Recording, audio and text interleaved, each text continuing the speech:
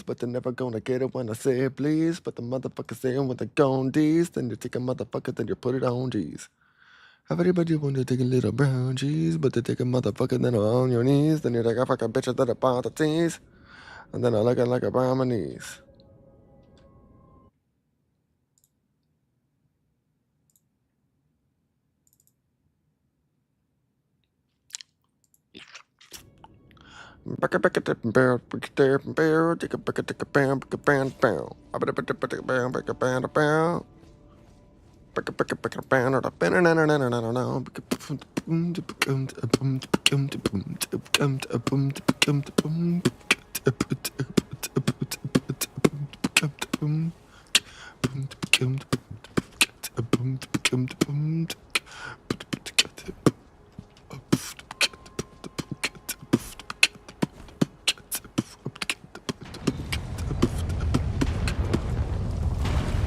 Alright, we're gonna give it one shot. If I had one shot to rule them all. Woo! We're gonna give it one good shot to beat Rolana or Renala, whatever the hell her name is. And if that don't work, I'm going to get my Mimic. Going to get my Mimic. And I'm gonna fuck her up with my Mimic. I don't care. I don't care if it's being bad at the game. I don't care if I'm a noob. Going to get my Mimic. I'm gonna fuck her up. Because 2 of me is always better than 1.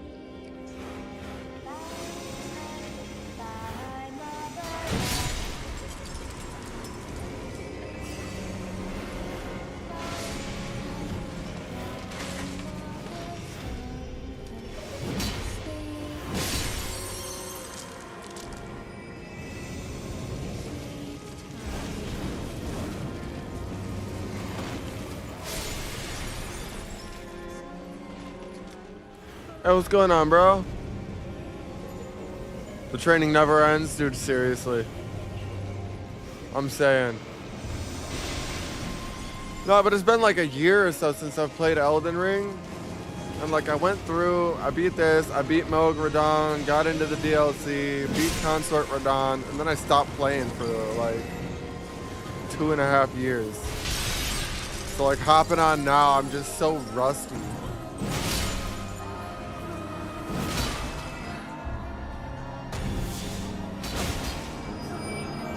Back it up, back it up, back it up. Damn it. Come, oh, shit. Sweetings. Time to be born anew. No! It's not time to be born anew. Be born and old. Alright, where the fuck is this glowing asshole at? Oh, there it is. Ah! Fucking nerd. Quit chucking your books at me. Oh my god.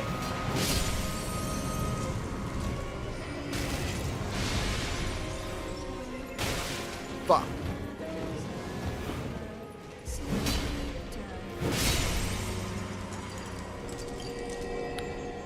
Alright, if I... Nibel 7. Oh shit, but like Nibelheim. That's a badass name, dude. I just finished playing the OG. I 100%ed it.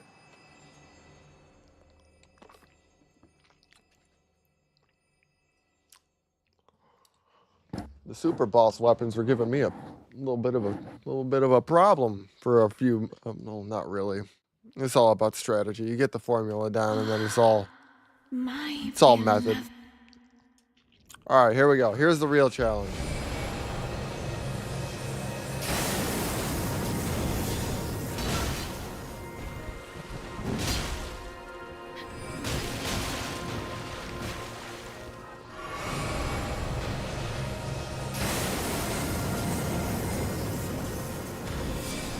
Aw, you bitch. Aw, you bitch. Aw, you bitch.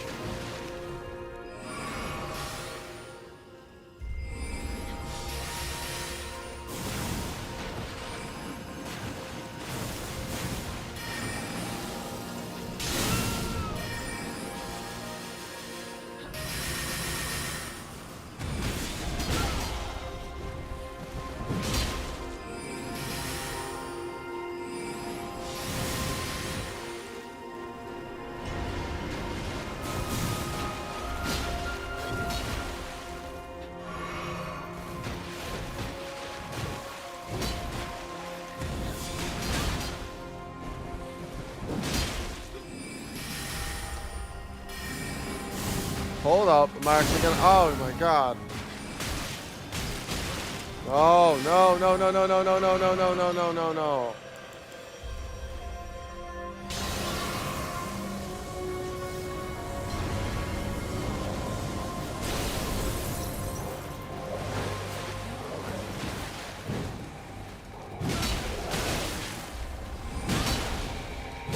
Yes! Rani, my dear daughter, weave thy Fuck yeah! into me. Fuck you, bitch. That's what I'm talking about. That's what I'm talking about. Finally. Sheesh. After 3 days of that bitch whooping my ass. Where did ye flee, my sweetings? Come out from whence ye hide. There are books and light aplenty. That's what I'm Thither talking not. about, baby. Let's go. Come out, say I, or will ye be gravestones, to be better born anew? All right, now finally is I it can thy respect wish now to if I want become? to. I can Final Fantasy VII Rebirth. Oh wait, yeah, I need larval tears for that. Be not Okay, alarmed. so next up, how the hell do I get back underground? Where do I go for that? Where do I go for that? Tuned in for the finishing slash? Nice, nice. Oh, where is that? It's not the, it's not this place. It's not the CL for Riverwell to go underground. Where is that place? Oh, is it Deep Siofra Well? Is that it? Because I'm going to try to get my Mimic.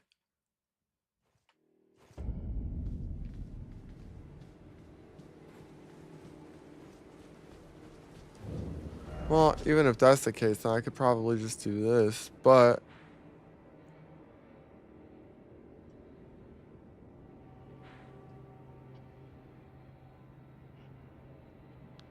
I think I would need to go down this way.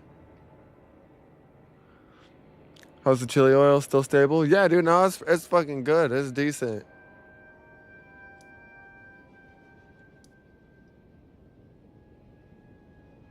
Fucking D-Serono, buddy.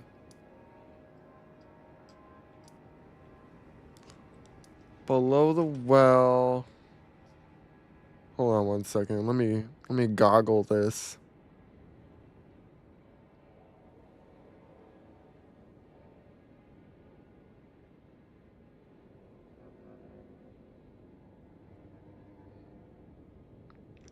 Alright.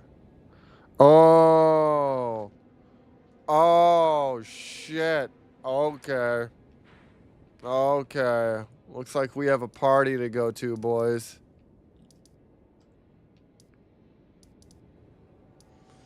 We have to beat Radon.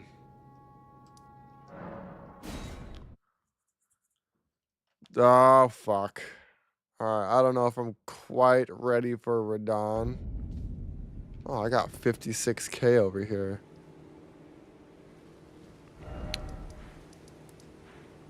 Let's get a few more runes and see if I can't upgrade my weapons.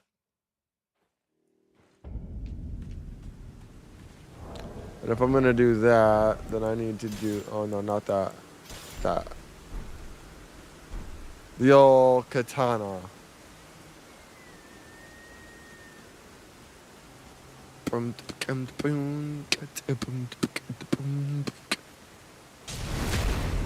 we're probably gonna finish up on the way to a smile tonight too. Nebo, if you wanna hop in, dude, we're going through the audio listen for On the Way to a Smile.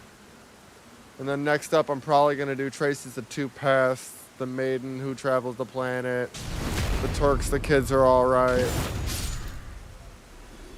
Going through all the Final Fantasy VII books too.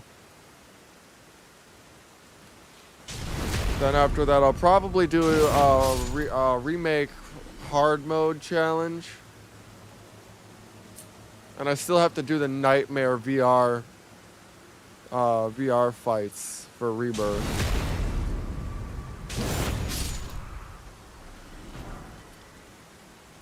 Because I have to, I still have to do Johnny's chest. Which honestly, that's like the one thing I've never actually finished in Rebirth was getting all the trophies for Johnny's Seaside Inn. Nintendo needs to change the art style while filming Age of Imprisonment. The cutscene was obnoxiously red. Oh yeah, I watched this channel but never chatting. Oh fuck, dude. Don't be scared. I always talk to chat. Love your channel? Oh dude, fuck yeah. I appreciate that, man.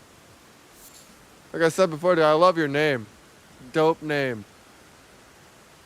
Neeble7.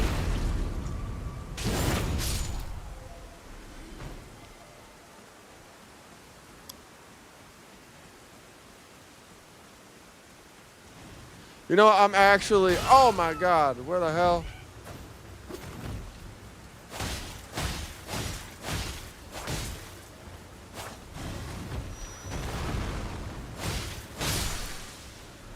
I'm actually really wanting to go through another remake playthrough. I kind of miss Midgar, I'm not gonna lie.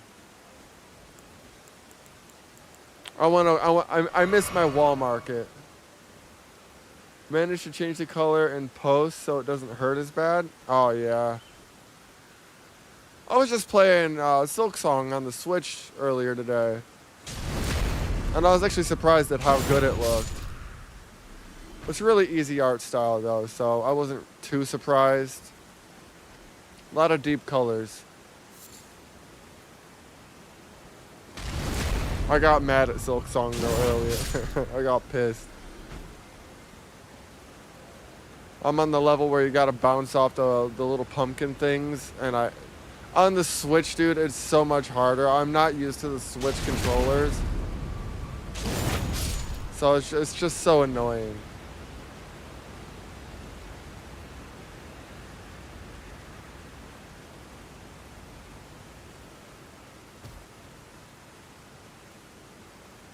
Well, shit, dude, if we can get Kian in here, I'll just do the rest of On the Way to a Smile. Hop off Elden Ring and we'll do that. Well, I want to try to fight Radon at least once before we do that. But I'll message Kian and see what he's doing. Get down! You don't need to be jumping around like that.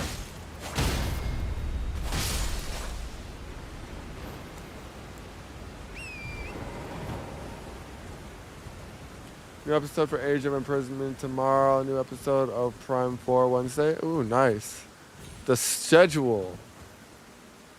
I do like a schedule.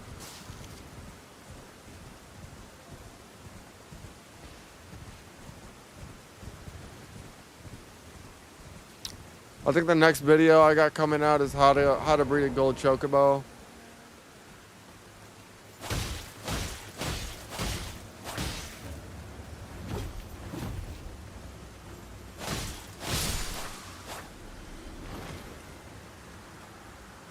Which I really have to get on that video. I've been kind of putting it off for streaming. I have so much going on every fucking day. Put me my last 2 videos of the year, literally. Ah, yeah. Oh, shit, you're right. I need to get my last video out for the year, too. You got a good point.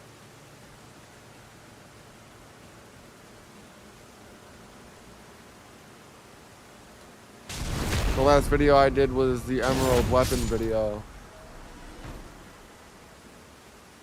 Which is doing pretty dang good, if I don't say so. I know 100 views isn't a lot, but like 175 views off of the normal like 50 views that I get on my channel is pretty, hey, it gets me excited.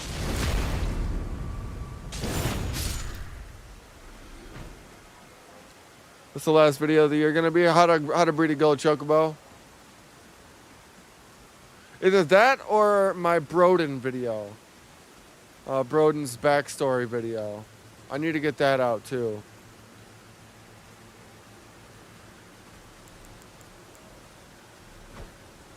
Oh, come over here, buddy.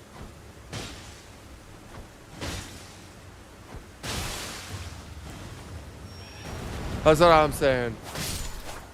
To me, 100 views is a lot. I know it ain't nothing. It's not like 50K views. It ain't going viral or nothing, but it's progress. And I'm happy with progress.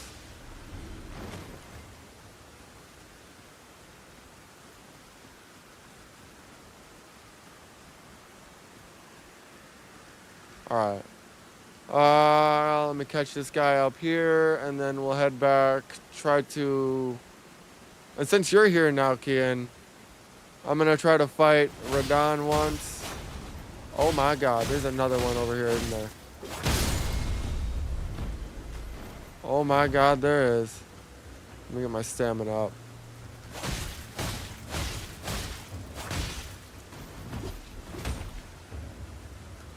Fucking catch me off guard, asshole. Alright. Let's go to the table. See if I can upgrade my weapons or something. New item can be purchased from the Twin Maidens. What item? What item? I wanna know. What up, girl?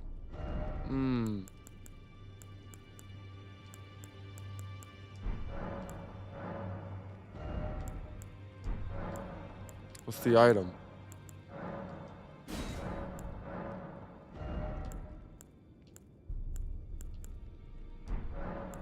I don't know. Ain't nothing I need though. Only a few views here and there for me, but progress is progress, even if it's the small views that'll add up. Yeah, dude, no.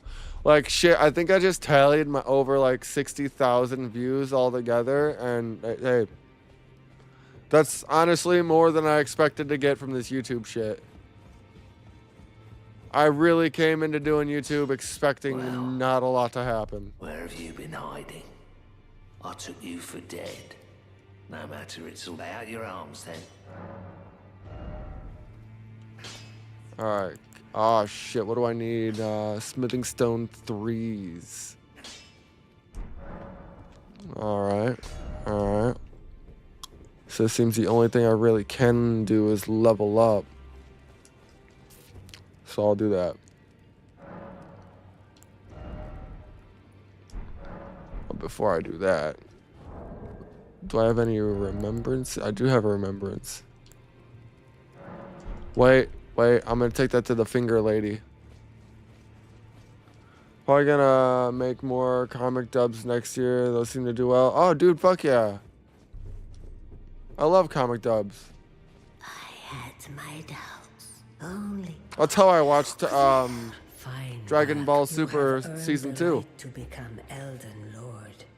Now to become as much. Yes, your finger. You want me to stroke your finger? I don't know if I want to do that. Oh, I can do talismans though. Now go forth. Lady, why am I pressing the jump button? I don't need that. What can I get from this though? Renala's full moon. Is the Carrion Regal Scepter worth it? Boost full moon sorcery.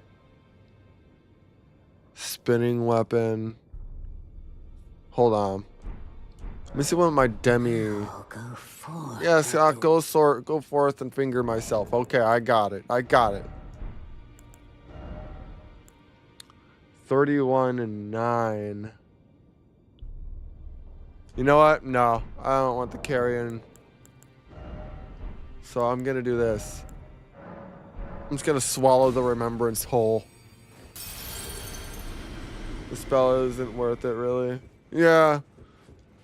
Like even if I have a sorcery build, I really don't think any of those are gonna do me a lot of good. So I'll take the fucking runes.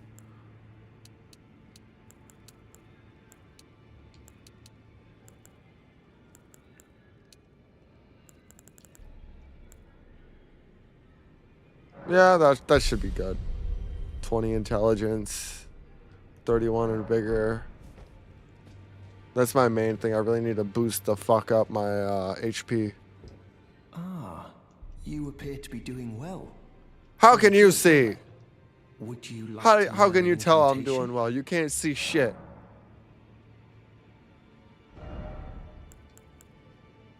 No, I don't need any May the golden incantations. order shine. Those who live in death should all the more. Dude, I love this dude. I love this guy. If he lets go of that fucking statue on his chest, what like laser beams are gonna fly out of it and fucking destroy the world. That shit is so cool. Greetings. My name isn't this. Yes, right around Toderica, here? I know who never you knew are. the guide, although I'm still looking. It's all a bit. I'm still looking. Alright, let me ask the smith about you so that you can level up my mimic. Well, I took you for no matter. It's all out your arms then. The girl you brought here, she's crazy. She has a gift. I saw enough her eyes. I see you've noticed nothing special. I'm trapped. That's all there is to. No. Don't well, no grudge in my being a prisoner. Besides, despite my dislike here. Alright, cool. And then I gotta talk to Roderica again. Roderica. Roderica. It's all a bit. I'm still looking. You're telling me? I don't believe. If I do, I suppose I'll ask. Certainly, I know I can tell. If I do, I suppose I should try. I'll ask Master. Alright, cool. Also, if I'm not mistaken, right around over here should be that giant. So I'm gonna go there. What's his name? What's that giant's name that sells you shit? It's a short name. I know that. It's like a 3-letter name or something.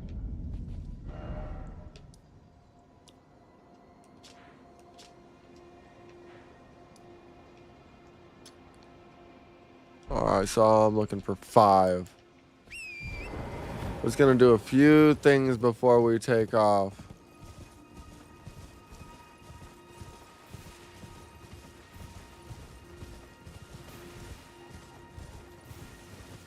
It's gonna bug me because I know what that dude's name is, but I cannot remember it.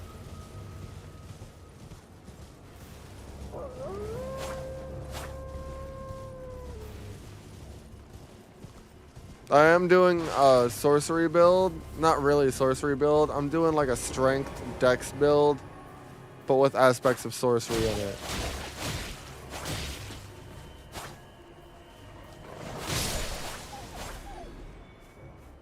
I want to talk to this guy. Hello there. It's been an age since. How can I help? What you got?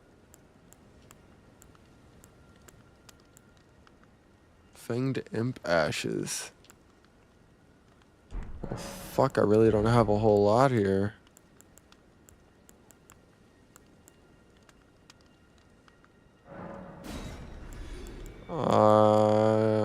No, I want to keep my boluses. My boluses mean a lot to me.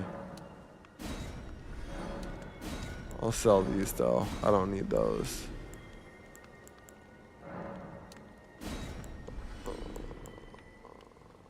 I don't need glowstones.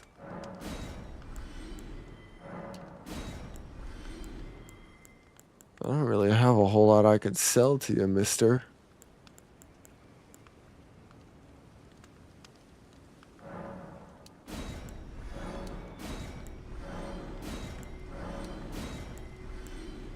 You want my rope?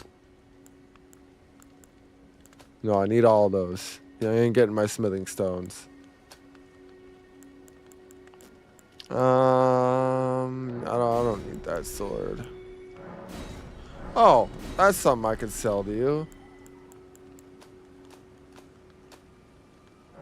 I got an assload of these things. I'm not ever gonna wear those.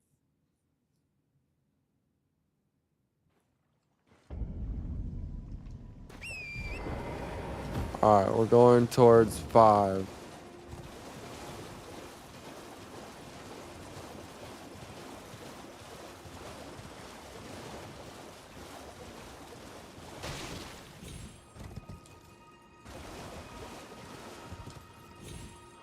What the is Ezo? No, it's not Ezo. That's from Final Fantasy.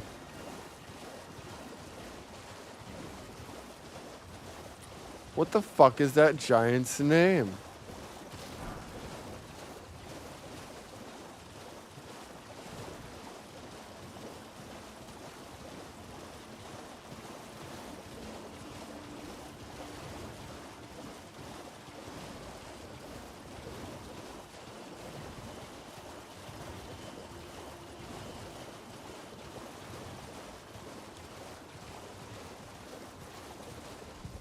Alright.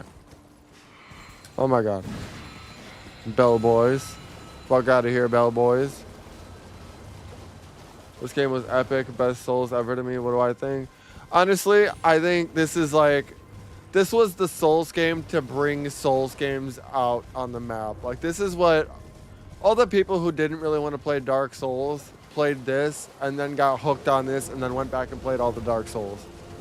I think this is the Souls game that got everybody to actually sit down and go through the Dark Souls series. That's what it did for me. I was I was 100% one of those guys that was like, I'm not gonna play Dark Souls. If I wanted to die a bunch, I would just sit there and let something kill me. Or like, I tried to play it once when I was like 12 and then got my ass handed to me. But then I actually sat down and played this and fucking, oh, what a good game, dude. Oh, wait a minute. There's a mine over here. Plus, one of the things I think that really brought it for me was open world Dark Souls game where you can jump. That kind of blew my mind. The fact that we can like jump. But yeah, no, I 100% went back. I played Demon Souls. I played Dark Souls. I played Dark Souls. I've never played Dark Souls 2. I've beaten Dark Souls 1. I've beaten Dark Souls 3. I've beaten Demon Souls. And I've beaten this. And I've beaten Bloodborne. I've beaten Sekiro. Oh, shit.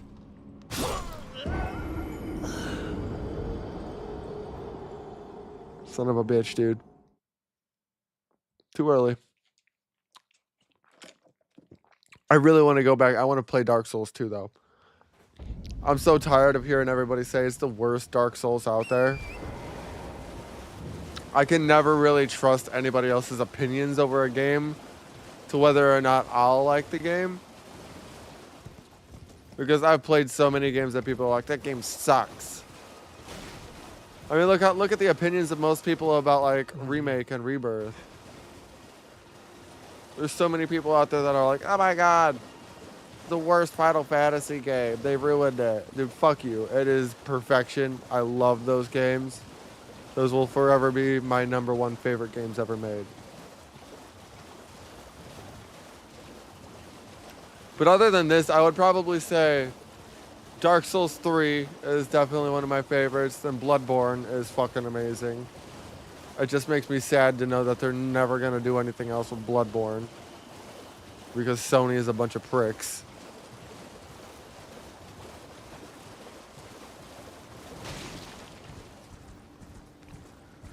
Like I need to get a Switch 2 so that I can play that Dusk Bloods game that came out on Switch 2. Alright, where the hell is that mine at?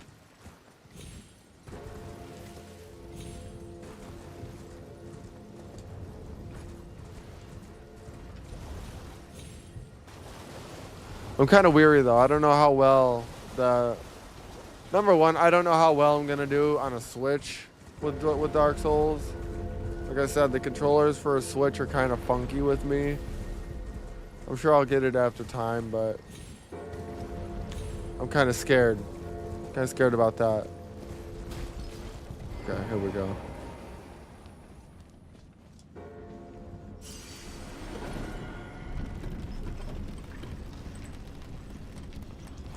There we go. That's what I was trying to do. Dude, all that for cracked crystal? Are you kidding me? There better be some good shit on the way down. There isn't, is there? There ain't shit on the way down, is there? Bullshit, dude. I came here for fucking smithing stones, not cracked crystal.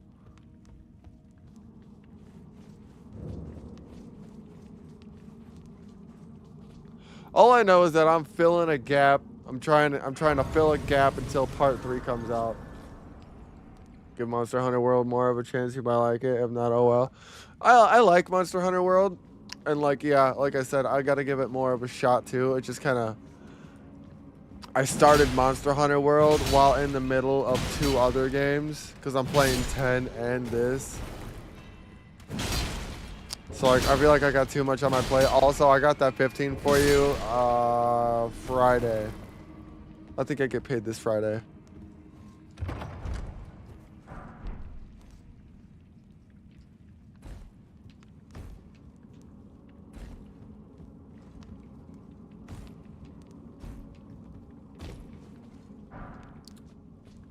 Hell yeah. There's always something behind something.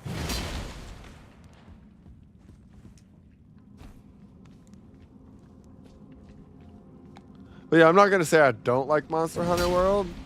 It's definitely a bit slow in the beginning. But there's a lot of games that are slow in the beginning. So I'm going to jump into it a little bit more.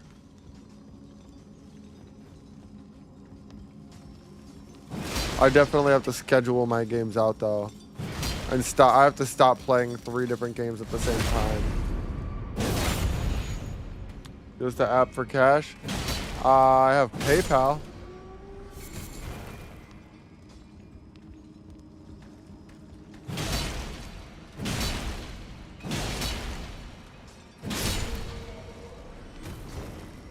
It ramps up more later. I can imagine it does.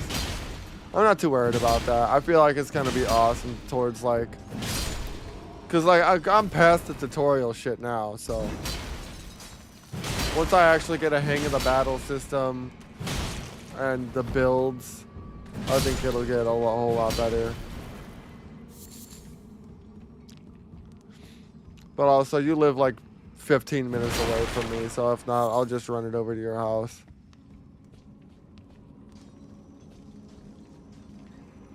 Hold on one second.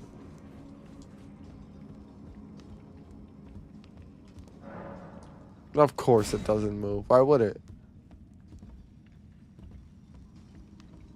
Dude, please tell me this isn't the one with the fucking shrimp boys. With the shrimpy boys on it. Oh my god.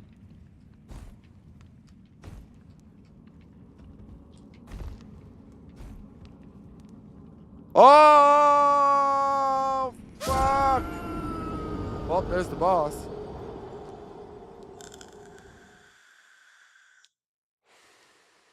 That'll work. Cash App works too. That's fair. I'll see if I can get my Cash App going. I do all my business through PayPal though.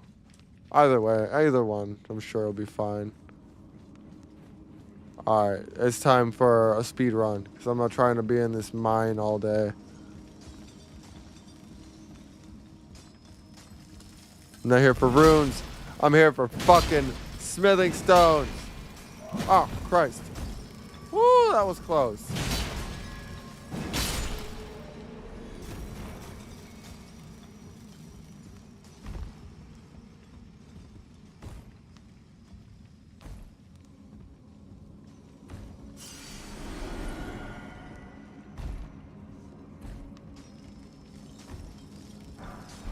Somber smithing stone, I fuck with it. At least it made it worth my while.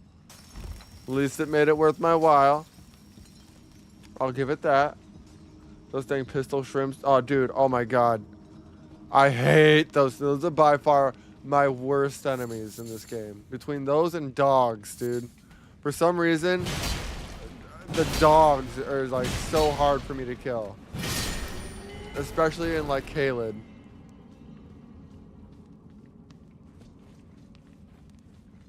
Those fucking dogs rip me apart. I already have this one? Did I? Oh shit, I went full circle.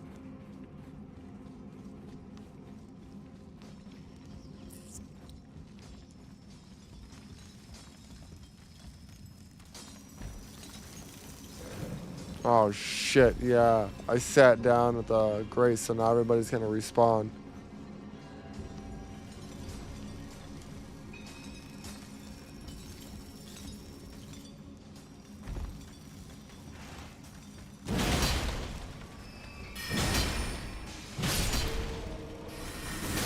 Oh! Whoa, whoa, whoa, whoa, whoa, whoa, whoa, whoa, whoa, whoa, whoa. Who's laser pissing me? Oh, it's you.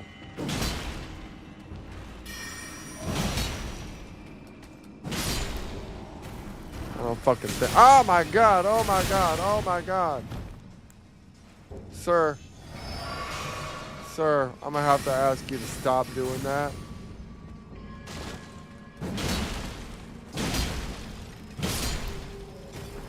Death from above, motherfucker.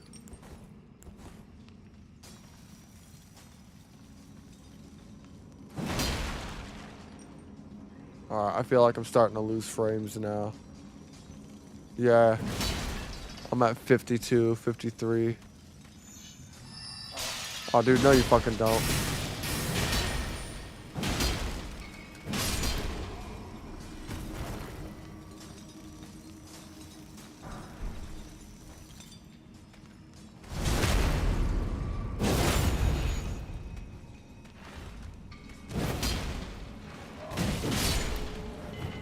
Okay, I don't know what the hell happened there, but it happened.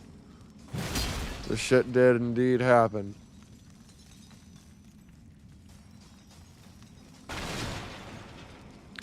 Come on, you're telling me there's no other... What do we got here? Smithing Stone 3, that's exactly what I need. Ooh, what do we got here? Smithing Stone 3, that's exactly what I need. Oh my god, I'm dropping down into the 40s now. What the actual fuck? I tested this out too on like the highest settings while I wasn't streaming. Shit ran like a fucking dream. My PC handles this game very well. It's just when I'm streaming it, my PC hates me.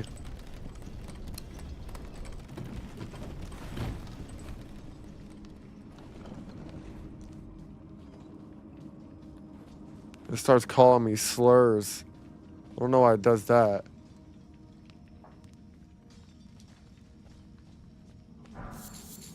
Nice. Oh wait, do I have to go down there? I do believe I need to go down there. Nice.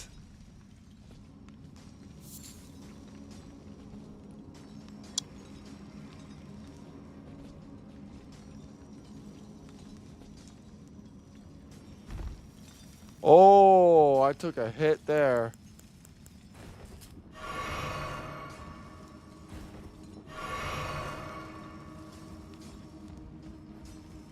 Fuck out of my way, old man. Ah! Ow, ow, ow, ow. No! No, you don't, marionette.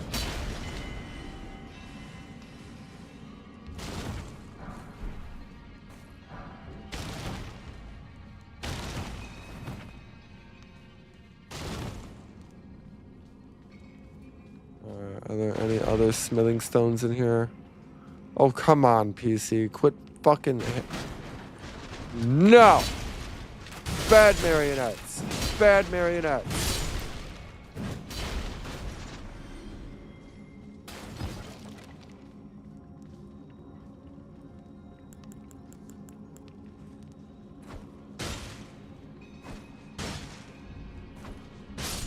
You like shit getting thrown at your asshole.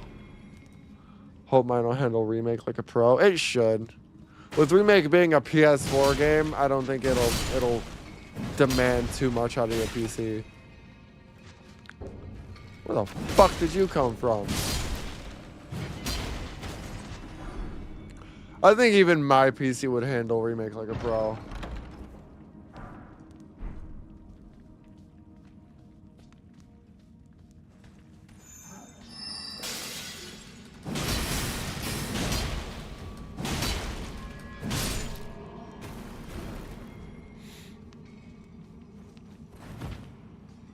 Alright, are there any other smithing stones hiding around here? I got quite a few, actually. I'm pretty happy with the amount I have.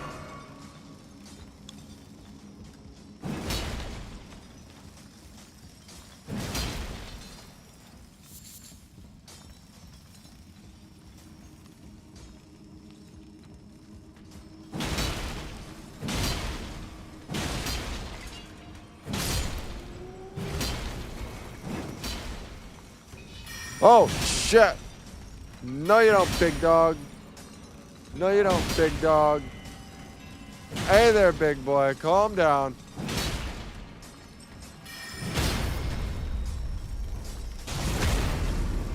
Question is, do I go vanilla or do I get mod for performance? I would get mods. I would 100% get mods for it. It'll just make the experience that much better.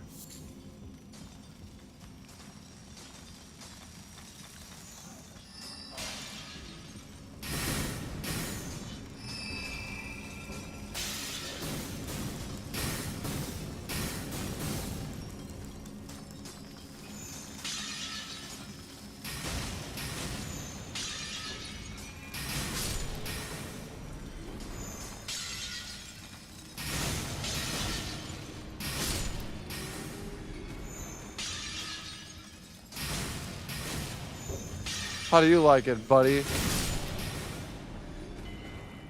Death from above.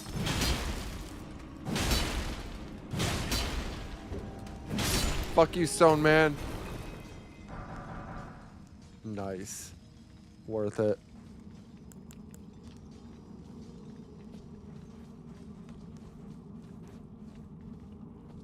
That's why I'm excited to get my PC upgraded, dude. I cannot wait to play Rebirth with performance mods. Quality of life mods. I think that game looks fucking gorgeous just on the PS5. But getting mods for quality of life, dude, oh my god. You underestimate the amount of time I will be free camming. Like, I know me and Keen just went free camming through this shit. I'm gonna spend a lot of time just wandering around the world in free cam mode. How much I'm just gonna sit there staring at the high wind, waiting for part 3.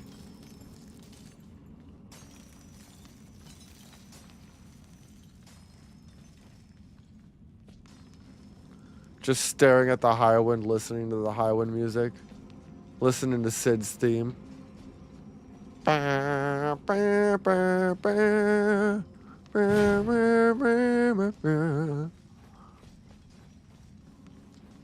Jesus Christ, my allergies are killing me today.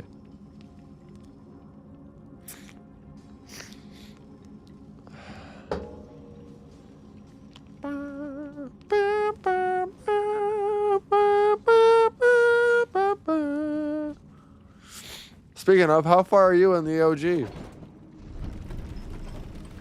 Have you been delaying the OG?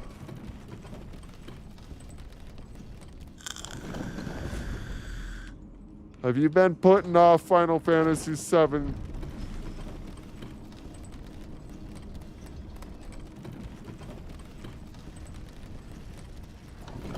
You know better than that. You know better. The world needs you. If you don't save the world, who will?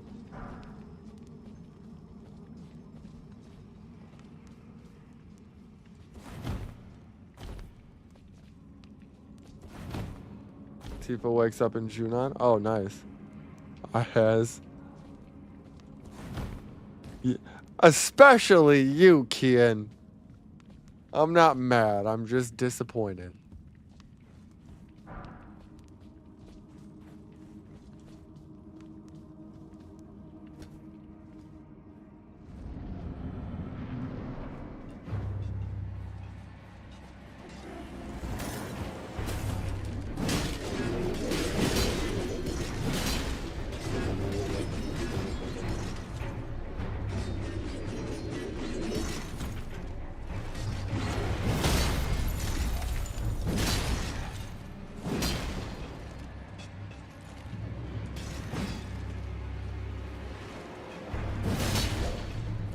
Oh my god, the amount of health I took out of this bitch, dude.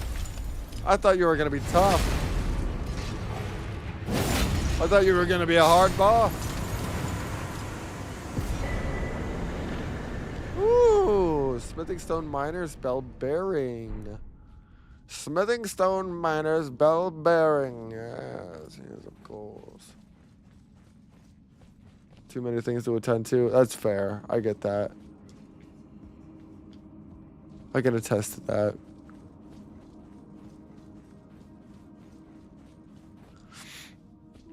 I mean, fucking work, and then my boy doing house things, and then 3 games on top of it.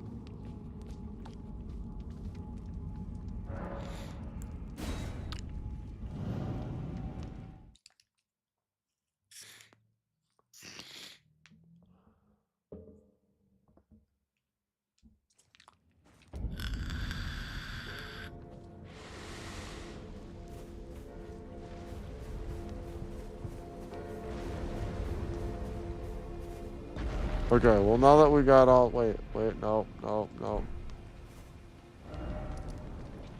Shit. Oh my god, 42 FPS is atrocious.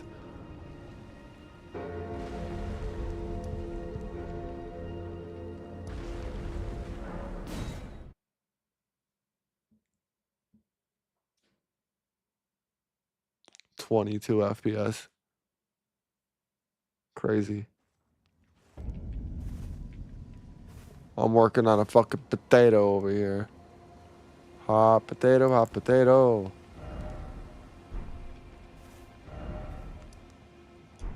Alright, yes, I need to go this way.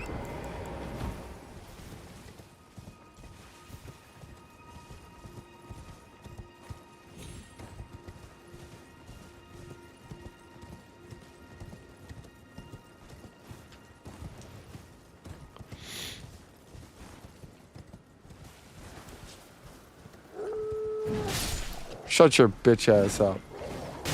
Ow.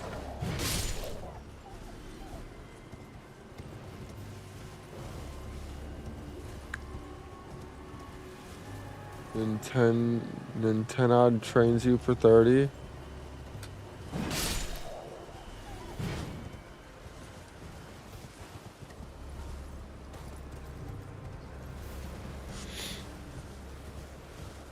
Dude, where the hell is this path taking me?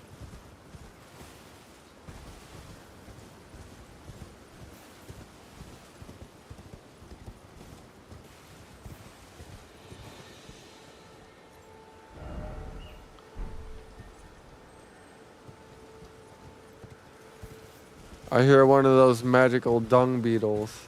Where's that at?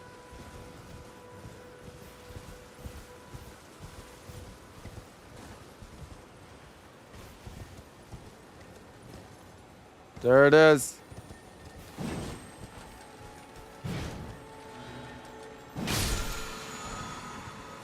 Storm wall. Meh.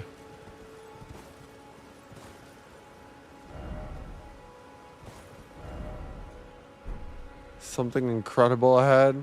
Try jumping. Get the fuck out of here.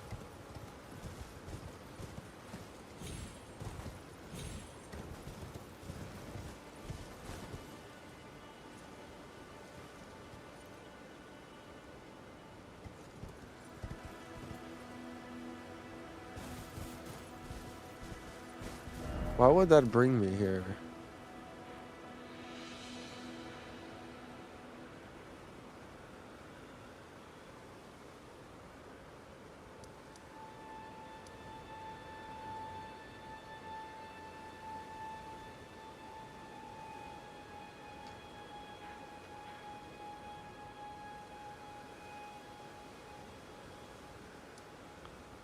That's where I am right now.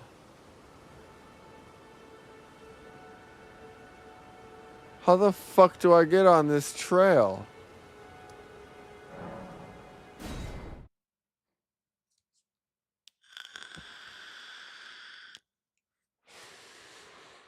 How the actual fuck?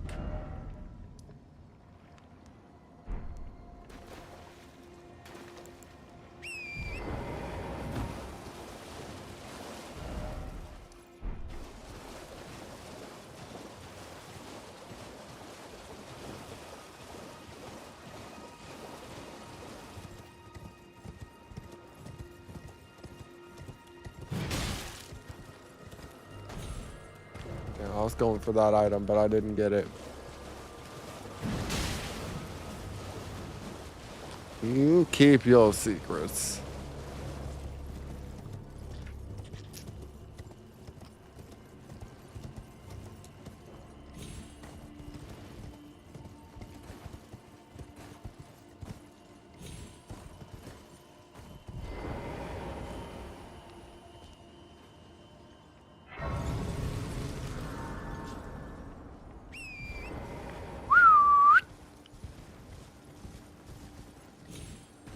Alright, now I think we're on the right path here.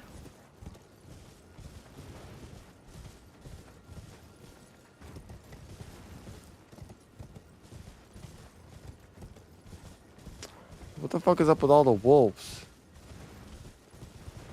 Wolf Central over here.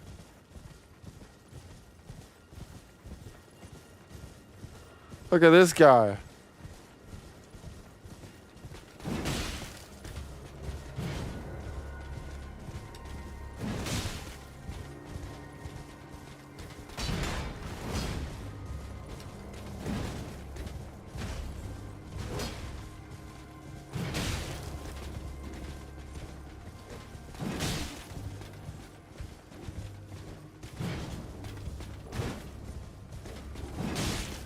Bitch ass.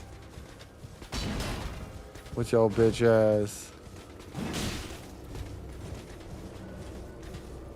Is that all you got?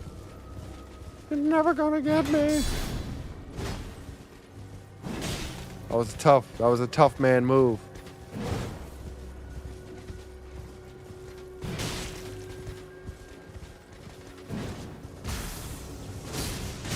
Ah, that one hurt.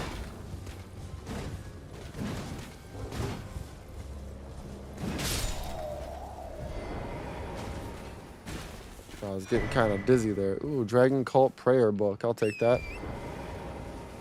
I'll be taking that.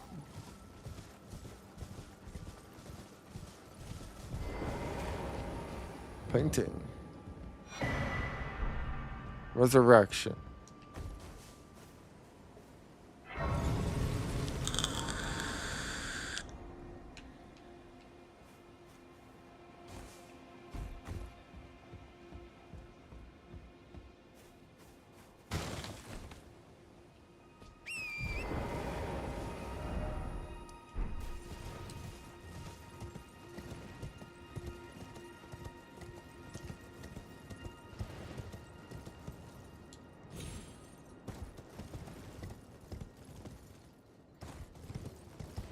We're almost there. Fire slugs. Bitch ass fire slugs. Oh, they're mad.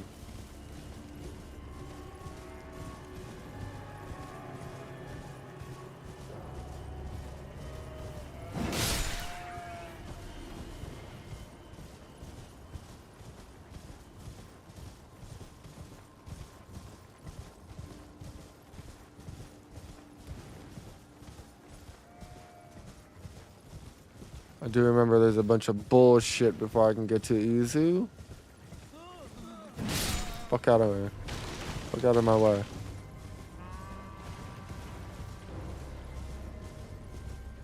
At least there's a grace right here in case some bullshit happens.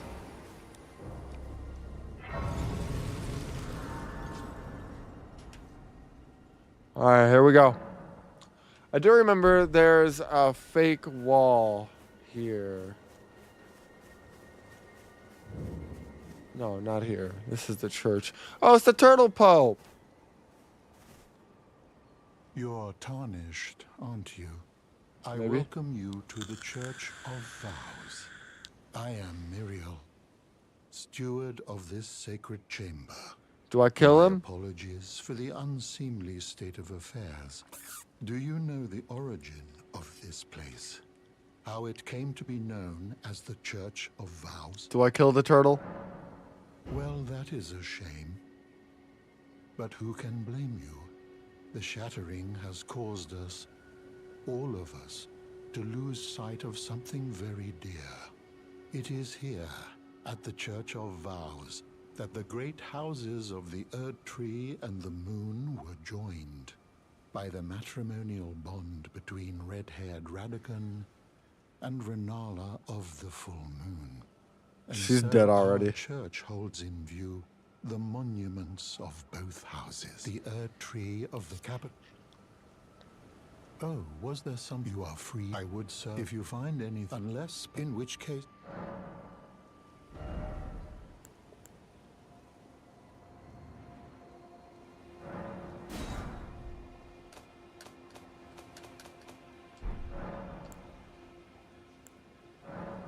Oh, what? Very well, let us. Heresy is not all thing. Oh, very well, let heresy is all things. Oh, what? Very well, let us. Heresy is all things. Do you possess? Then I would like. Concern Radagon once repented the order of this miracle, and so you to restore.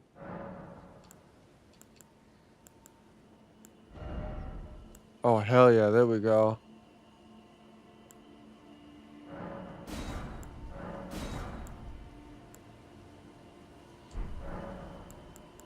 To experience absolution.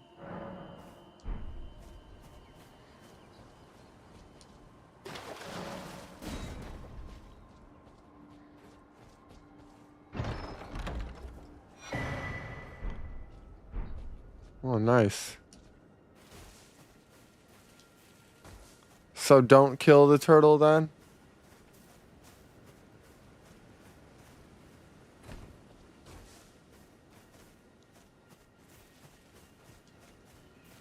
Look at that sweet turtle ass.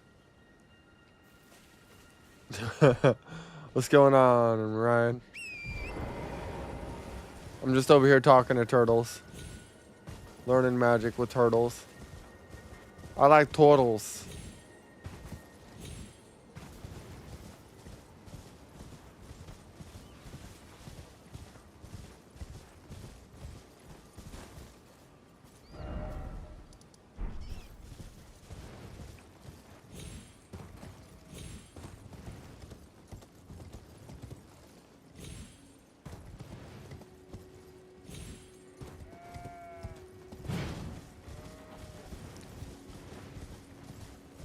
When the fuck are you gonna get on Elden Ring with me, buddy?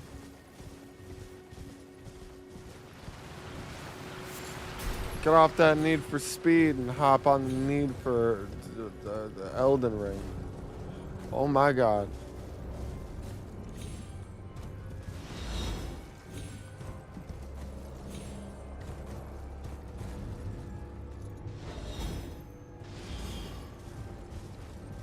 What in the fuck is trying to... Oh, it's you?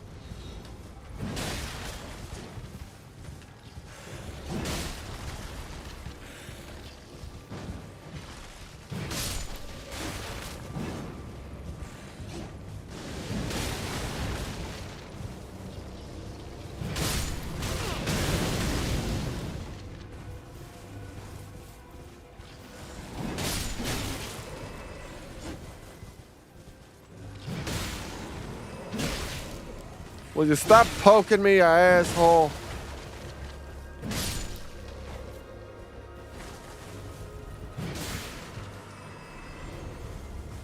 Alright. The day part 3 gets announced. Yeah. Alright, I need to go down this way.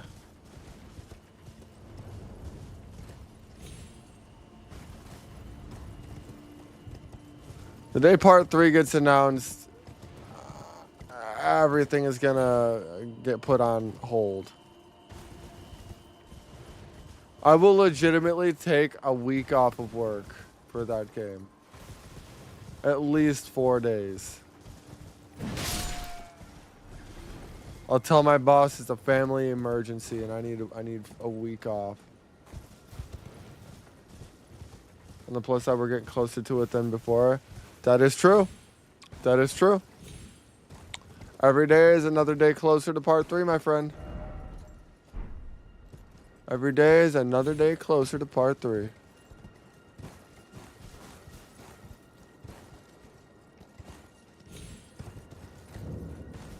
That's how the fuck you do that. That's how the fuck you do that, buddy.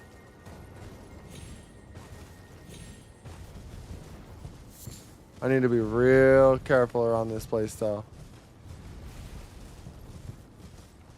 Oh, shit. I need to heal. I know how these assholes work.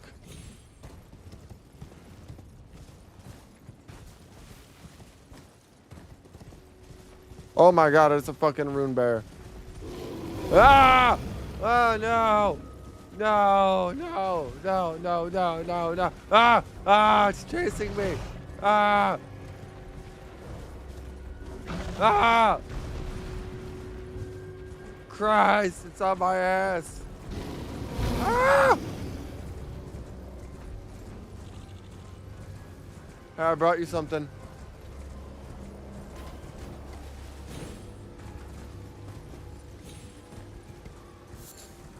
It's all yours, buddy. It's all yours. Have at it. Oh shit, the rune bear's right there. Oh god damn it. Oh god damn it. He's gonna be on my ass again, isn't he?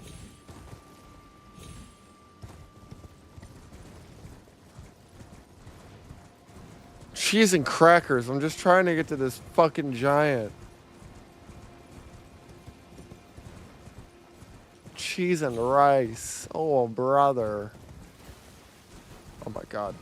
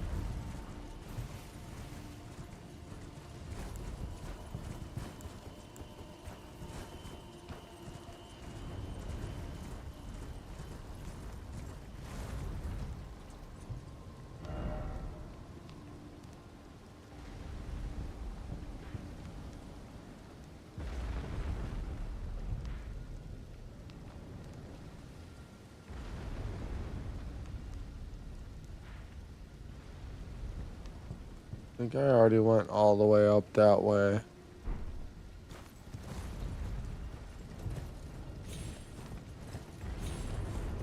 How the fuck do I get up there?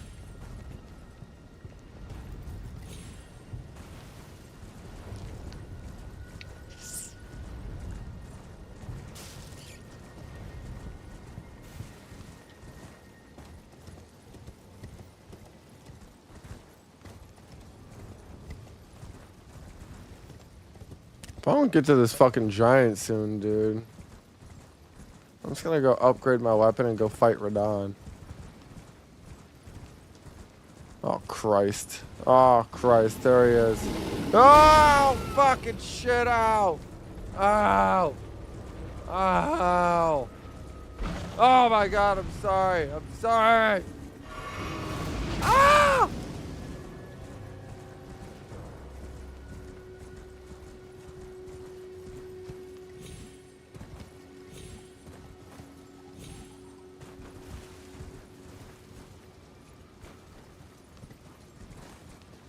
Look at this fucking thing.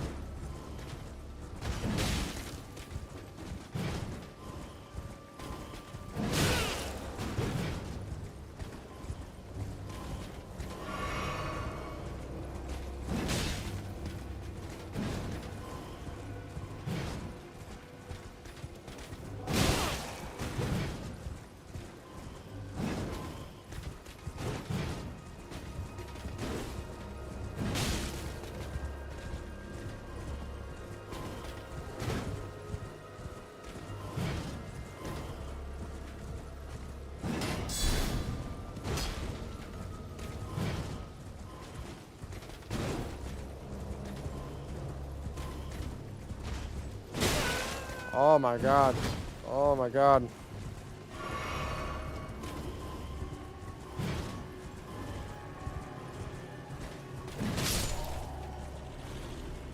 Will you get the fuck out of here, mosquito?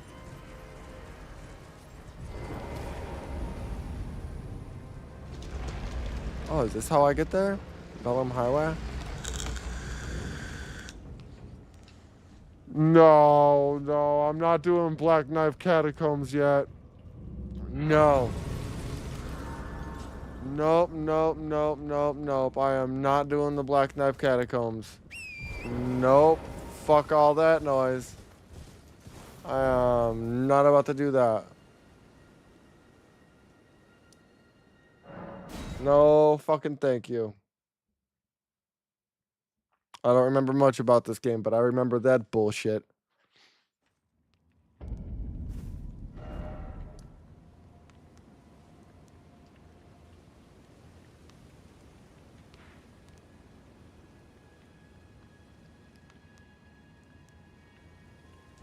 Okay, so what I'm getting out of this is that I can't get up to that fucking highway.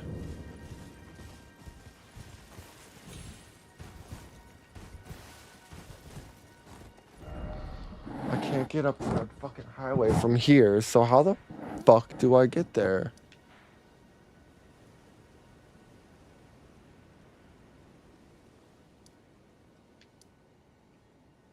Church of Cuckoo. I get there from the gate? Is that how I do it?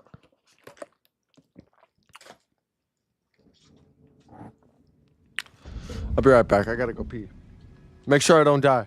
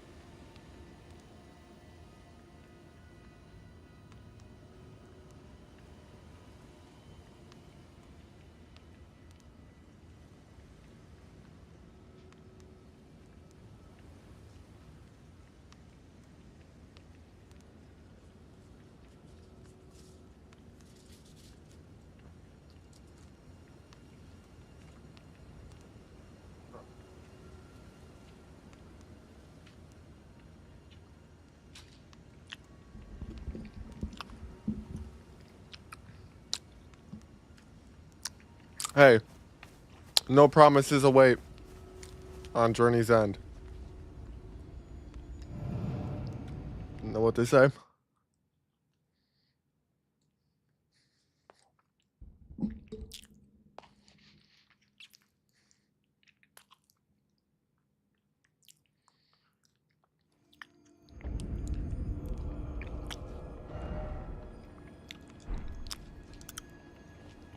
Promise is the key we won't ever need. Till the day that we meet again. Well, I wish I could say my belief.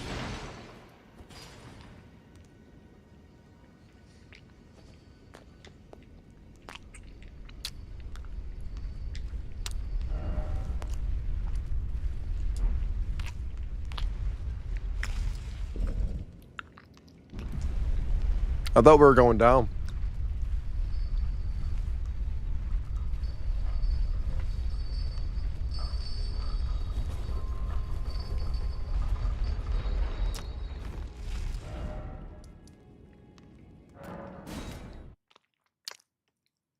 You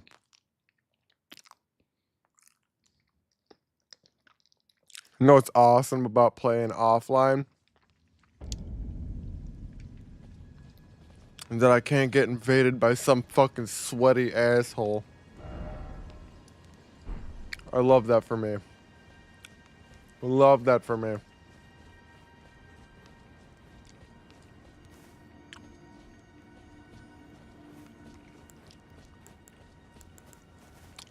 That shit used to piss me the fuck off. I was be chilling, just trying to do some shit. Just trying to play the game, and then boom, fucking Booty Sweater 5000 pops into my fucking game and beats the fucking dog shit out of me. Normally while I'm already by a boss. Okay, I ain't making that. I ain't making that jump.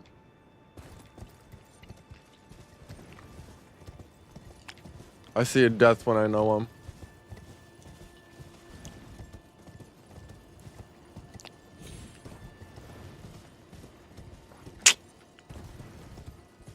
Okay.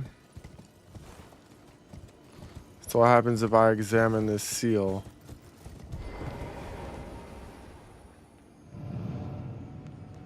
Where's it taking me? Where are you taking me? Guess what I'm streaming? If it ain't Final Fantasy VII, I don't give a fuck. I'm just kidding. What are you streaming? What are you streaming there, mate? Oh shit, I actually made it. I was right. Look at me. Aren't I just the fucking most genius of all geniuses?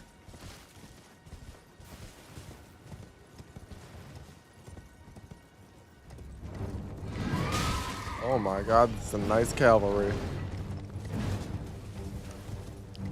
We'll see who's the better nice cavalry, bitch.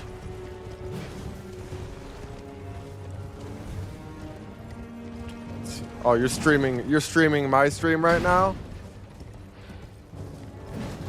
I could sue you for that.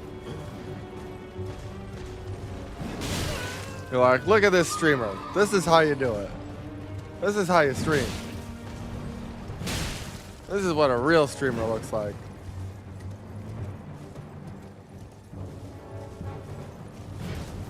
Why are you running away from me? Get back here, you son of a bitch!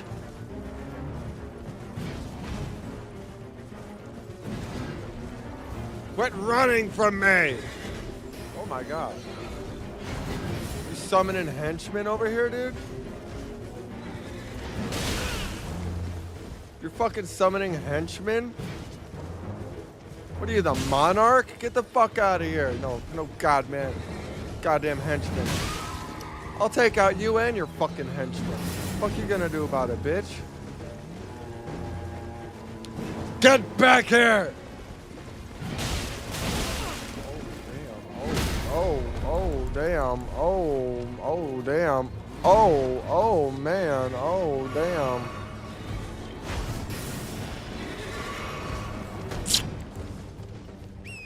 You thought that was gonna take me down?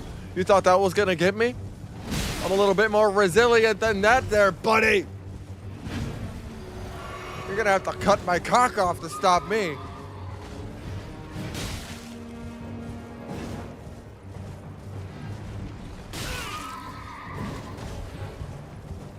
You thought that was gonna do it? You thought that was gonna do the trick? You thought that was gonna do the trick there, buddy? Woo! Okay, come here. Yeah, miss me with your glintstone bullshit, buddy. Look at that. Smack the fuck out of the both of y'all at the same time.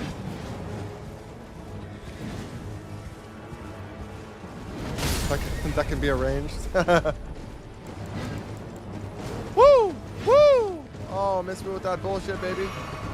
Woo! Oh, he hit me.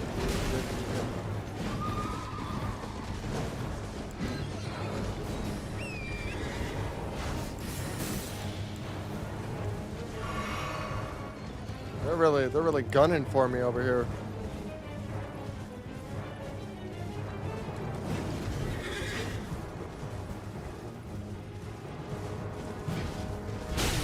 Fuck! Fucking... Alright, I might have to run. I might have to dip out of this fight. I'll be back for you, you son of a bitch. I'll be back. I'm not running because I'm scared. I'm running because I got bigger and better things to do with my time. Like fight these guys. Oh Christ, they got arrows. Don't get my ass kicked. I won't. Alright, I know when to hold them and I know when to fold them. Alright. I know what's good for me. Hey there. What's up? Oh! They didn't want to have a conversation with me. I'm kind of sad about that. You know, a guy just wants to fucking talk. A guy just wants to hang out. And I get shooed away like I'm some sort of scammer. Like I'm some sort of Middle Eastern scammer over here.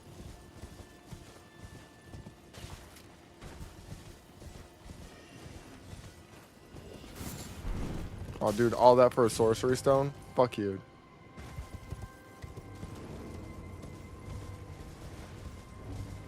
Alright, I need to stay on the highway.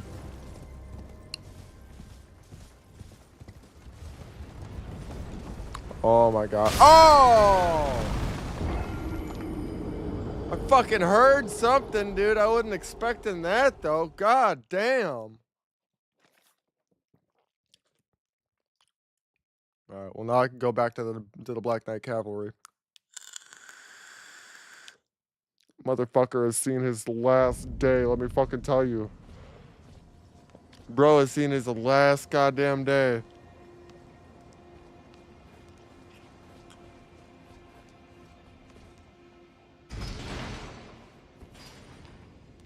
Alright, out to your regular scheduled stream.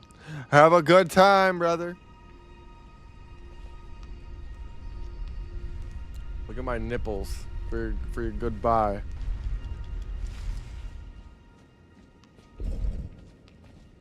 Look at those nipples. And I'm a sexy Elden Lord.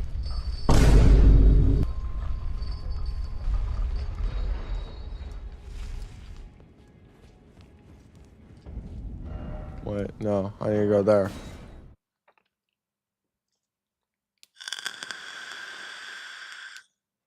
Alright, if I don't get this shit done within like the next 30 minutes, dude. If I don't get to this fucking giant and then get my shit upgraded and then fight Radahn within the next 30 minutes, shit's going down.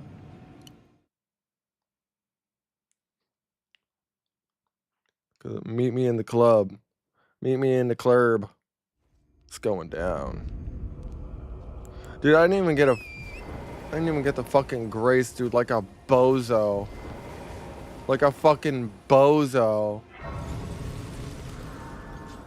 I didn't even get the grace.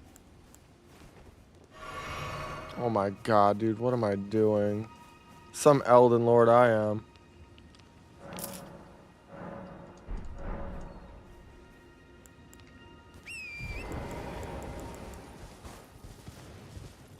Alright, stay on the path. Oh, Falsix is playing Kenshi.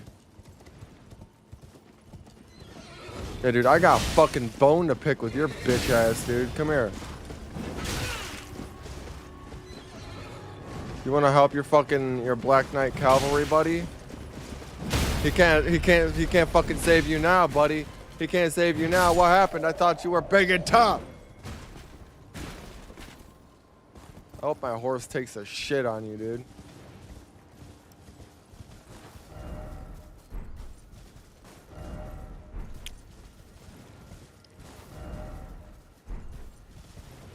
Alright, the road is this way.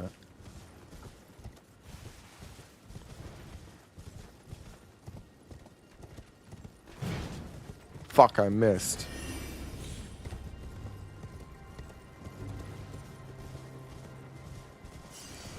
Yeah, give me those sweet, sweet runes, baby.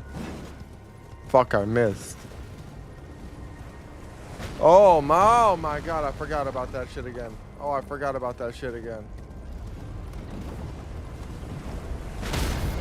Fuck, dude. Fuck, dude. They knocked me off my horsey.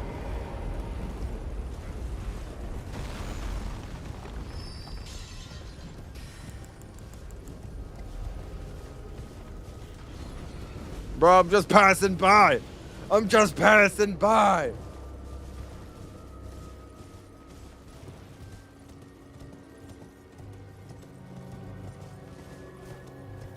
And bro goes to play where winds meet. He could have been playing rare mincemeat.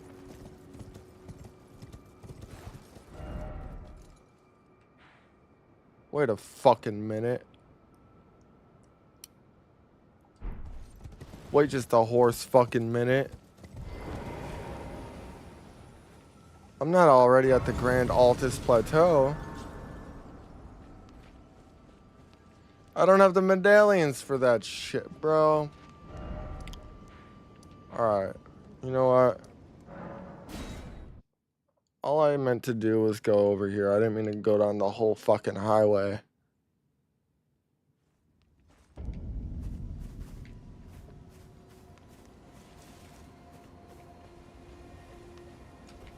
Okay, so normally that giant would be like right here, and he is not right here, so...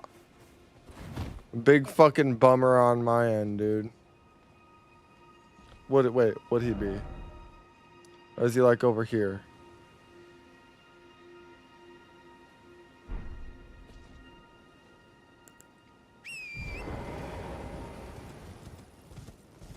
This game is confusing.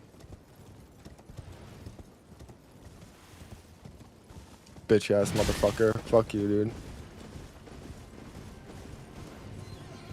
Come fucking do something about it, bitch.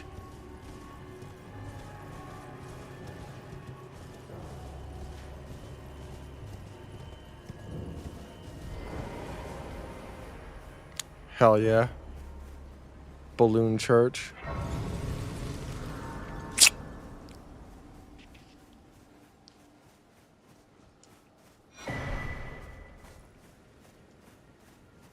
I think the thing about Elden Ring that I like so much is that like I get so fucking mad at it, and then I'll like rage quit for a day, and then the next day I'll be like fucking amped up to get past the part I was stuck on. I think there's something about getting stuck on a boss or something that gets me super fucking amped. Like it gets me pissed off in the moment, but the next day I'm like, all right, dude, I'm ready to get this shit going. I'm ready to get this shit fucking pumping.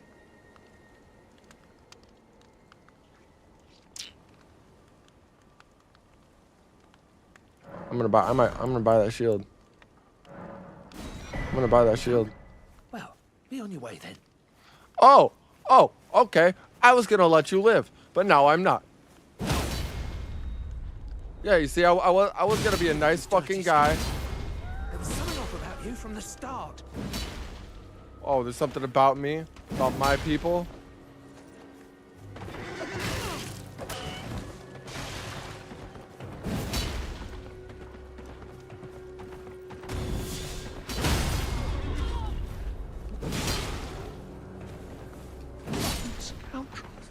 I was gonna let you live.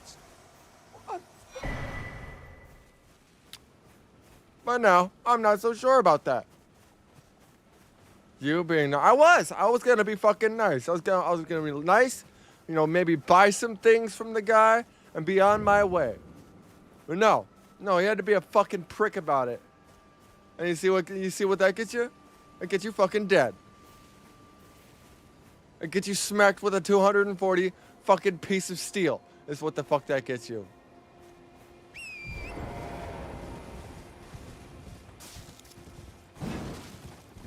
No, I'm mad. No, I'm mad.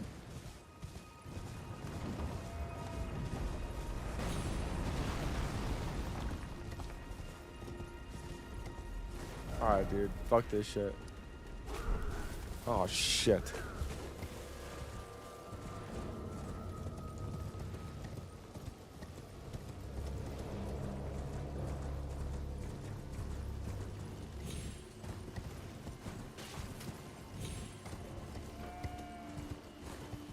Hold on. There is a mine down there. I wonder how I get there.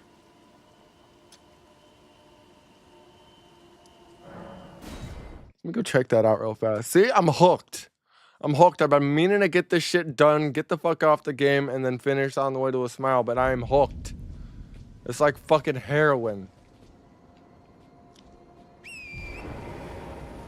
I'm an Elden Ring dopehead. I can't get off the juice. I'm stuck on the juice.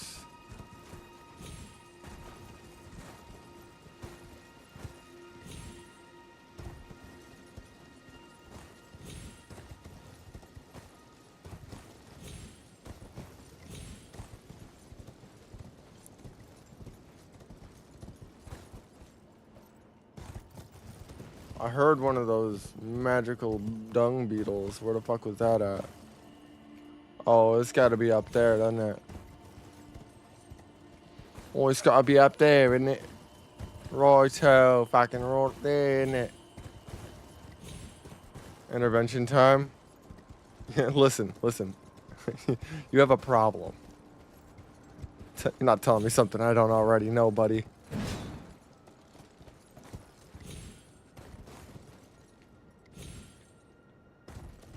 I can't help it.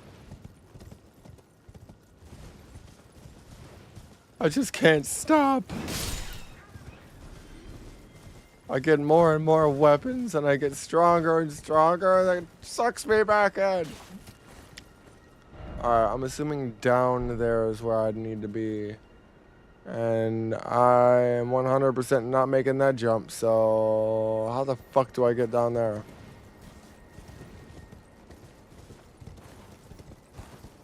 How in the fucking Sons of Liberties do I get down there? Oh. Oh, I see, like that.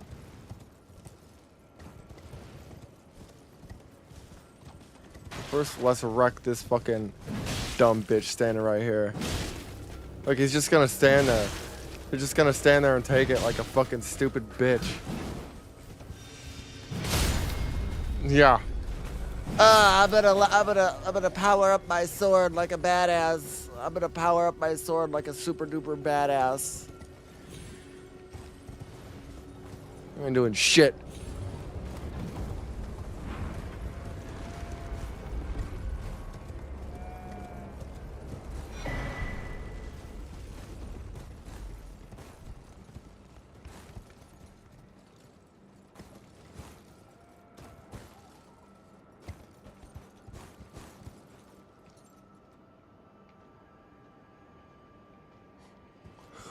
Wow, fuck.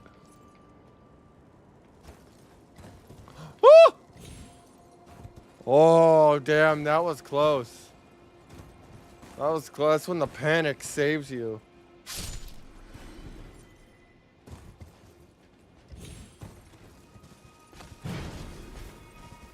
You know what? I'm gonna get off my horse. I'm gonna get off my high horse.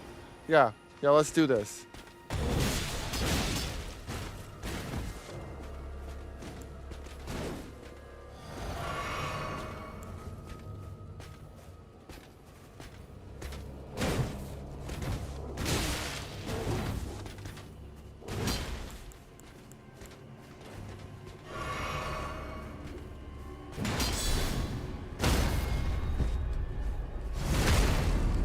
Yeah, you thought you were tough.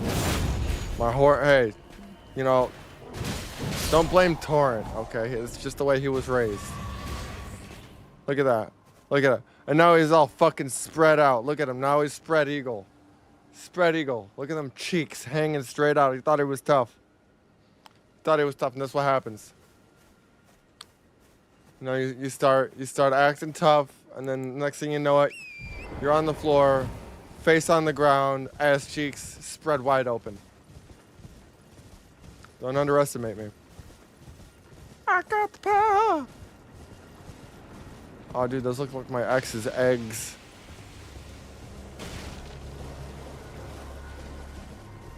Oh, wait a minute. Is this where I get rivers of blood?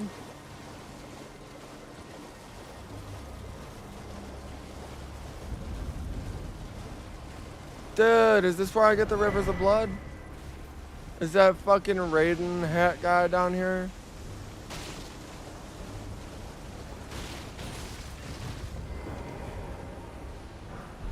Oh, a smithing stone. Nice.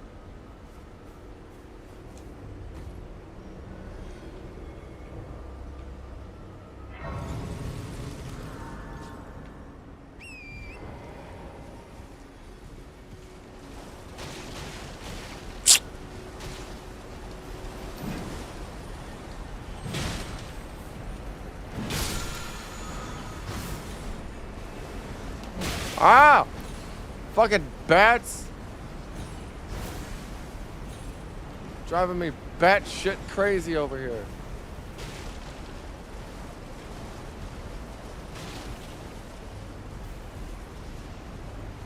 Brother, I just want to know where the fucking mine is. That's all I want to know, dude. Like, chill.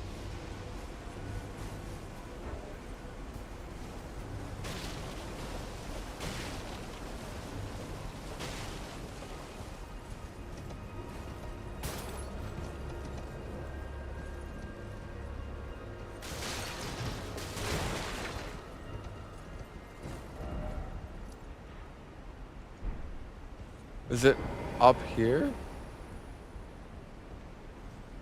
Dude, I'm getting sidetracked again. This keeps happening. A dragon soul, but not rivers of blood? I'm trying to figure out where to get rivers of blood. I know I gotta get it from that Raiden hat dude. But I don't remember exactly where he's at. Ah!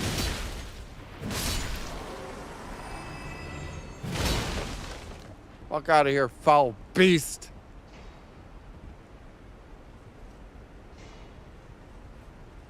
Reply, I get its cleaver too. Ooh, I do like cleavage.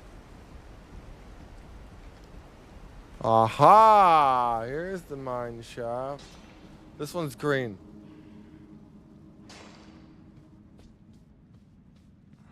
I kind of like it that it's green and not orange.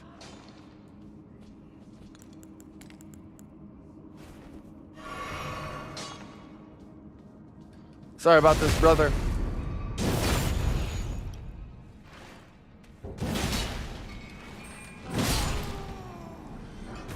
Thanks for the smithing stone.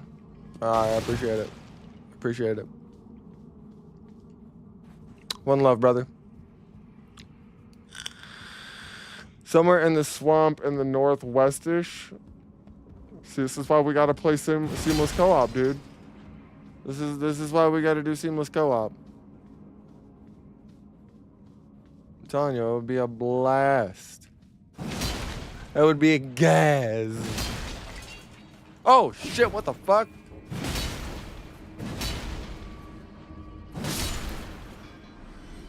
How come I only get 177 for you guys, but over by the Bestial Sanctum I get 1,000 each? Oh my god. Oh my god.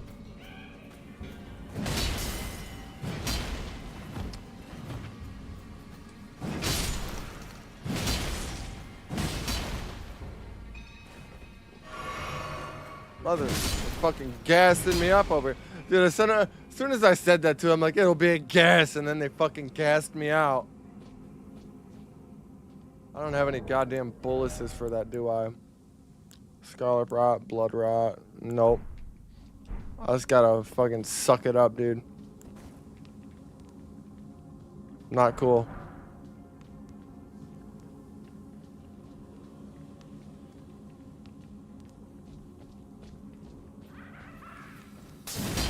God damn it. Gassing me up again, dude. I don't want your gas. Oh my god.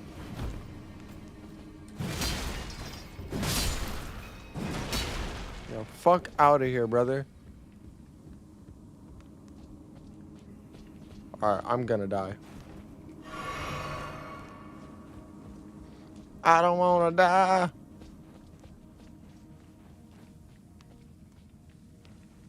I don't wanna die. Get your hands up off me, baby.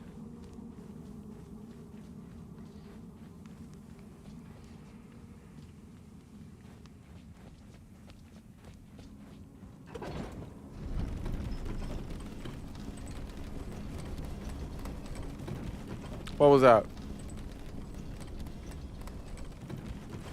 Christ, dude.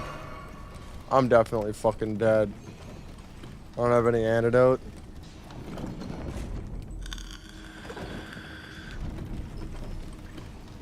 They always do this too. They'll always put something halfway up the elevator.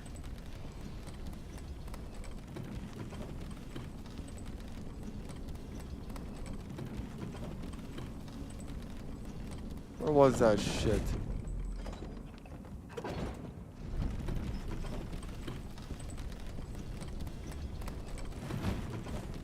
Oh, that was close. That was real fucking close.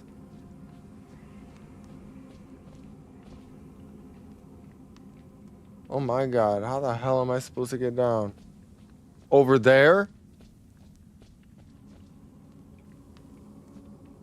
Fuck you, dude. At this point, I might as well go back to the Grace.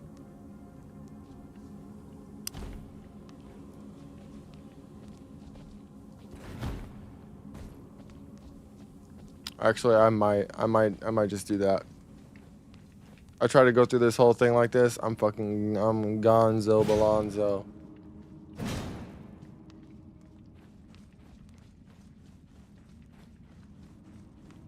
Can't do this shit poisoned.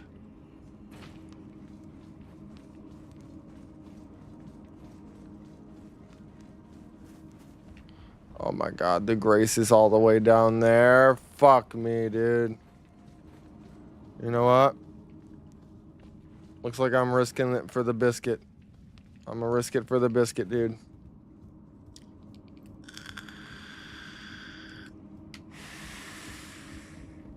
Can't please me if you cheese me. Maybe you could. I don't know.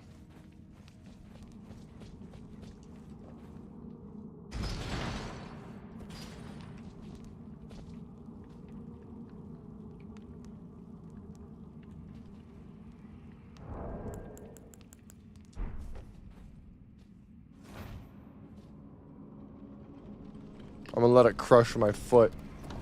Ah!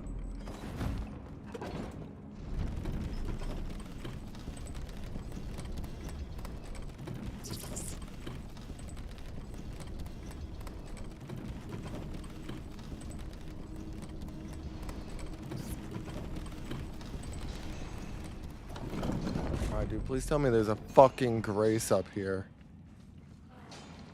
Dude, tell me there's a there is not a Grace up here, is there? How disgraceful of them. Oh my god. Oh yeah, I'm fucking dead. I'm dead. And it's done. That was my last spot. That was my last spot, dude. I'm done. It's game over. I'm gonna have to do this the fucking cheap way.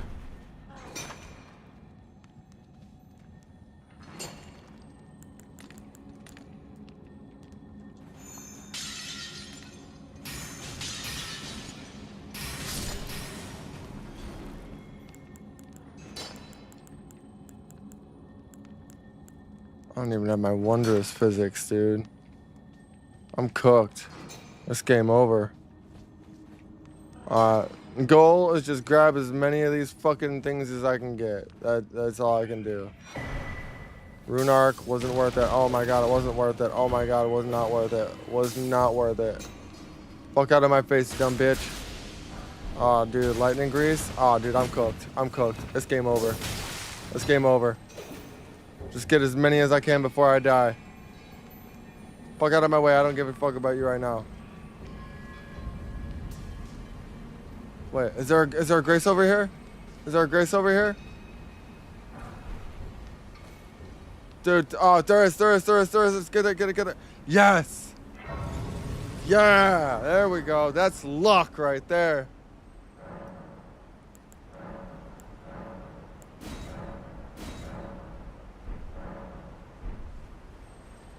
Dude, now I'm going back in there and reaping fucking havoc.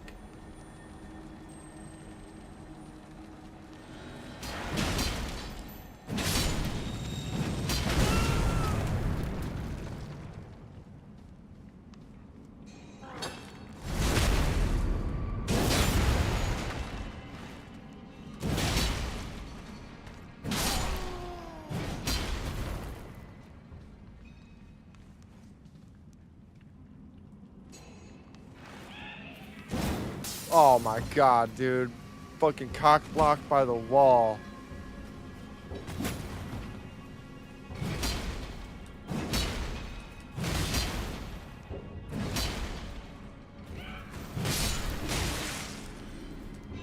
Fuck these little guys, man. It's always the little guys that try to act big.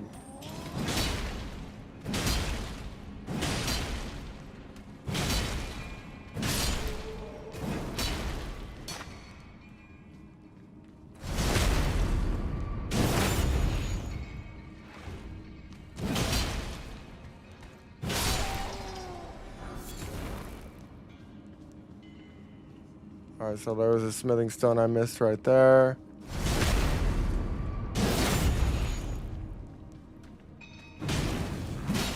I did not mean to light him on fire, but I did. I did that. Whoopsie daisy. Alright, so what are we hiding over here, fellas? I'm gonna say is it better be fucking worth it. Bro, come down here and fight me. You gas me, I'm beating the fucking dog shit out of you.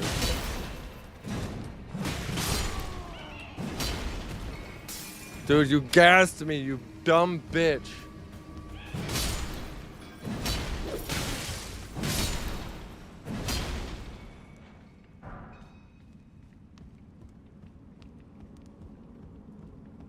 You just gotta chill there? Alright, I won't fuck with you then, buddy. As long as you just chill there and you mind your own goddamn business, I ain't got no squalls with you.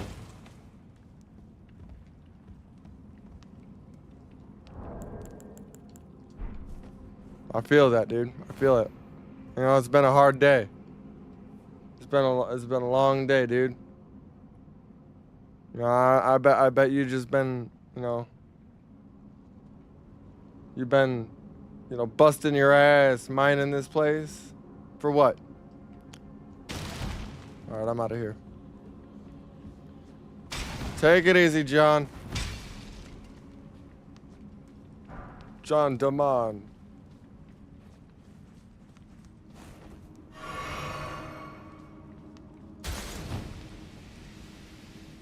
Oh my god, dude, now I'm fucking poisoned again. I'm poisoned. Poison running through my veins. Get it like the song.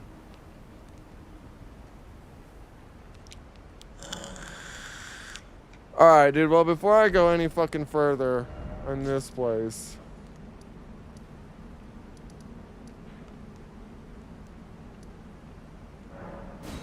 let's go upgrade the sword. Beat the fuck out of. Wait, there's some bunch of shit I gotta do before fighting Radon in there. In there. We gotta get the party started. We gotta get the festival. Then I gotta beat that one fucking asshole boss. Well, I took you for no matter. It's all out your arms then.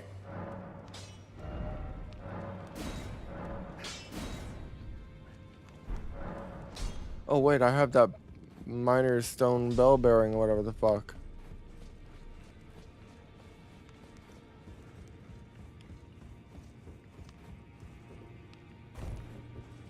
What up, twin?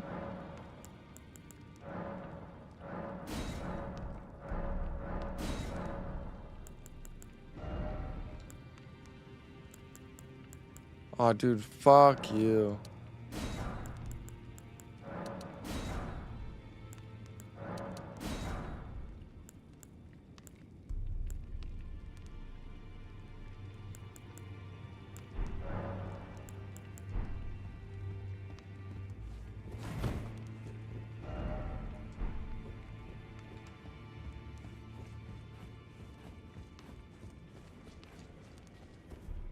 Level my shit up one time.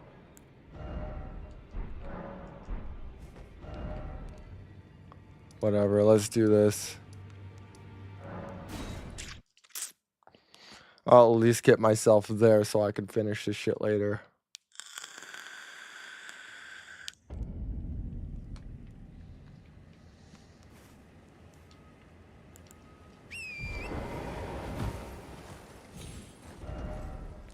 Caelid is hands down one of the prettiest places in Elden Ring.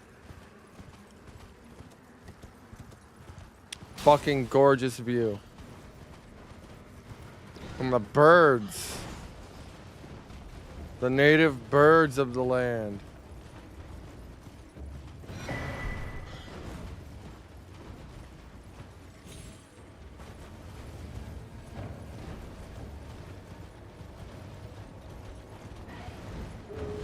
Oh my god. Oh my god, I'm sorry, I'm sorry, I'm sorry. I'm just passing by, I'm just passing by. I'm just passing by! Brother Chew.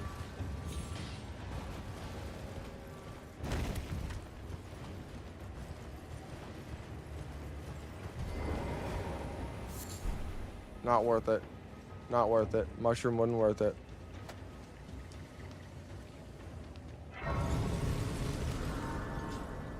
Oh, damn, dude. We got a war going on over here? I kind of want to go check that out. Hold up.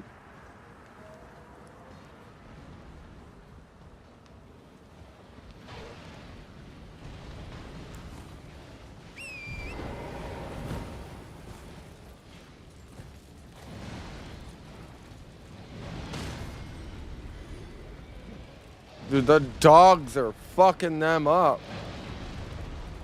Oh, they brought her dog down. Oh, never mind, never mind. They're putting in that work on that dog, dude. They got mad stagger.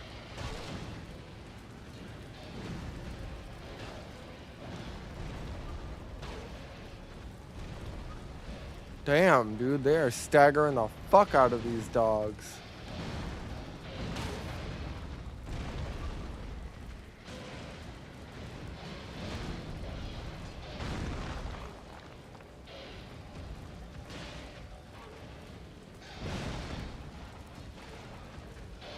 Bro is running it. Oh my god. Yeah, dude, kill him. I get extra runes if you kill him. Nice. Oh god damn it. Oh shit. Oh fuck me.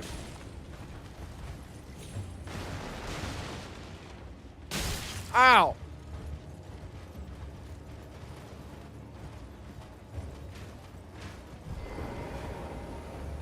Fucking hit me with an arrow, you little bastard. I'm gonna show you what for.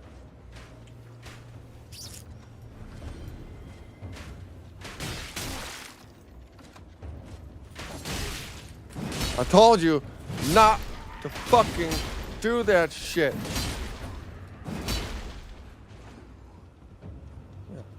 Yeah. I told you I'd show you what for. You didn't want to listen to me.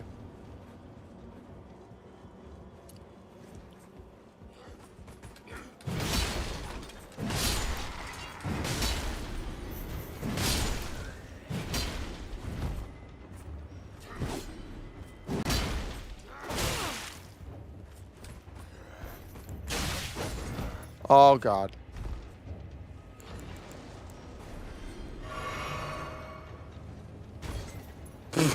See you later. Yeah, dude, climb up here.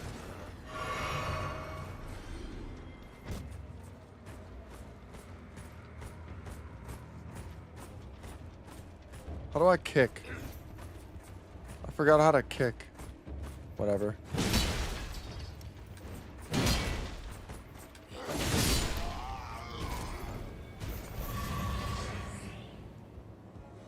Please don't be an ensnaring trap. Arrow sting? No, fuck. Still not worth it. What happened to my camera? I put it on fucking stupid camera. I was watching the fight, so I thought I'd give you a closer look.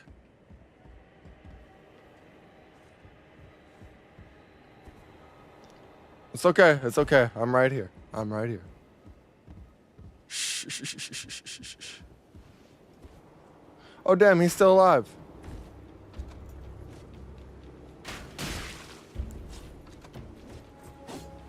Bro, fuck it. I'm about to take my goddamn sword off.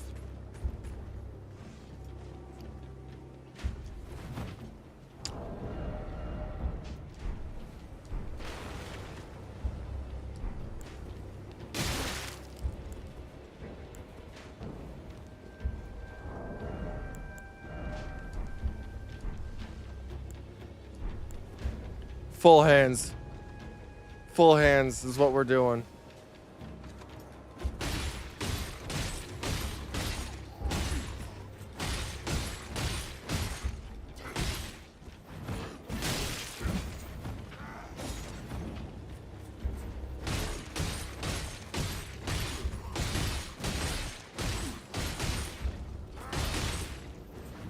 What up, bitch?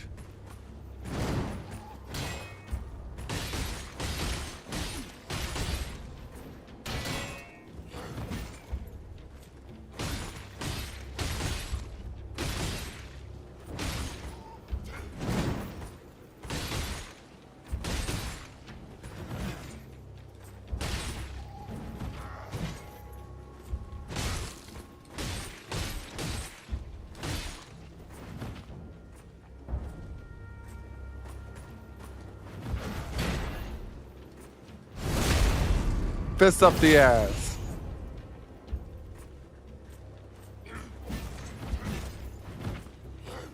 Fist up the ass.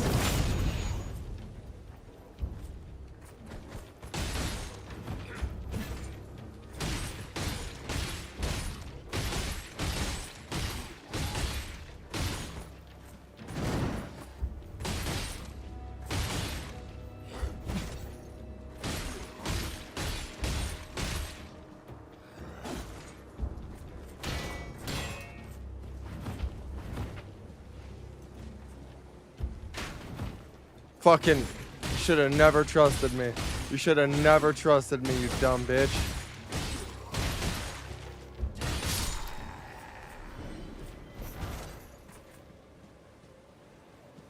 Shoulder deep, Cloud.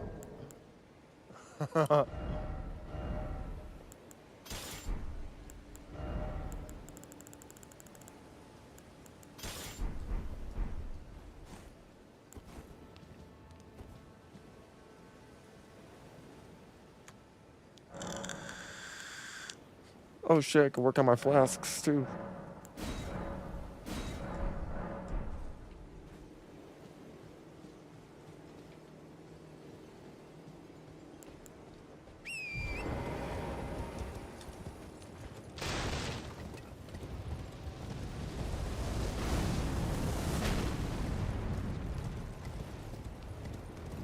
Bro, am I really that much of a menace? You gotta hit me with all this crazy shit? I'm that much of a fucking menace. Fire!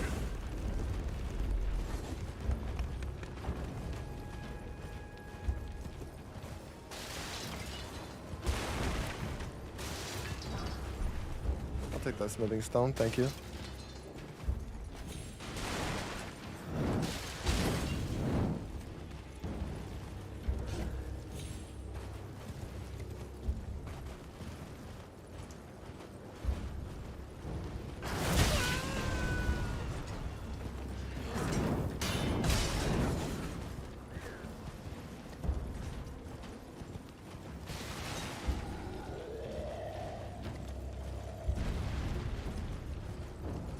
No, you don't, buddy.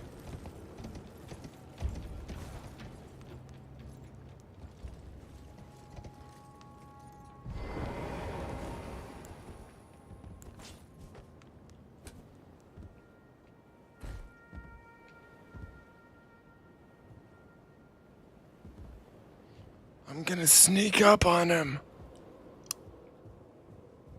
He'll never see me coming.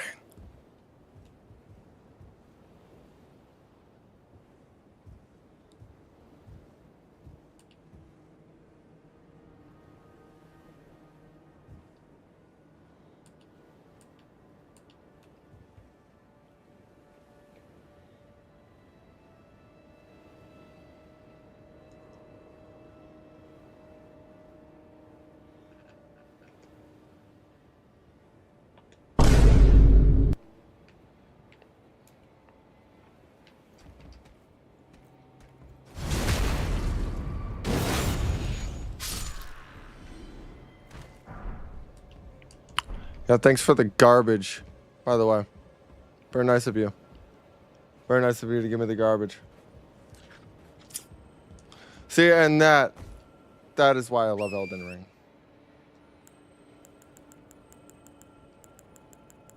Because you could just be straight up goofy with it. Dude, where's my horse?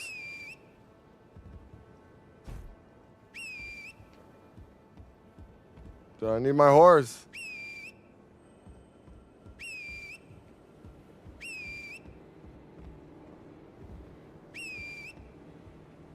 Alright, looks like we're doing this on foot. There we go.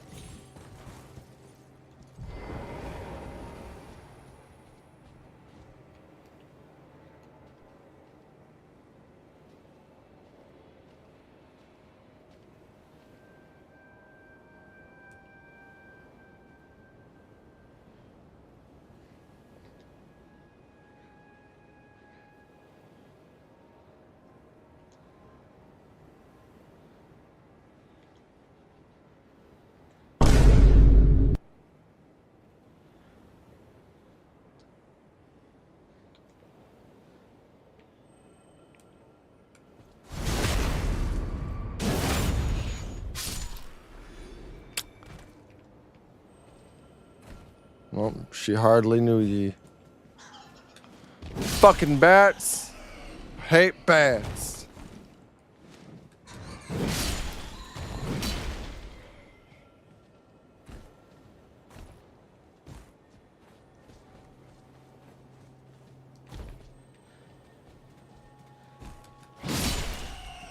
Bro, Miyazaki was cooking when they made this shit.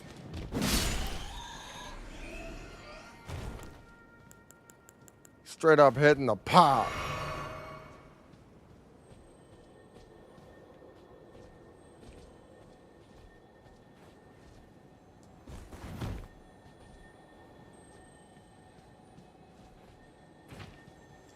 I feel like this is a good one, so I need it. I need that. I need me this shit. Flaming strike, worth it, worth it.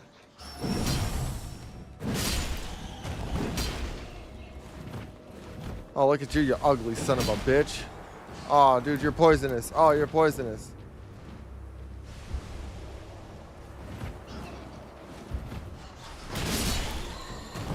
How dare you miss me? Come fight me.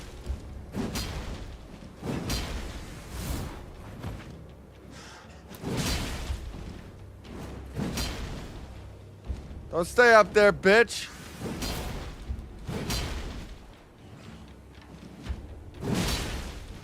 Get on the ground.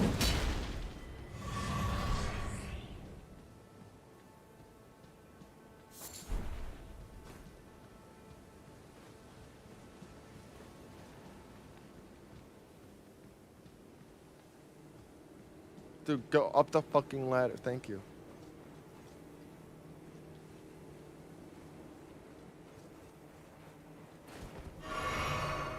I'm fucking poisoned.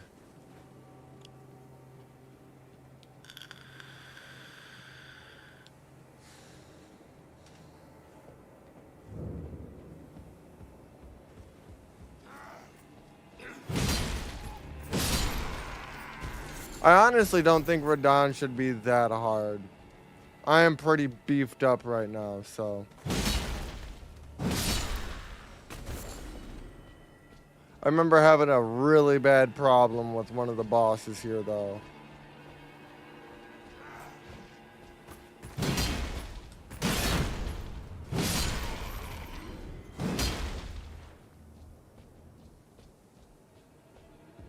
Look at that. Look at that. Mr. Flaming Sword badass over here.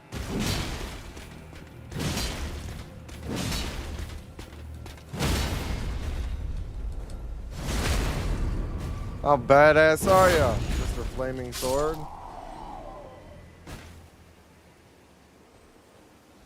You got beat by a dude that was poisoned.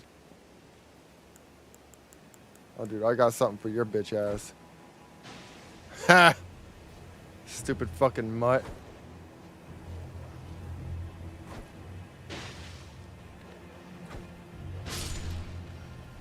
Hey, what's going on, Mr. Shucking Thong? Monsieur Shackington. I'm about to get up here, maybe try to fight this boss that's in Redmane Castle, and then we're gonna finish on the way to a smile. What we got going on down here? Up, motherfucker, is what's going on down here.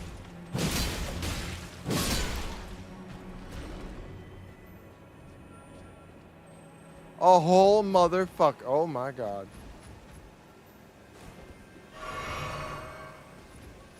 Run that ass, run that ass, run that ass, run that ass, run that ass, run that ass, run that ass.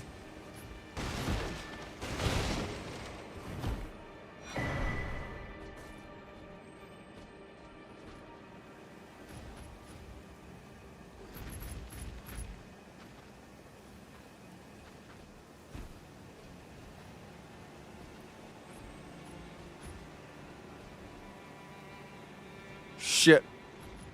Did we play through this part in our co-op? Yeah. We got up to the Golden Capital. We got actually pretty fucking far in our playthrough.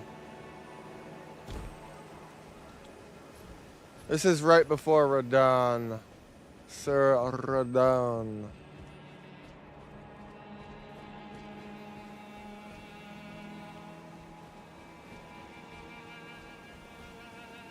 It'd be pretty fucking dope if I could find a Grace.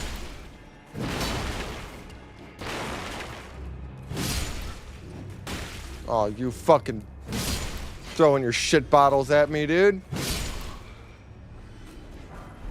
You keep your fucking feces bottles to yourself.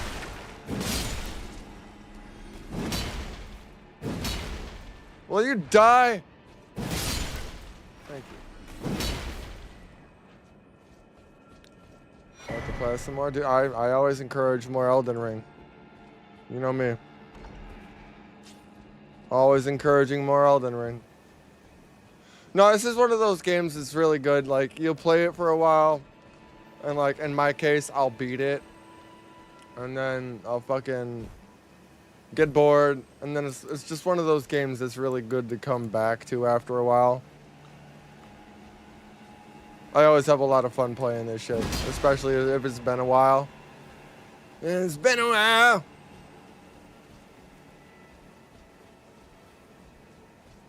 Something fun, something challenging.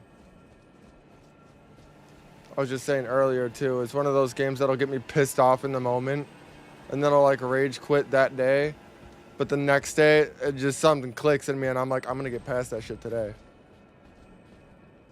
Like it just enrages me, and I have to get past it. Oh my god.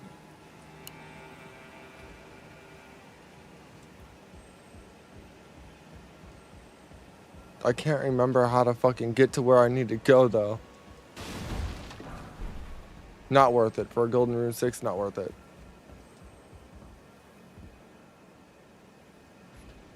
Oh, I gotta go this way. Adder.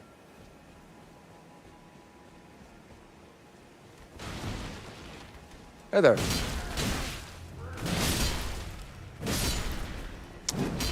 And fuck off to you too.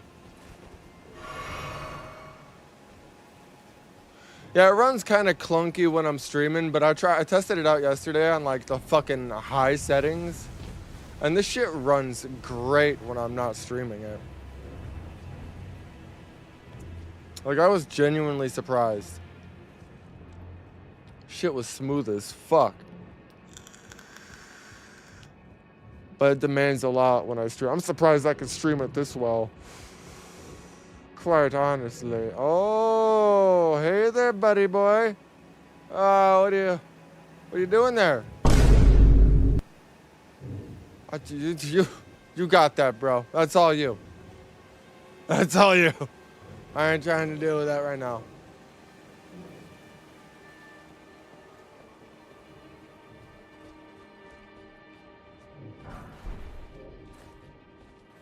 Always worth it for a smithing stone.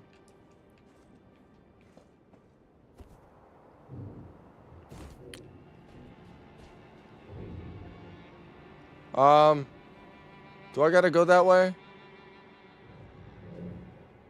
Can I just...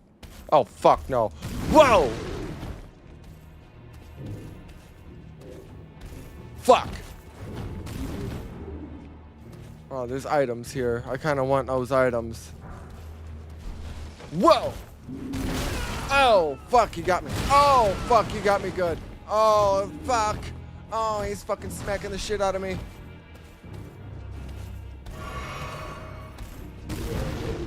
All right. Ow! Fucking shit.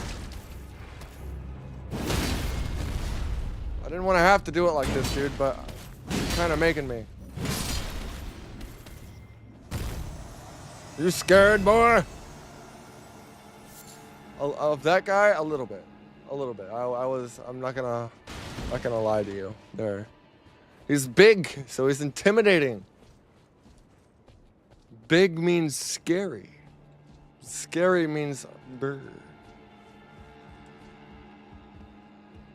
Oh, whoa, whoa, whoa, whoa, whoa, whoa, whoa, whoa, whoa, whoa.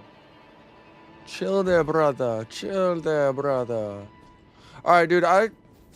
This castle always gets me fucking turned around.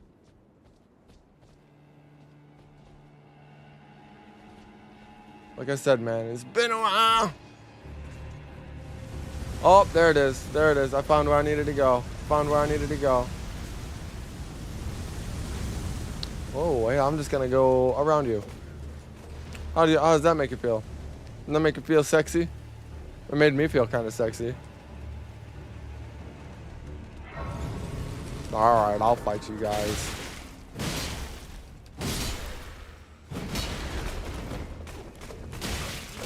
Whoa, aren't you just a little berserker? Aren't you just a little berserker? I don't know, seeing you play kind of makes me want to download it again. I'm saying, dude, I have that effect. It's a great game. Fucking great game. Fantastic game. Alright, so here's the boss that I was talking about that I always have a fucking problem with. How many runes do I have, by the way? 21k? Yeah, that ain't enough to make me really give a shit. Let's see, because I think this is 2 bosses. First we gotta fight the misbegotten warrior, and then we gotta fight the fucking knight.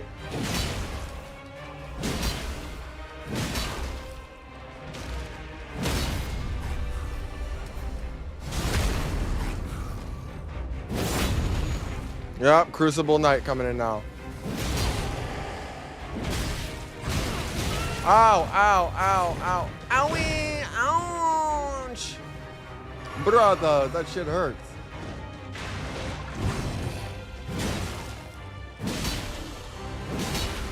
If I could take you out real fucking fast, that would be awesome. That would be awesome. He's getting real close to me now. He's getting uncomfortably close to me. All right, now it's just me and you, brother. Oh, wait. Ah, there we go. I just got to do that.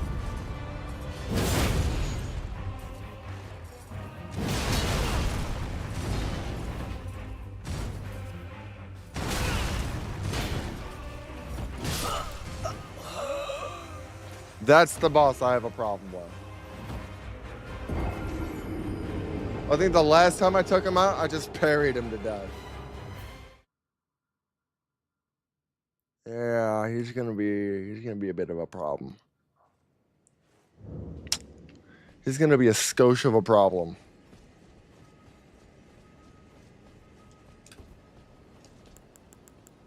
All right, so I'm thinking wolves.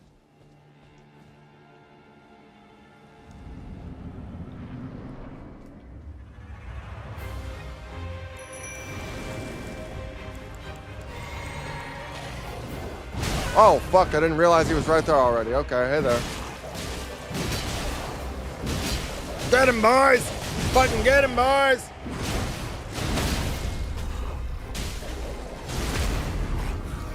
Parry this, you filthy casual.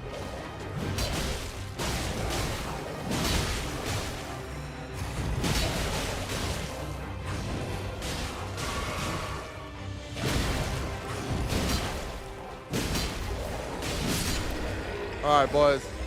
Get that filthy fucking knight. Oh my god. Oh my god, I couldn't even get away from him, dude.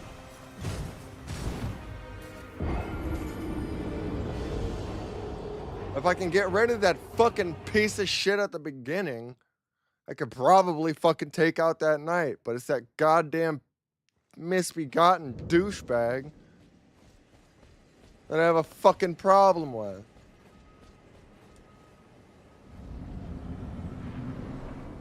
I don't even remember what happened last time, to be quite honest with you. Shut the fuck up. Smack the fucking shit out you bitch ass.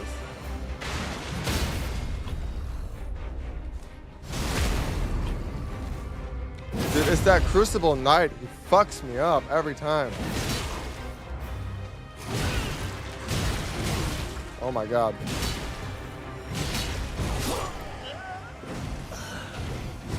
Not a good run. And I swear, dude, one of the times I died to this boss like 50 fucking times, and I went back in to fight him, and they were just gone. I don't know what happened. My game glitched the fuck out or something. Well, yeah, dude. They like to beat the fucking dog shit out of me.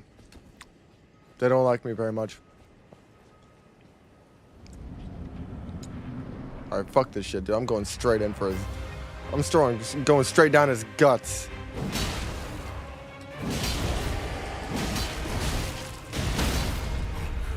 You don't fucking scare me. You don't scare me, bitch!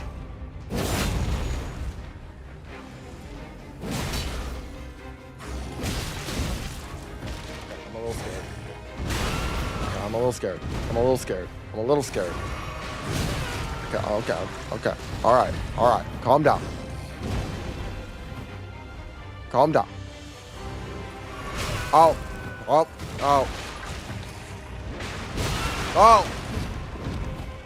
Alright, all my skills just went out the fucking window. All my skills just went out the window.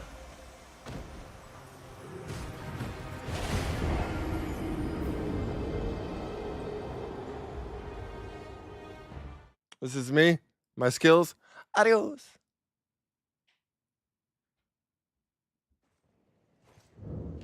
Swear to God. Alright, I'm gonna give this cocksucker one more fucking try, dude, and then I'm gonna need a little wind down. A little wind down time. A little bit of a wind down time, dude. This is the motherfucker that is in between me and Radon. You're not even the main boss I'm looking for, dude. You're not even the guy I'm looking for. You're not even the dude I'm looking for. Alright, you're in the way. Is what the fuck you are. Alright, can you get the fuck out of it?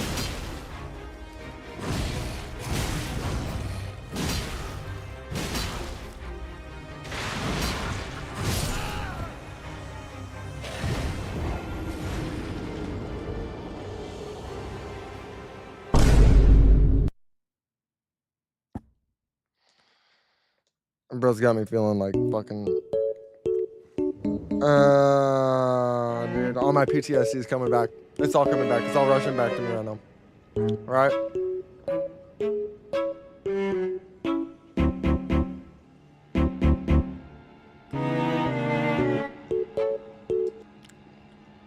These aren't the bosses you're looking for. Waves hand, it gets eaten. Oh my god, dude.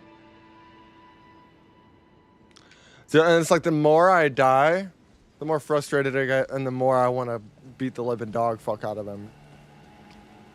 Like that's just my personality. I'm not the type of dude to be like, okay, well, see you later. I'm gonna get on this later. Like I have to end it on a victory.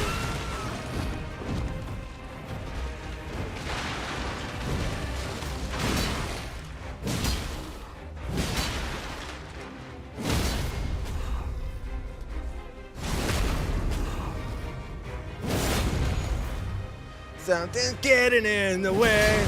Something's just about to break. I am trying to find my place in the misbegotten warriors arena.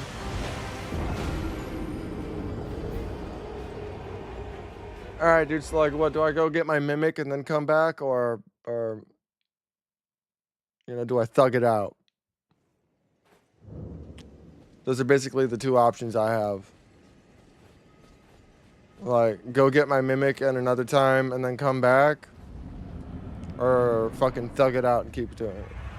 I'm the opposite. I get my ass kicked 3 or 4 times. I switch games. I'm quite familiar with it.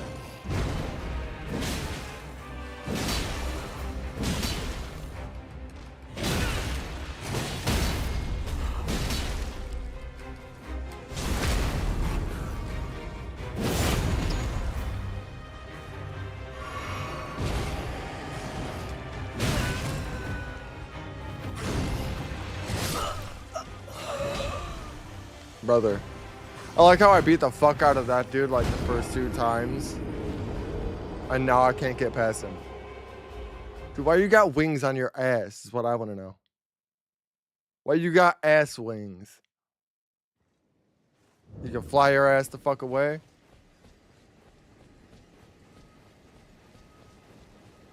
I don't know, man. I don't know what to do.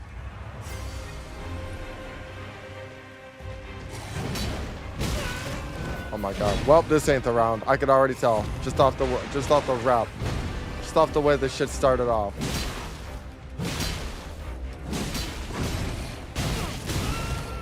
Yeah, this ain't the rep.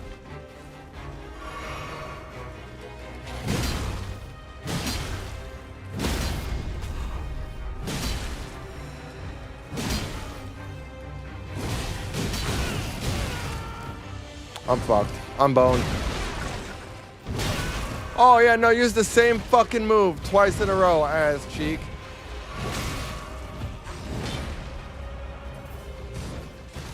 Oh, I got this fucking asshole on me too, dude.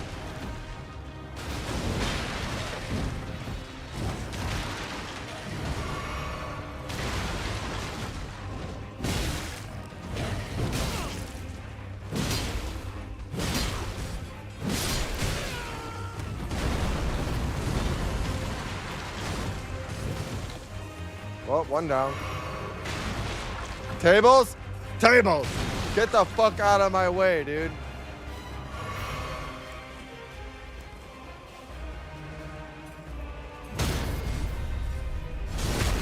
Alright, if I can parry this guy to death, dude.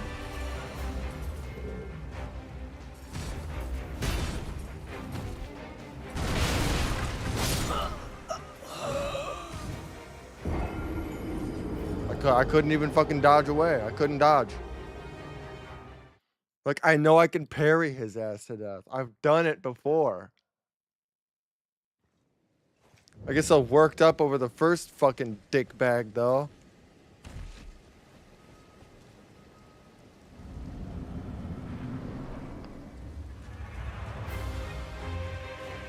No, you're coming to me, dude.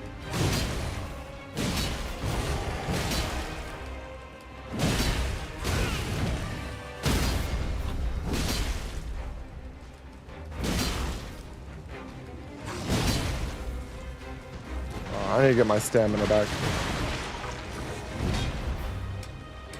Stamina's back.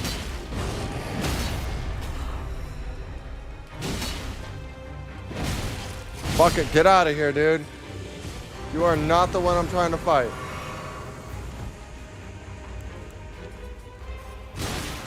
Oh my god, my fucking torch is out.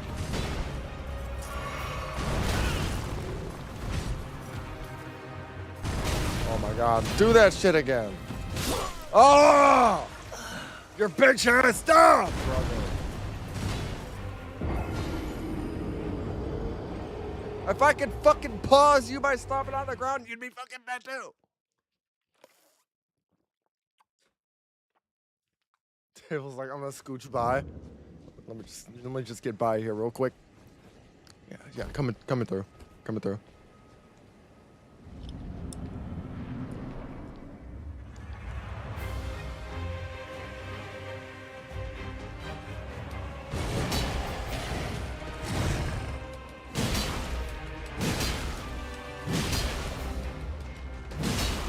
Where do you think you're fucking going there, brother? Where do you think you're going? Going on a fucking pound town is where you're going, brother. Okay. Okay. Or just smack the fucking dog shit out of me. Dog shit is what it is. Okay.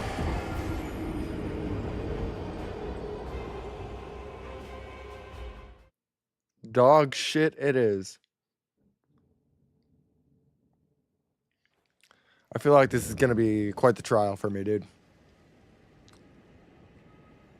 Quite the trial for me and this guy over here.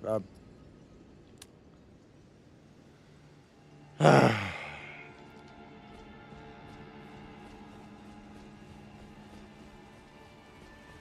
gonna give it one more try. I'm gonna give it one more try.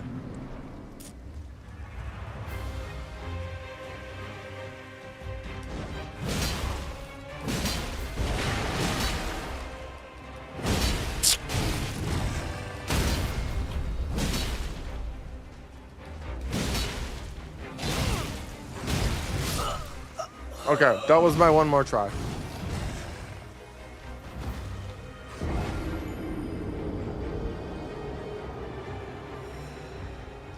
Get good.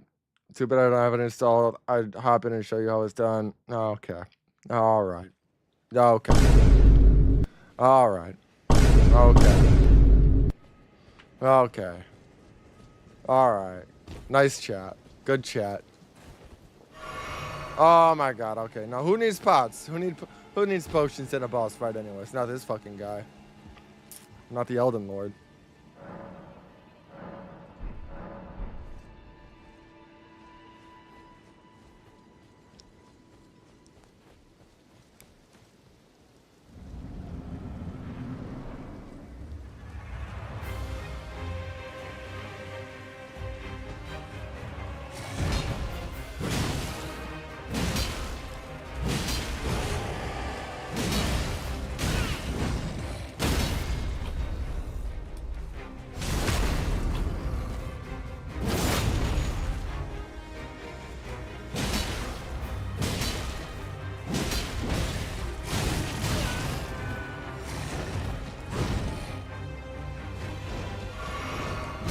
I was gonna fucking dog walk me now that I have to heal.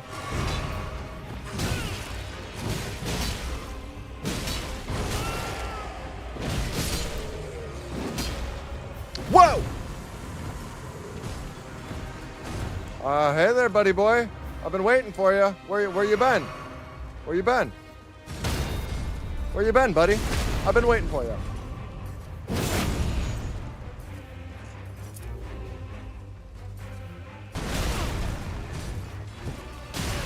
Okay. Alright, that's where you've been. My bad. My mistake. My mistake. My bad. My bad!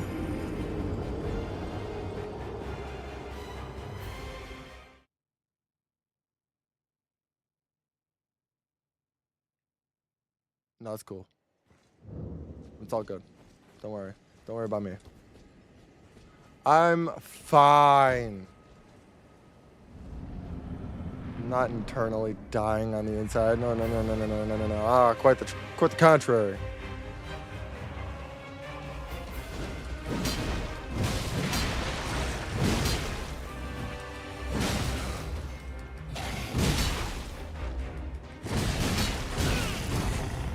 I'm fucked.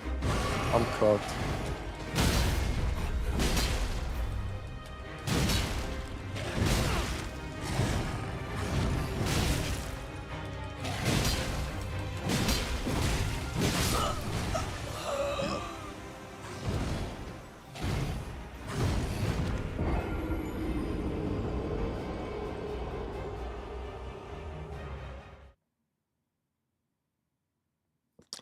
Do we try a different sword?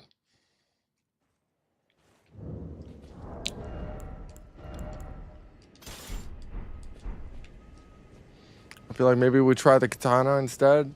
Maybe that's my problem. Maybe I need a different sword.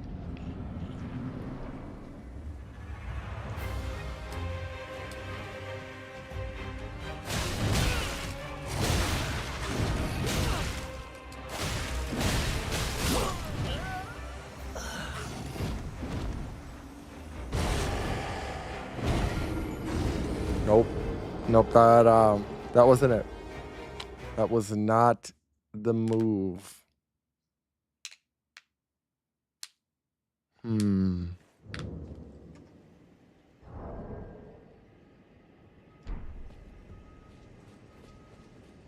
I don't think that's what the problem. I don't think that's what's gonna work.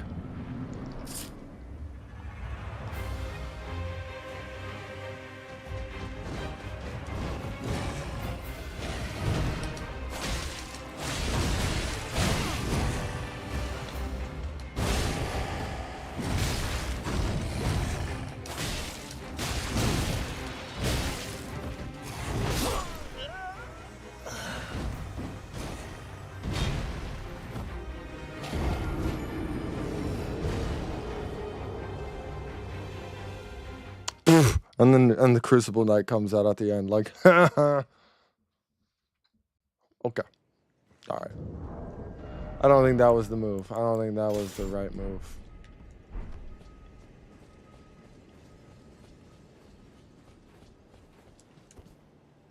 One more try. One more try, and then maybe a little cooldown period here. Shut the fuck up. Quit spitting in my face.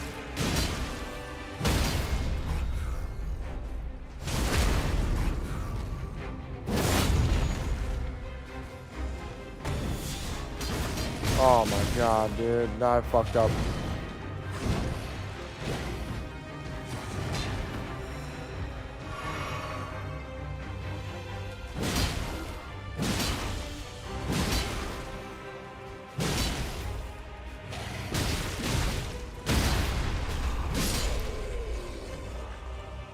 I appreciate you giving me my time.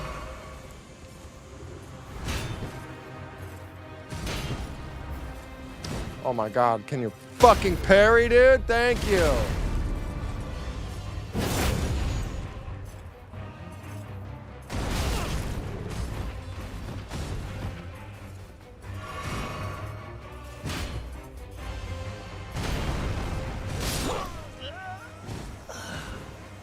I can't parry his foot!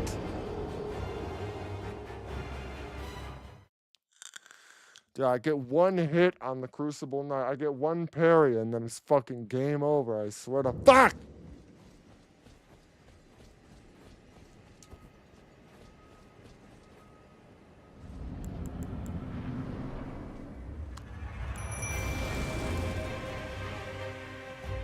Go get him, boys.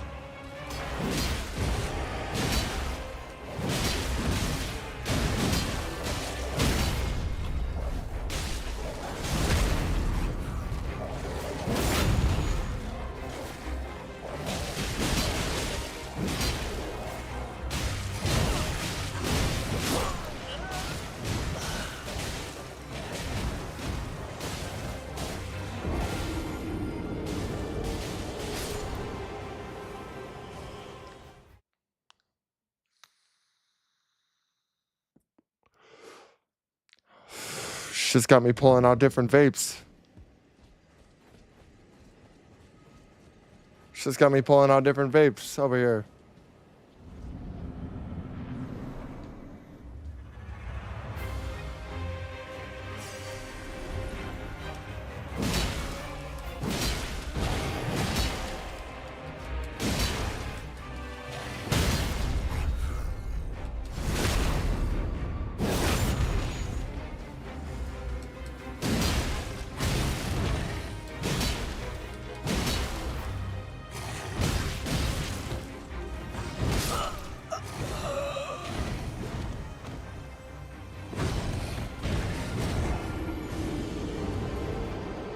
I knew I was gonna have a problem with this boss. I knew as soon as I came up to this fucking castle, this was gonna be my problem.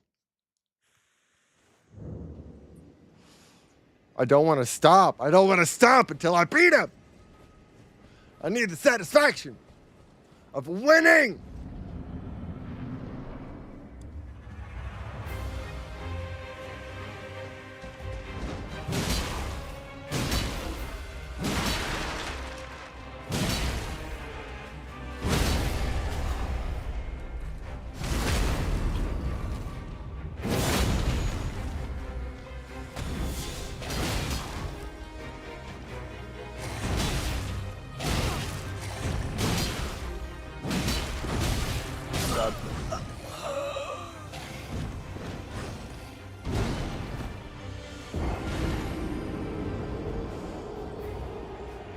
Crucible not like, what's going on over here?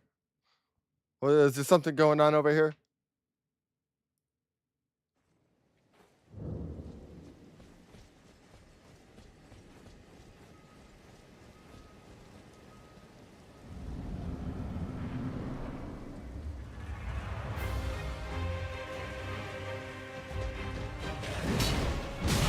Alright, terrible start. Terrible start.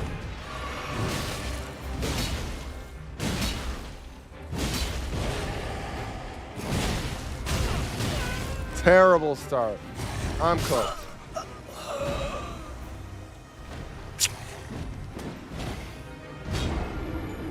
I'm dead! You got me!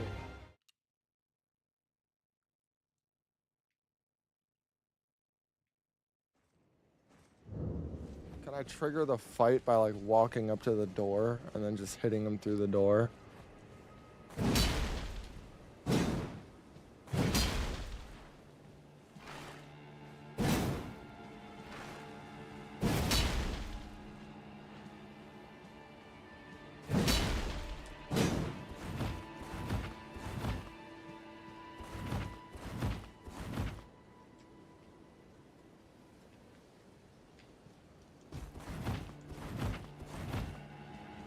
No, I didn't think so.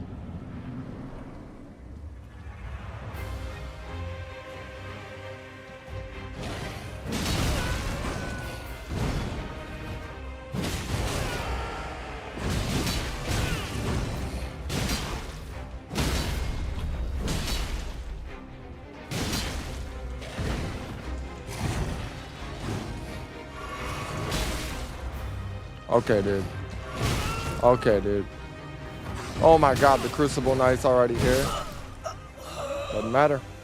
Doesn't matter. Does not matter.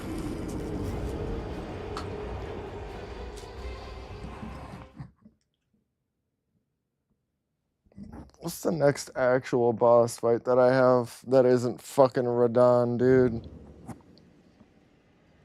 I swear to God, the last time I tried fighting this asshole, I had the same fucking problem, dude. But I swear I fucking...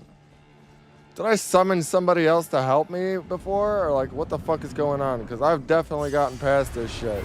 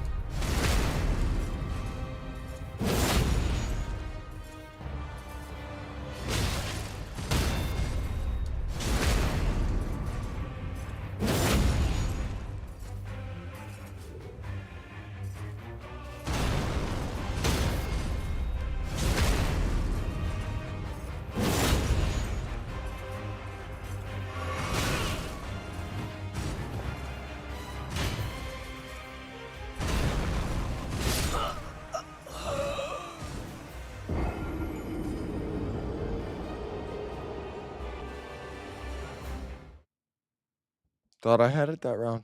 I thought I had it. I was like, oh man, my third parry in, I might actually do it. Nope, that's what I get for thinking. That's what I get for thinking. I'm gonna try to block this asshole now every time he attacks me.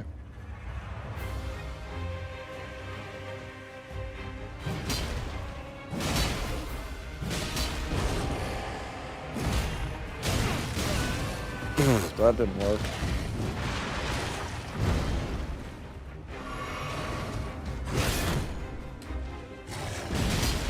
It did help a little bit, weirdly.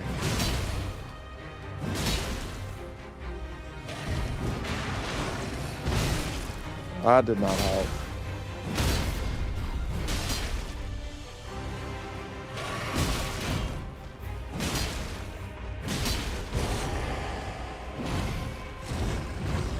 Oh fuck, here he comes.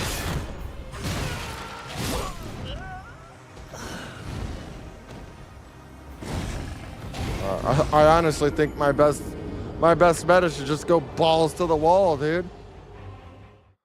Shit's getting my armpits sweaty over here.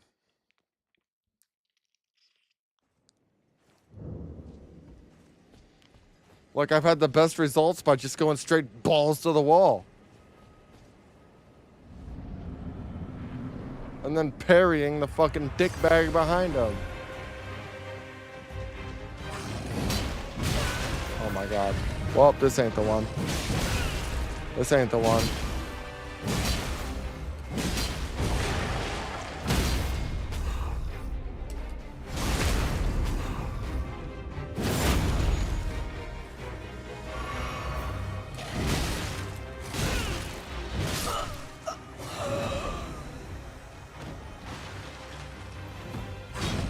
Alright, dude, legitimately, this is my last try.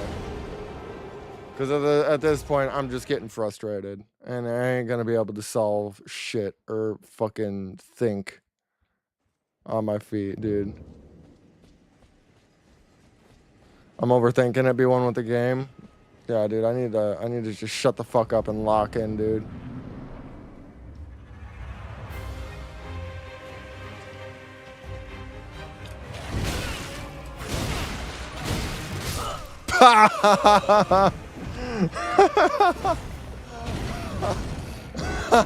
Lock in gets fucked up immediately. That's me locking in. Dude, I am way better at Final Fantasy games than this shit, dude. I am way better at Final Fantasy games than this shit.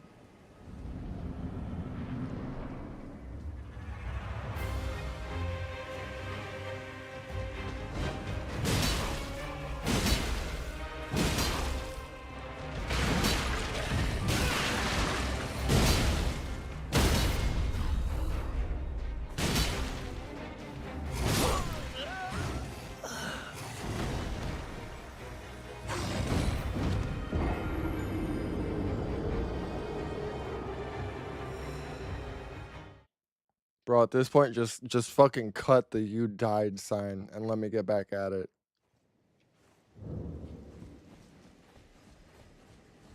Like, at this point, just... I get it. I get it. I died. I understand. I got you. No say thief. Alright. I get you.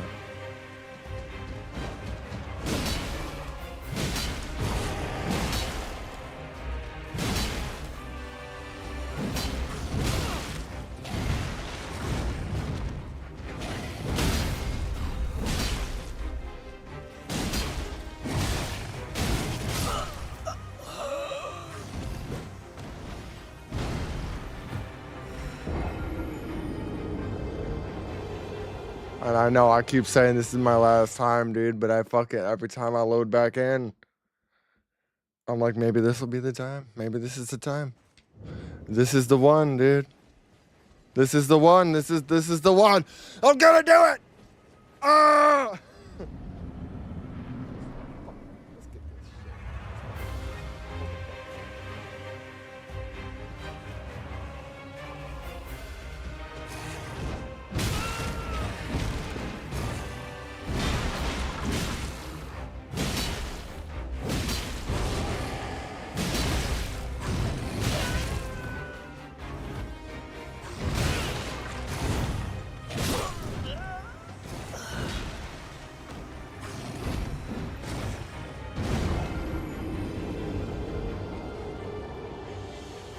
Ah!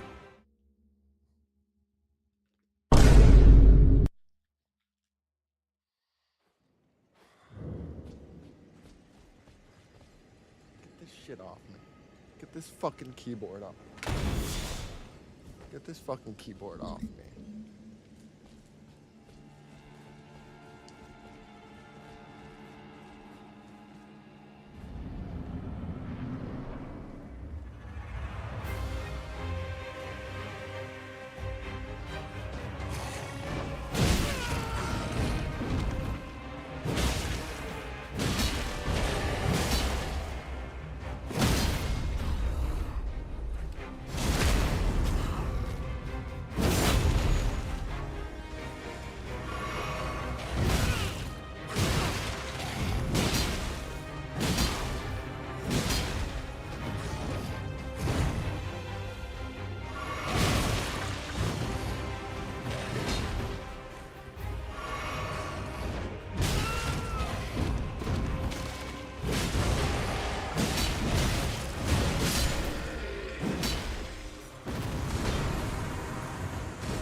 There he is. There's my boy.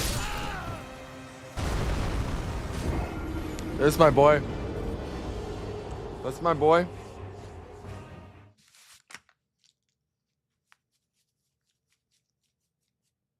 It's time to let my fucking hair down, dude.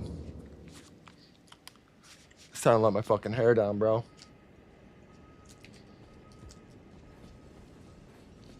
It's time to let the wavy curls out, bro.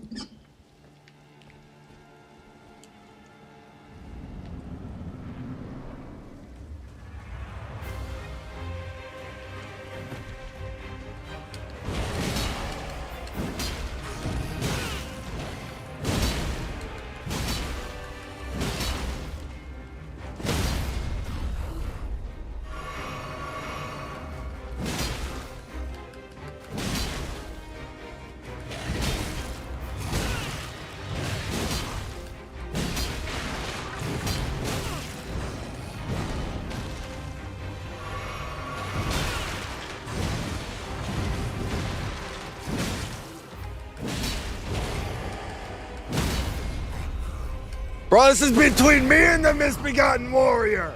You wait your fucking turn. Ow!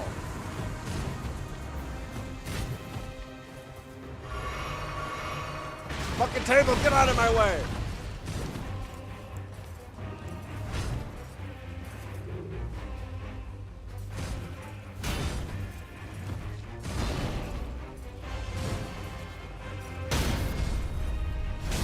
Wait your turn, bitch!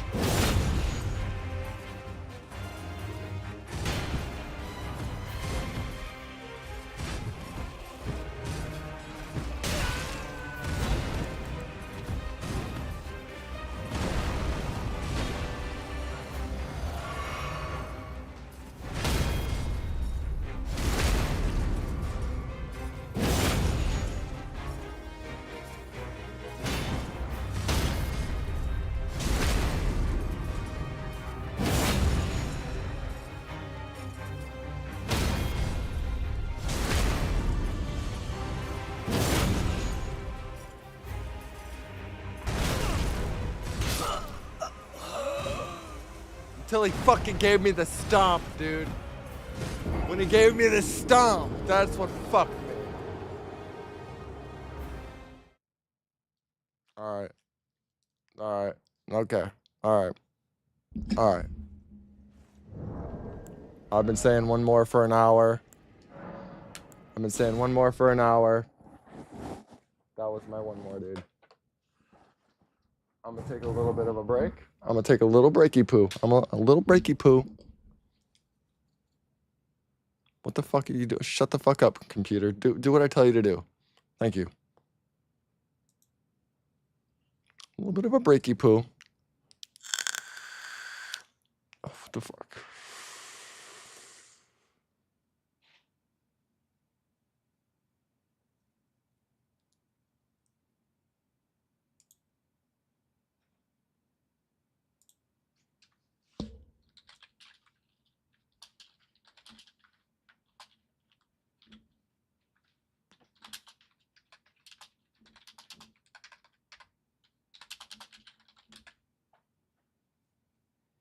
Well, we were on Yuffie.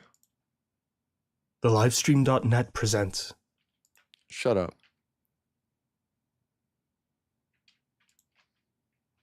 TheLivestream.net presents On the Way to a Smile. Case of Yuffie. The Forgotten City. Everybody get your snacks, get your drinks, get your smokes, do what you're gonna do, because we're getting into this. What the fuck did Yuffie do right after we beat Sephiroth? That's what I want to know. I'm still fucking, I'm like shaking over here. This shit's got me so pissed off.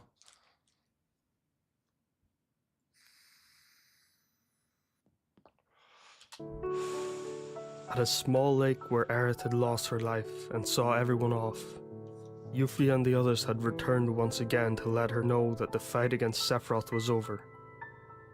They all stood silently around the lake's altar, None of them said a word, but each of them were speaking to Aerith in their own minds. Bye. It was Vincent's low voice. By the time Yuffie turned to face him, his red mantle was already flailing behind him. What's with him? Is that the way he's going to part with us? Hold it! Hold it! She hurried after him. Kind of like How can Yuffie's you part VA. with us just like that? We're all war buddies, you know? Her protesting didn't stop him. She sprinted ahead of him, and the two stood face to face. He looked as if he was staring at a point far into the distance. Yuffie didn't know what he was thinking, or what was going through his mind, but his gaze was powerful. She stepped aside immediately. She knew she couldn't stop him. Take care. Vincent passed her. Yuffie never expected such words from him, and let go of what No, just it really happened ain't. as she felt his heart for the first time. Cloud, Tifa, Bart, Sid, and Red 13 looked on. Looks like Oh, he fuck. has somewhere to go. What happened to my camera? Yuffie returned to her comrades. To his woman, probably. I like Sid's Time I voice got too. going, I don't too. really like Barrett's voice Yeah. though. Same for me. Everyone has someone they want to go see. She understood, but she couldn't hold her feelings in. You know, you guys sure are taking this lightly. It just means we know we can always meet again. Sid started to walk off. Cloud and Tifa nodded. Even Red 13 agreed. Red 13's just forcing himself along. As she began to feel the same way they did, she accepted what was about to happen. Let's go.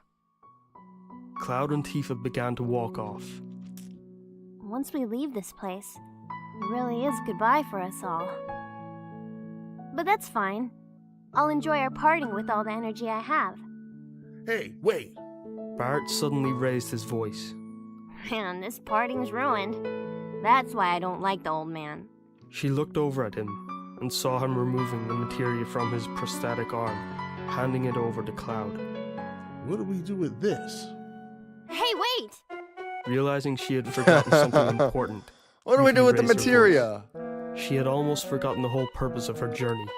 Can I have all the... No. I mean, can I just have half of all the materia? I'll bring them back to Wutai with me and keep them in safe custody. Well, I'll use them too, maybe. Just a little. The eyes of all her comrades gathered on her. She loved to be the center of attention, but this time she felt a little guilty. She continued to speak in an effort to hide that guilt. I was in the middle of hunting for materia, you know? I got close to you all because I was following my instincts as a materia hunter. The materia you all had was just too tempting. We do have a Shimmer's lot of research, material. Technology, and knowledge of the planet's life allowed them to bestow powers into the materia Cloud and his party possessed that wasn't possible to produce naturally. To be honest with you all, I didn't really know what you were all after, or know much about your past. Even now, I think it's the same. But I fought with you all, didn't I? And it wasn't because of the materia. I just wanted to be of use. Even if I wasn't much. We're friends now. Come on, think about it. How many times have I saved you all from pinches? It really was though. Damn. There's no truth to Really was that her part. plan. Yeah, you've helped us many times. Huh? You're an ideal child. So cheery and strong. Yuffie was surprised and waited for Tifa to continue. But Tifa just smiled and stayed silent. Are you serious? Mm-hmm. Yuffie thought about what she heard as she blushed. She was surprised that she just might get the materia with no objection. What do you think, Barrett? Cloud had suddenly turned to ask him. Why the hell are you asking Barrett for? It's true that Yuffie's a good friend of ours. But it's a whole different matter when it comes to materia, isn't it? No, it isn't. It's the same. The same. I know it may be all over now that we've defeated Sephiroth. But I have a great dream, and that's to restore Wutai. To do that, having materia is crucial. Restoration, huh? This time it was Sid who piped in. Shut up, old man! Yuffie glared at him. If that's what you need it for, isn't Midgar much worse off? You're right. After agreeing with Sid, Cloud fell deep in thought. Hey, Yuffie. How about this? We'll give you all the materia. Alright! But I keep it in safe custody. Are you trying to trick a child here? Thinking You she can was have being it, made a fool but I'll of, hold on to she it. stood up tall in protest. You got it all wrong. Most of our materia are used for battle, right? It really won't be of much use for Wutai. So we'll just share the ones that will be of use in healing, and I'll keep the rest. I think that I'm the one who's most experienced when it comes to dangerous materia. It's true we don't need any equipment for battles anymore, but Yeah? even if we can't use them, we'll feel much more at ease with them, won't we? Then let's do this. You return to Wutai, but if you feel uneasy without materia, then contact me. We'll think about it again then. Cloud was speaking in a gentle tone, but in the end, his decision to keep the materia was clear to Yuffie. And just as he said, even if Wutai had a lot of materia with immeasurable destructive power, they may not be of much use. Times had changed. Even Yuffie understood that. Fine. You be sure to take good care of my materia.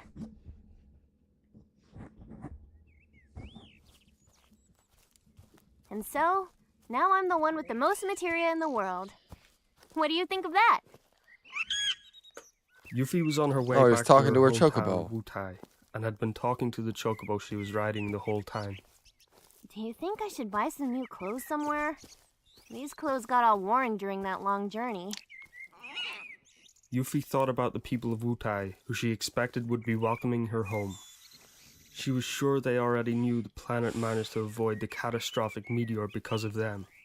That's why they would surely gather together to hear her stories. Oh, wait.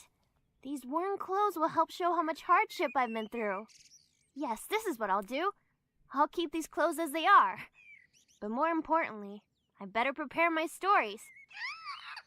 However, Yuffie realized that she didn't know a lot of the important things that happened, and in what order, just before the world was close to its end. This isn't good. What had everyone been thinking? What happened as a result of their thinking? There were a lot of things Yuffie, who only joined them at some point during their journey, didn't know. I wish I asked them about it. But whatever. I'll just have to improvise. The former soldier Sephiroth, who the evil Shinra company created, was thinking of great evil deeds. As Cloud and his friends fought Shinra company, they pursued Sephiroth. When Sephiroth was cornered, he tried to use the black materia to summon a meteor to crash into the planet. We risked our lives to stop him.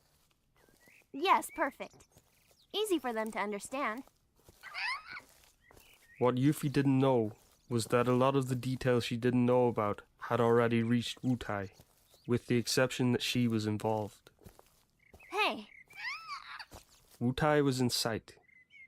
Yuffie had returned to visit a number of times during their journey, but the feeling was different after finishing something.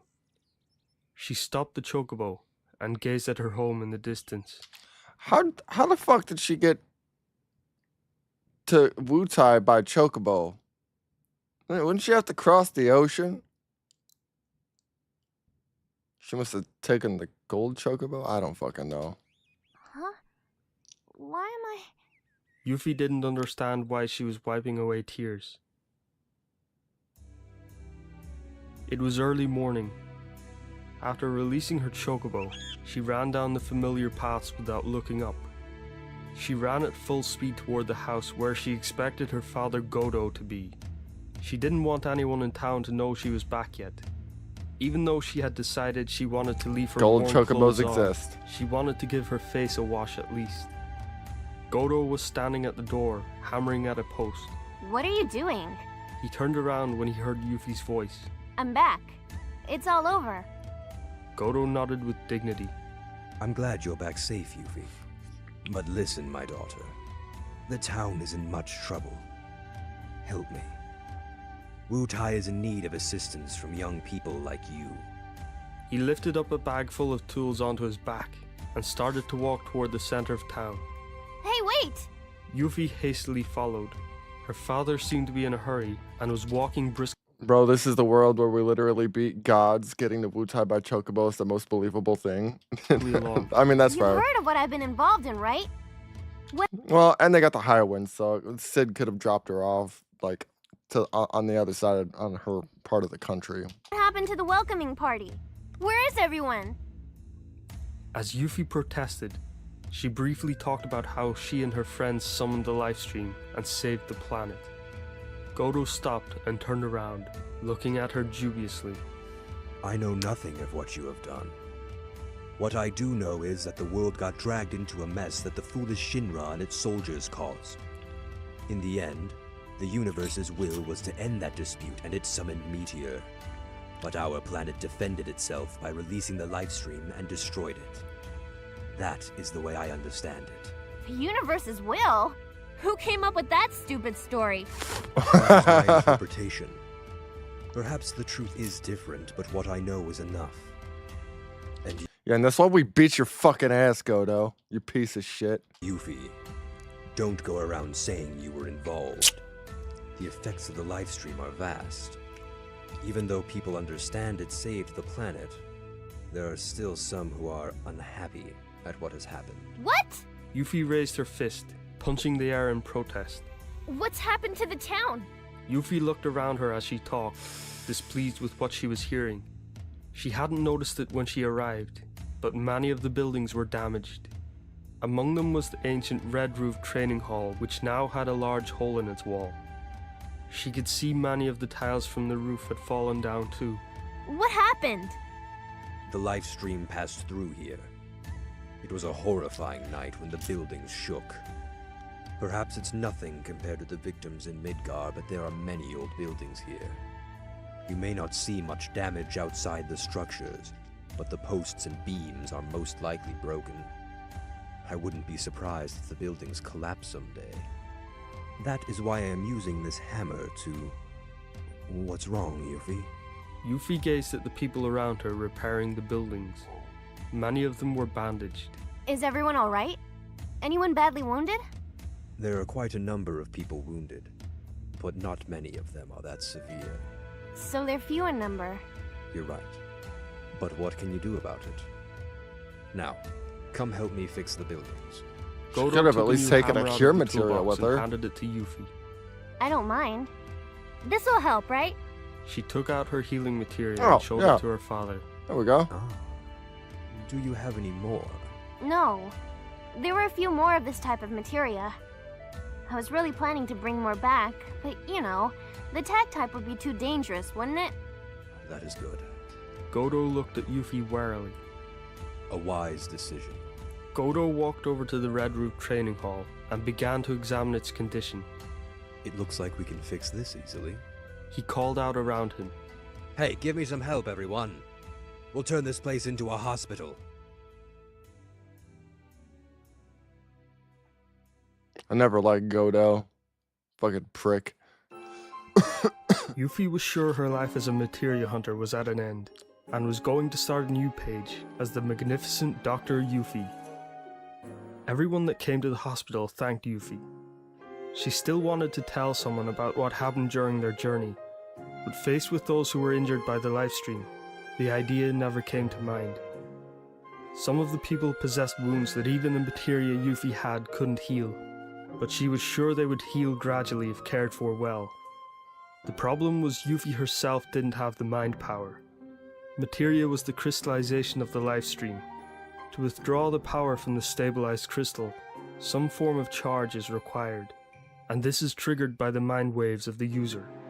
As a result of that, the materia user's mind is significantly weakened. Whoa, I never fucking thought about that. I was gonna, how do they use the materia? So they're literally triggering the materia with their fucking mind? That's wild work. What the fuck? The exhaustion was difficult to bear, and assaulted by drowsiness, Yuffie stored away her Dr. Yuffie sign by evening, immediately curling up on her futon, and was falling asleep. Tomorrow, I'll take a break from healing for the day and go somewhere to find a supply of ethers or something similar. Wait, I wonder, did Cloud and everyone else stop traveling after they used up all their ethers?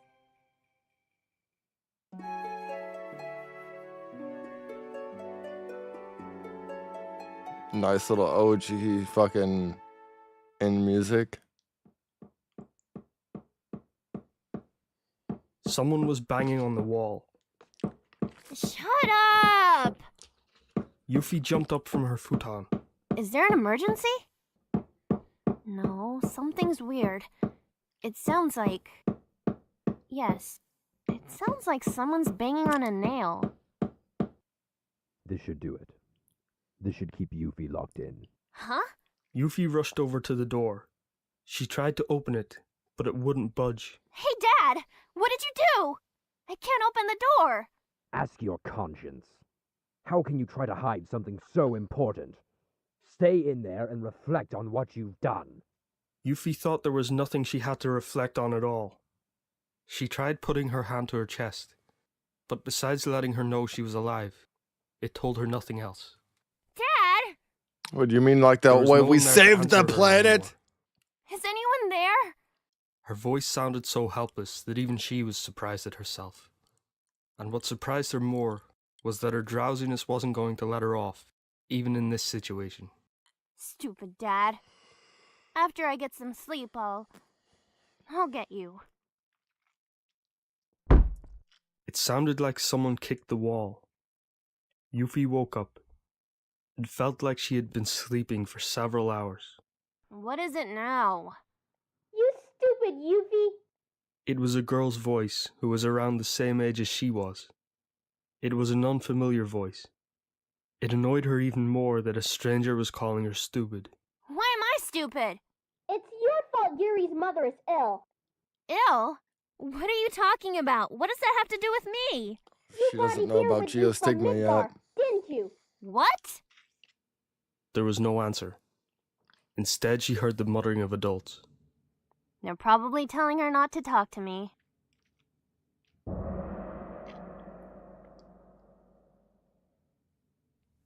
There would be some noise from the wall now and then. It sounded like someone was throwing stones at the training hall. The training hall was an important structure. When Yuffie thought about how the people hated her so much that they didn't care about damaging such an important building, her heart ached. What did I do? Yuffie repeated those words many times until the morning light seeped through the gaps in the wall. Yuffie! Yuffie, are you alive? What kind of question is that? She noticed how worried the voice sounded and got closer to the wall. Who are you? It's me, Yuri. You don't remember me? We used to play together a lot when we were kids. She heard the unfamiliar voice again. Even if she remembered what her childhood friend looked like, she couldn't see him. But she could remember his name. It was Yuffie's fault that his mother was ill.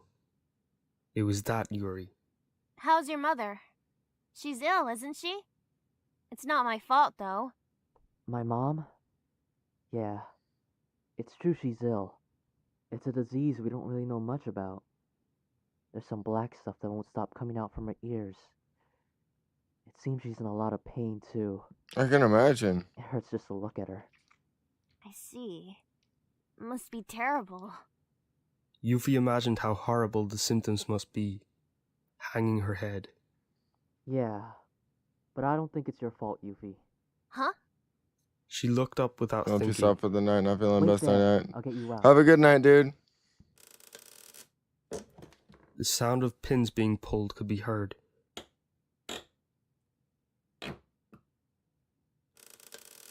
Soon the door opened and Yuri appeared. Hey. Hello. He had a beautiful face and a well-shaped nose. His hair That's a was weird tied up way in a to ponytail describe a behind man. him. But Yuffie didn't recognize him. It's been so long, Yuri. You remembered. Of course I did.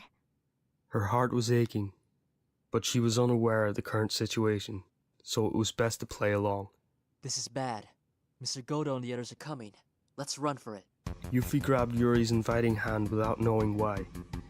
They both ran out of the training hall immediately, holding hands. Yuffie! Yuffie, wait! Yuri! You're going to spread the disease! The two of them ran for the village's gate as Yuffie heard her father's voice behind her. She was angry. They ran, still holding hands. It seemed no one was pursuing them anymore. Yuri suddenly stopped, and Yuffie bumped into him from behind. This way! Yuri turned to a path on the left and began running. It was then Yuffie understood why he stopped. A monster was eyeing them, making hostile sounds. It was the kind that were known as small fries to veteran fighters. As long as one took care to avoid their poison, it would hardly be of much bother. Yuffie pulled her hand away from Yuri's and stood ready for battle. She didn't have a weapon, but she'd managed somehow with these kinds of monsters. Yuffie's got poison! I know. Yes, this happened before not too long ago. I played together with Yuri a lot. It happened when we were playing near the Dutch House statue. A small furry insect-like monster jumped at us, and when Yuri recognized its features, he ran off. I was left behind, and after being stung by the monster, I slept for 3 days. Don't worry, I've got materia. The monster leapt from the ground at Yuffie. Just as she was about to knock it down to the ground, a small knife flew through the air and pierced the monster. It fell to the ground and died after some convulsion. Yuffie watched Yuri. He collected the knife from the monster and concealed it within the palm of his hand. She knew he was fully prepared for the journey ahead at least. I'm not the weakling you knew from long ago. Then you should have fought it earlier. If something happened to me, Mom would have been left all alone. Come on, let's go. Where are we going? Are you sure it's alright to leave your mother behind? It's just for a while. Yuri took out a medium-sized shuriken from the leather bag on his back. In comparison to the giant version Yuffie was accustomed to, it might not be very stable, but it was a traditional Wutai weapon that she had been familiar with since she was a child. Use this. Sure. Yuffie threw it immediately. The shuriken flew through the air, drawing a huge arc before returning. There. She caught it like an experienced user. Just what I expected of you. Yes, it was expected. This is how I fought and saved the planet. I summoned the planet. Really. I was looking forward to a treat from everyone. I'll treat you to something next time. At Turtle's Paradise. That's not a treat. Yuffie and Yuri sat together on some high ground where the wavering lights of Wutai could be seen far into the distance. Yuffie was thinking about how and what she should ask Yuri while he scouted for pursuers. The two of them were quiet for a moment. How's Midgar? Yuri continued scouting around him. It wasn't a mess. The live stream came through there, and right next to it, meteor came crashing. And not long before that, there were explosions. And then there was lots of fighting, too. But I haven't been walking around that area for long, so... Yes. Just like everything else. I don't really know about it much. What about the disease? Well, about that. What was with them? I know nothing about the disease. I don't even know why they locked me in. Mr. Godo didn't tell you anything? Yeah. He probably didn't tell me anything because he thinks I'm still just a kid and wouldn't understand. I see. But I think you're wrong. I think he just didn't know what he should say to you. I didn't know what I should have said to my mother either. Yuri tried to explain. It looks like a terrible disease. Yeah. According to what I heard from Midgar, the infected usually die. I see. Without any sympathy toward Yuri, Yuffie blurted what was on her mind. Why is it my fault? Yesterday, we received information that a terrible disease was rampant in Midgar. Then we learned my mother and a number of others caught it too. So, it means you must have brought the disease with you from Midgar. You're the only one that returned from there lately. Yuri looked at Yuffie apologetically, but she didn't notice. Wait a minute! It's true I came back from Midgar, but why is it my fault? I never went to see your mother, And I don't know any of the other people either. And I'm not even ill. Yuffie stood up in protest without thinking. Her fighting spirit was burning inside her. Rats carry diseases, but are not ill themselves. Rats? Oh, it's just something the adults said. Besides, my mother and the rest of the patients are wounded. And they all received treatment from you. In the training hall, you know. It's all false accusations. After that, the disease spread. Yuffie grabbed Yuri without thinking. She knew he hadn't done anything wrong, but she couldn't hold back. I have nothing to do with it. We'll clear your name. Yuffie eased off. Yeah, that's what we'll do. There must be someone else who came back from Midgar. We'll find and expose them. I'll show those people suspecting me like this. Who do they think I am? You haven't changed.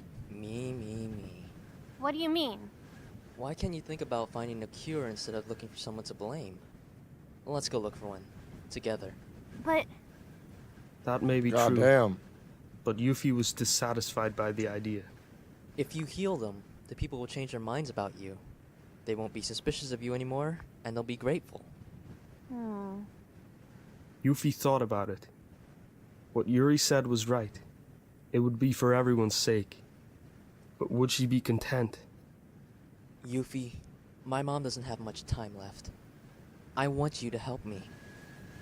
Okay. Yes. I'll have plenty of time to find the culprit afterwards.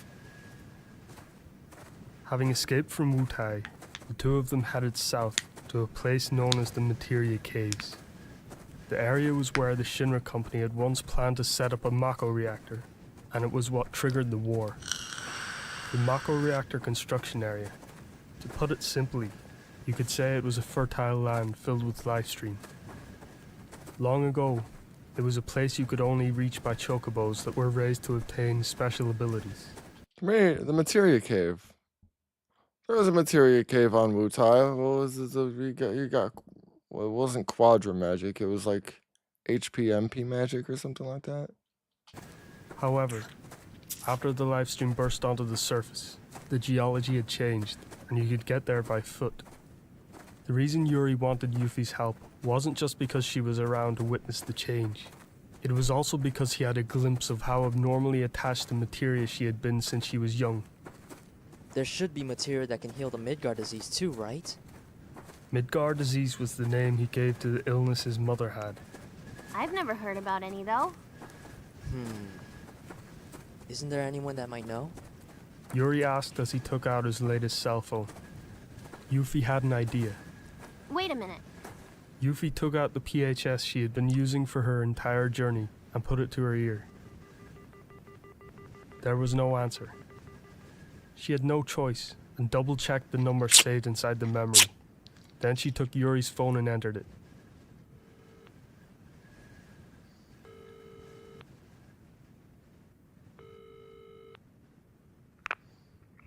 Hello, Strive Delivery Service. Hello? Tifa. It's Yuffie. Hey, you. Tifa could be heard asking Cloud whether any materia that could heal the Midgar disease existed, but he didn't know if there was any. They only knew how horrific the disease was. Even in Midgar, they had yet to find an effective cure. Quite a large number of people had died because of it, and people were afraid. First Meteor, and now this disease. They don't know. I see. Any other ideas? Look, there's a cave. It wasn't there before. Let's go look for some materia. Yuffie returned Yuri's mobile without looking at him, and ran toward the hole that seemed to have been created when the livestream burst out. Together, they looked around the cave for sparkling signs of materia for about an hour. What's going on here? Yuffie made no attempt to hide her irritation. There's probably none here because it's a new cave. Why did you choose this one? Yuri looked worried. Yuffie had no reason. If the life stream flowed around the planet, then it must have moved the materia with it, you know? Sorry. I believe in you. His voice was shaking. Yuffie didn't like how they had to fight monsters as they walked their way around inside the dimly lit cave either. Come on, we'll find that materia. She tried to get rid of his fear. She was a little scared too. but it couldn't be helped when Yuri was in these caves for the first time. She figured she'd be nice to him. Just a little. Let's go outside for now and rethink our strategy. She could sense Yuri's relief in the darkness. Before long, they reached the cave's exit, but were faced with another monster. At a glance, it looked like a mole, but its whole body was covered in needles. Piece of cake! Yuffie cried out to encourage herself and Yuri as she attacked. The shuriken she threw with all her strength hit the monster. It retaliated, a fireball flying out of its mouth. Yuffie just managed to dodge it as it skimmed past her. Yuri, who had been standing behind her, also made a dramatic jump to dodge out of the way. The fireball hit the ground between them and exploded. Come on, Yuri! Yuri's attention had been caught by the explosion. He cried out, panicking. Whoa!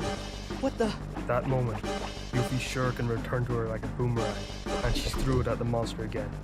Its blades cut through the monster dead on, and the two of them won the battle. Come on, Yuffie, that was mine. You're way too slow. Slow and scared. But it looks like you've been training yourself. I may be slow, but when it comes to technique... No. You mustn't think like that. Speed is fundamental, okay? Just as Yuffie was posing with pride about her speed. Look! Yuffie! Yuri's face was gripped with fear. Look at that! At the spot where the monster's fireball had exploded, a liquid was flowing out of it. Inside the dimly lit cave, they couldn't tell what it was, but it didn't feel like water. Yuffie ran, her whole body shaking. She could sense an evil presence from the liquid. Run! Yuffie sped up. Behind them, the liquid that had started to flow out to the surface slowly, suddenly burst out rapidly. It was hitting the walls of the caves and the ceiling too. Soon it caught up with them, and the liquid was falling down over their heads from the ceiling. They sheltered themselves with their hands and kept running. Yuffie screamed as they reached the exit where she had placed a marker so they wouldn't get lost. Their vision adjusted. They were outside the cave now. It was bright underneath the moonlight. Yuffie turned around to look. The liquid with the horrifying presence had slowed down now, but it was flowing out of the cave they had been in. As Yuffie watched, she noticed something. Yuri, the water's black! There was no answer. Yuri? Yuffie hesitated for a moment, but ran back to the cave. Near the cave's exit, she found Yuri lying on the ground. She tried to help him up, but even with all her strength, lifting him up by the torso alone was too much for her. Get up, Yuri! Get up! I can't. Yuffie, go. If you stay here, you'll... Idiot! I can't look after your mother for you, you know? Yuffie turned Yuri around so that he was facing upwards, tried to pull him along by his sides with all the strength her arms could muster. Just go! A black liquid came bubbling out of his mouth. Oh shit. Oh shit, he got the geostigma. Yuffie sat in a place somewhere between the cave and Wutai. Come on, Yuri. Walk. If you die, it's going to be my fault too. They'll say you died with the Midgar disease because you escaped with someone who just came back from Midgar. Me. They'll all be accusing me. So, you dragged me all the way here because of a reason like that? That's right. That's not the real reason, is it? Yuri was cut short. Panicking, Yuffie looked at him. It's all right. He's still alive. I have to bring him back to his mother somehow. Yuffie stood up and once again stretched out her arms around Yuri. Shall I give you some help? She turned around and saw Red 13. Red? The hell is Nanaki doing there? Name. Can't you call me Nanaki? What are you doing here? I'm on a journey to see the world. I've just started, though. Nanaki walked on easily with Yuri on his back.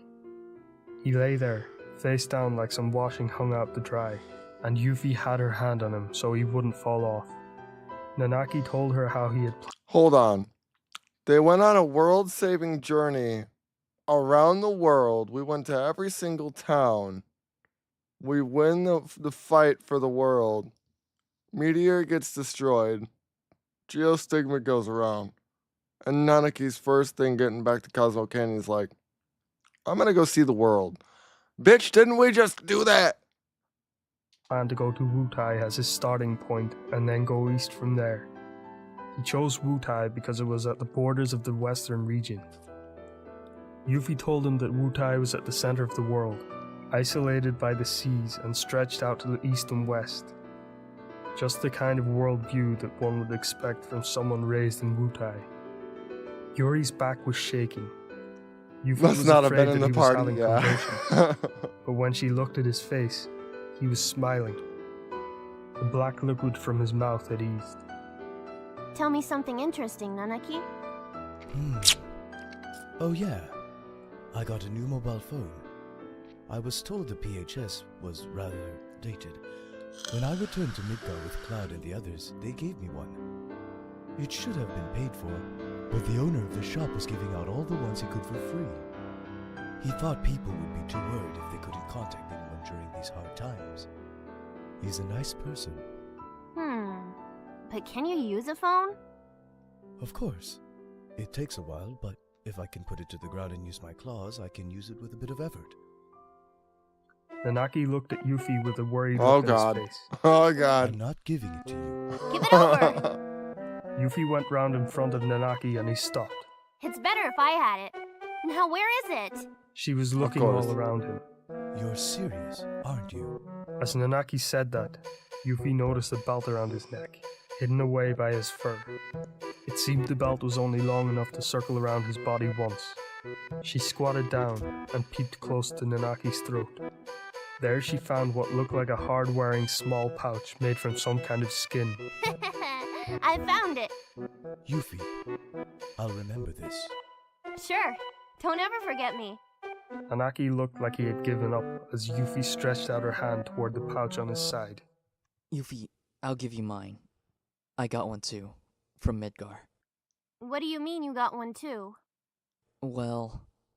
Blood was boiling inside Yuffie's head as she learned what happened. You scumbag! I'm sorry. I think I'm the one who brought the disease to Wutai. Then it immediately spread to my mother. Yo, I looked at your show on YouTube about the maps not working on Ark Ascended. How did you fix that? Content not found issue. I was doing the same thing to me. You see the thing about that? Here, I'll give you the answer. The copy of Ark that I got isn't from America. So I wasn't able to buy the DLC from America for a game because I have the physical disc. And the physical disc, I think, was from like Europe or something. I don't know. It was English, but it told me it wasn't from this region. So I wasn't able to buy DLCs from this region for a disc that isn't from this region. So if you have a physical copy, like I bought mine online, so I don't know where I got that from. I don't know what region it was from, but I'm assuming it was from a different region, maybe like Canada or something. I don't know. But that was the reason I couldn't do it, because I literally called them up and I was like trying to figure out, because I tried every troubleshoot I possibly could and nothing worked. So I called them up and they told me, they're like, oh, well, there was a code on the back of it and it told them what region it was from. And they're like, oh, it's not from this region. That's why it's region locked. So you can't buy the DLCs. I literally just have to rebuy the game again from this region. So the only map I can play on Ark Ascended is the island. I'm sorry if that doesn't help, but that's the only thing I found for myself, at least. If it doesn't work for a game that is from this region, I'm not entirely sure. Then from my mother to all my friends. I thought maybe we could find a cure. Let me down a moment. Thanks, Nanaki. Together, interesting. I got mine on disc too, so I'm very confused. Nanaki. Here, hold on one second. Give me 1 second.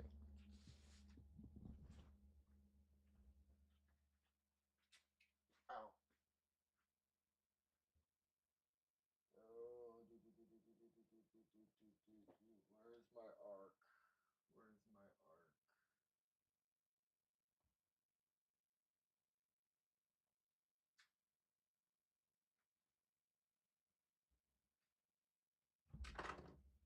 Shit. Ark Ascended disc was. I was gonna tell you where that code was. Fuck. I don't know. Ever since I figured out I couldn't fucking use it, I kind of just like tossed it. Hold on one second.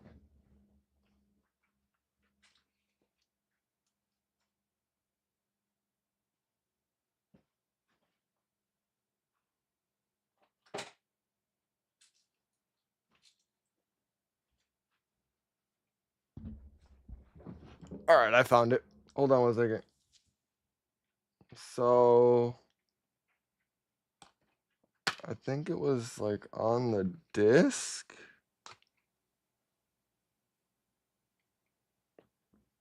Yeah, I think because there's like a little. I don't know if it'll show up on my camera or not. Like right above my finger. Yeah, it's not gonna fucking show up. There's like a little tiny code there. And I think on the disc, if you look on where on the little tiny code, it's like fucking it's like 9 digits. Like mine says PPSA dash 17101. I think that might tell you what region it's from. That might be what your problem is. If it's on disc, you might have gotten it from a different region. But that's the only thing I can think of is that mine's region blocked, so I literally can't play anything other than the map that came preloaded on the fucking game. Thank you for the answer. Hey, I'm glad I can help, dude. I know, trust me, that shit had me fuming, dude, because I was so excited to play the new Ark. I fucking love Ark, dude. So I'm like, oh man, they remade Ark. I'm fucking down. Unreal Engine 4, Unreal Engine 5, whatever the fuck it was on. Remade Ark. I'm down. And then all that just to realize I can't play on fucking Scorched Earth or Ragnarok or Aberration. I can't play any of these remade maps. It's fucking stupid, dude. I was livid, pissed. So I gotta rebuy it too, dude. So if that's what you gotta do, you're not the only one, man. It's bullshit. We gotta keep tabs on the regions we're buying our games from, apparently. He lay sprawled out as he listened to Yuri's story. Yuri had learned that his mother So was Yuri ill went many to months fucking ago. Midgar too. It was an illness that was common amongst the adults. His mother became very weak-willed and always said she was going to die soon. He wanted to help her somehow. Yeah, no, I was fucking Remembering furious. Yuffie. Yeah, look up, like Google the code that's on your Arc disk, and it might tell you like, hold on, what happens if I Google the code? Sorry, chat. We'll get back to this. Let me Google this code real fast and see what it says. All right, it says PPSA dash 17101 17101.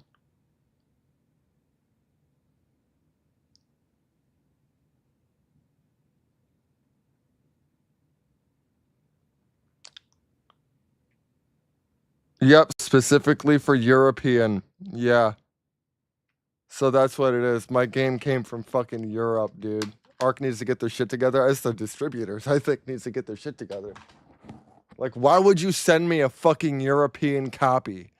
Why would it not be? It's so stupid, dude. But yeah, I just fucking Googled that that code, and it said PPSA 17101 is a product code barcode catalog number for the PlayStation 5 physical disc version of the game Ark Survival Ascended, specifically for the European PAL region.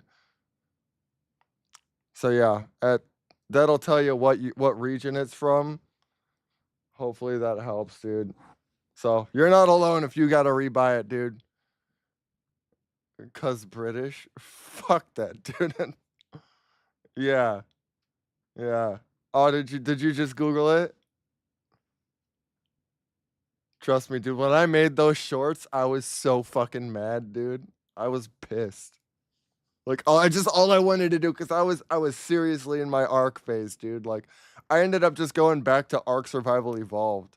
And honestly, I had a pretty fucking good time doing it. The servers are still up. Like, like private servers or whatever. The not the official servers, I don't think, but like the fucking boosted servers and shit were still up. So I was playing on those for a little while.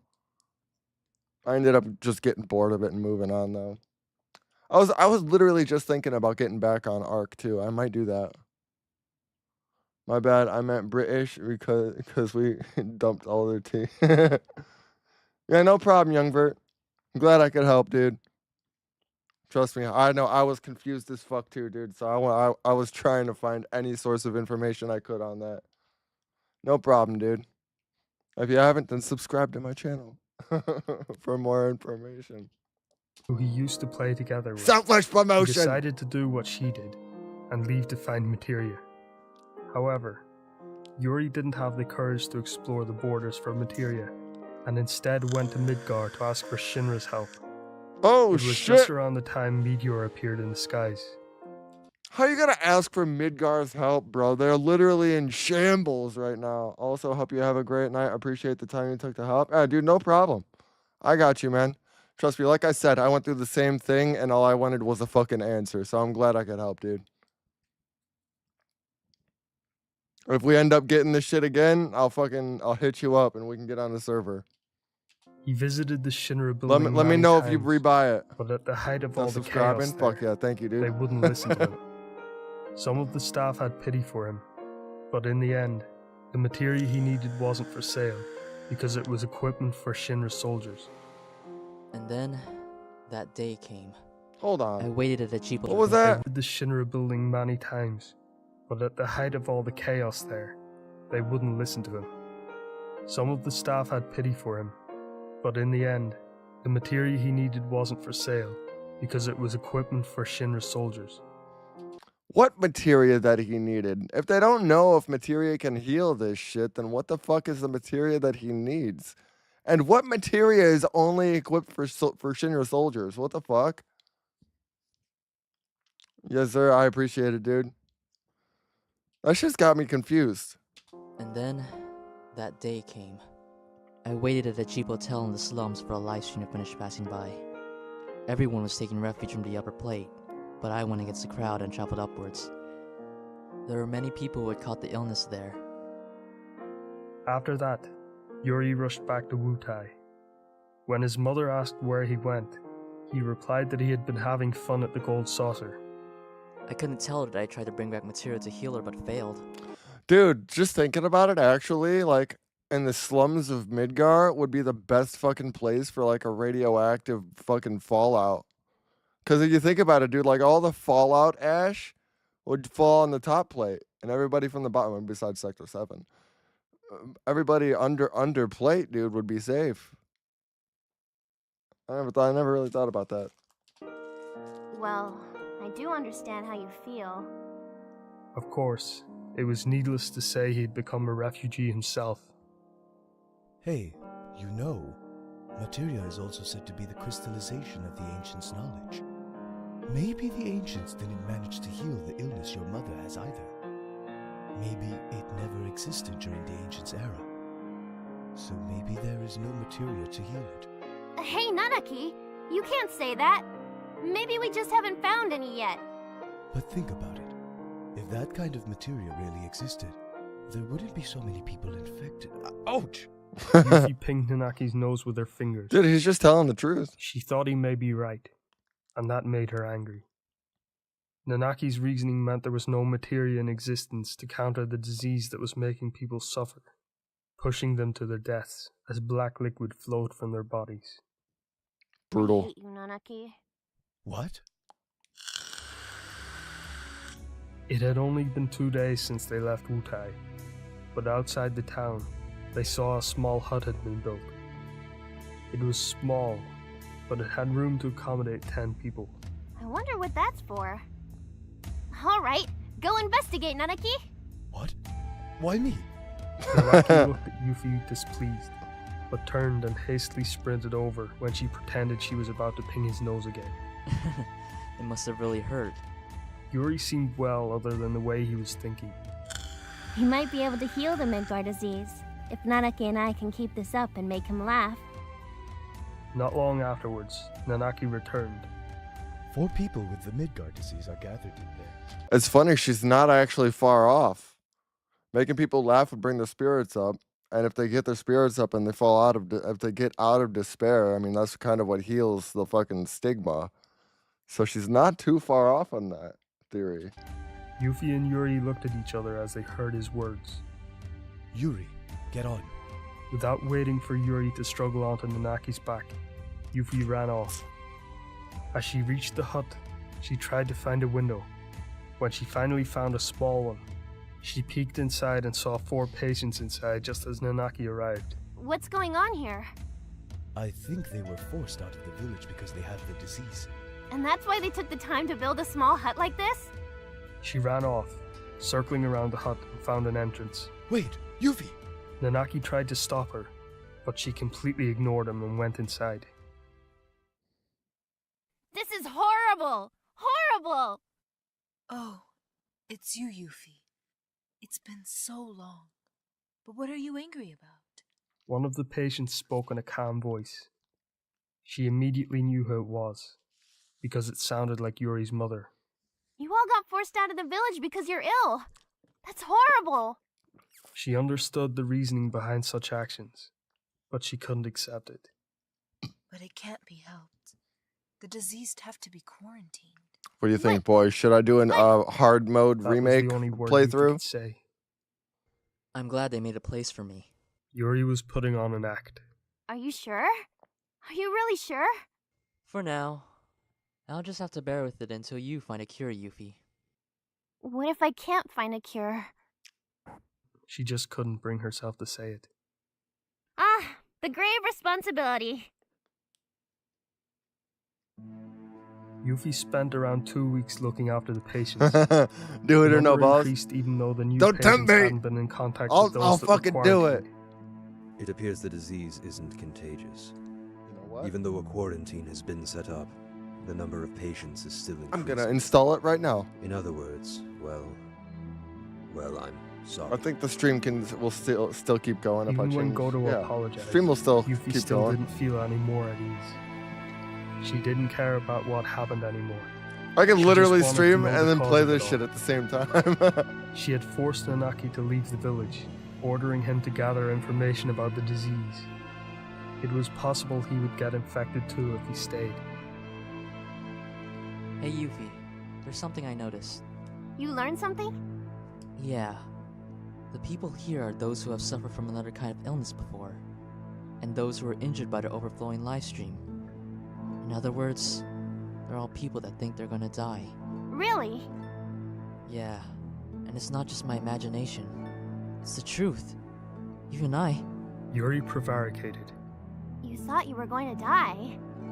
When? Thinking about At the it now, cave disc 1 did have a lot of When I content. saw It really did. strange water and passed out. Hey! That water! Perhaps the water was the cause of all this. Yuffie immediately Oh, went around asking damn. the patients. Hold on. She asked if they had drunk or were soaked in some strange water. However, in the end, a conclusion couldn't be made. Everyone noticed the water's taste had changed after the live stream erupted and passed by. They had thought nothing of it because to the people of Wutai who pumped up underground water to use, the taste always changed whenever there was an earthquake. Apart from being soaked in the live stream being the cause, they felt they couldn't eliminate the possibility that the disease was somehow linked to the water and the condition the people were in at the time. They reported their opinions to Godo. 1. Take care when using water. It isn't known if boiling the water will have any effect, but make sure you do Alright, so I'm before downloading use. remake right now. 2. Do not think you are going to die. About a year afterwards, Yuffie kept to her routine, spending 2 weeks taking care of the patients and 2 weeks traveling to look for a cure. Taking care of the patients made her feel a rush to find a cure soon. I only and have whenever she 3 left the games village, on she my would be worried PS5 about right them. now. It was Remake, what led her Rebirth, routine. and FF10. The number of huts had increased to 2 now, and 3 children Those had are the also 3 caught the games I disease. have right now. They were brothers aged 8, 6, and 4. Yuffie was surprised that children at that age were already thinking they were going to die. However, when she heard that they thought they were all going to be washed away together when they tried to rescue their older brother drowning in the river. She was confident the thoughts she and Yuri had about the disease were correct. Great music. Geostigma. That's what it was called around the world, spreading through suspicious-looking water. It enters into the bodies of those who have given up on life and are faint-hearted. Yuri's mother was gone. Because if you think about it too, with disc 1, you have, I mean, you start off at the train station, you go through all that, you go through the bombing mission, you get into the slums, you go to 7th Heaven, you go through that, and then the extra shit is that you have to go walk around with Tifa and collect money for water filters or something like that. And then basically from there, it's just go fuck up reactors and fight Shinra. And then after that, Sephiroth comes in and you got to beat the fuck out of him too, which really threw me off because you don't see Sephiroth in the original game until the fucking end of the game. You see him once on the Shinra 8 and then you don't see him again until fucking Temple of the Ancients. Even so, Yuri swore he would always smile in front of Yuffie. Almost another year had passed. As geostigma continued to spread, a cure was still yet to be found. Don't know how to install seamless Quite co-op? a number of people had the same opinions about the disease as Yuffie and Yuri did, but there were far more people that Hang on 1 second, because I might need to update my shit too. I'm not entirely sure. Let me see here. If I just try to hop right the fuck on it, what happens? What happens if I just try to hop on it? Does it tell me to go fuck myself?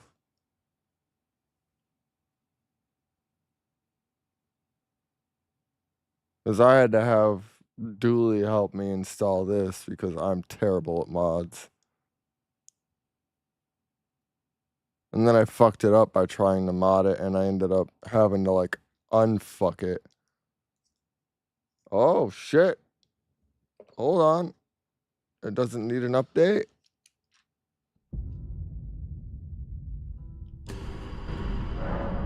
Welcome to the Seamless Co-op mod for Elden Ring. This is a free mod. If you have paid for any launches or packages with this mod, then you've been scammed.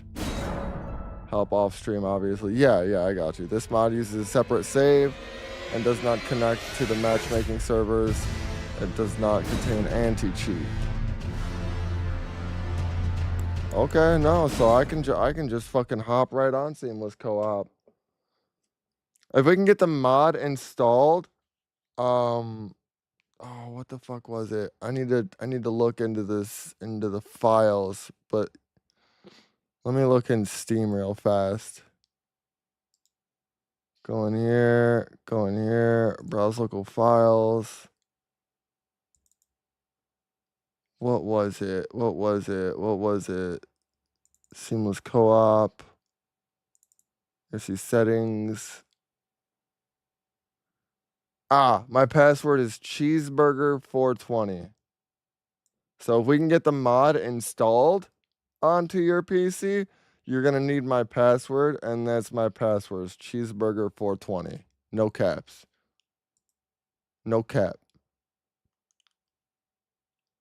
PC, Volume D, Steam Library, Steam Apps, Common, Elden Ring, Game, Seamless Co-op. So I would say start by downloading it off of, start by downloading it off of Nexus. What's the update?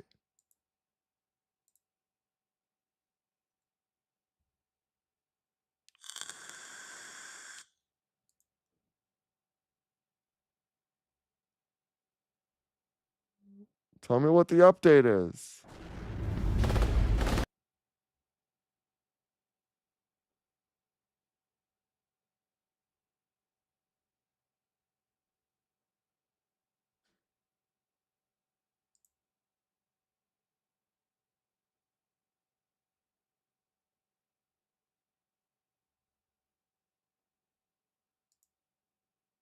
No, not broadcasts. News? Region of distribution added addition notice. Following regions have been added. Oh, here we go. Update details. New playable character. Yuffie has been added as a playable character. When was this? Oh no, it was January 12th, 2024. So what's the new update?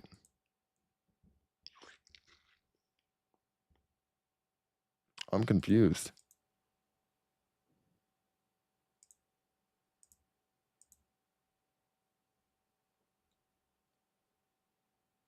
Why won't it tell me what the new update is?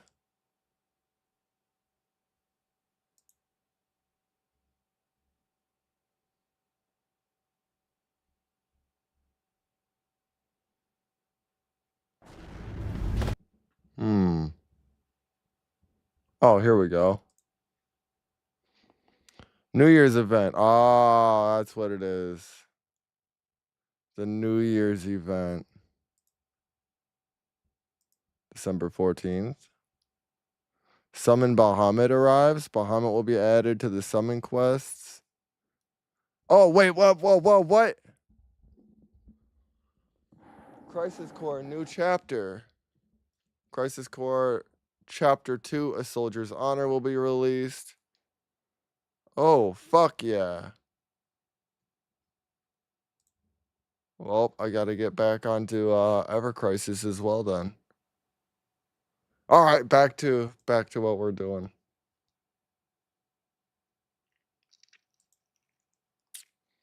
Yeah, I would start by downloading it off of Nexus, and then we'll figure it out together. I'll Got in watch. contact with the disease. I And might because of have to that, update it to what many you of the have though, unfortunate victims and their families lived in a life of because you despair. might get a different version. This We have to have increased the chances exact of the same family members version. gaining the disease too as a result, giving the people the proof they needed to believe the rumors of infection. That's where Kian comes into play. Kian will Yuffie help was us. soon going to arrive in Corel. She noticed the sound of an explosion in the distance. She looked around to see where it came from. Also, Kian, you know what I realized? I was watching Night Sky Prince the other day, and I realized I'm like, Kian looks like Night Sky Prince. I don't know. It just clicked in my head. I saw Night Sky Prince, and I'm like, that looks like Kian. And soon looked up to find an enormous airship closing in. Yuffie waved. Hey! It was a model she had never seen before, but she was sure it was Sid's airship. The Shara! She continued waving, jumping many times, but the airship flew overhead. Yeah, hold on. You don't mind me bringing up that picture you sent me? I'm gonna get a side by side. Let's see if I'm right or if I'm tripping.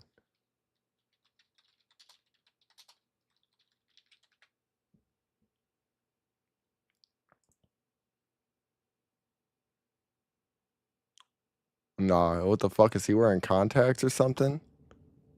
That's some fucky shit. Hold on, where's that one picture you sent me? It was in Discord, right? You don't? Okay. Hold up.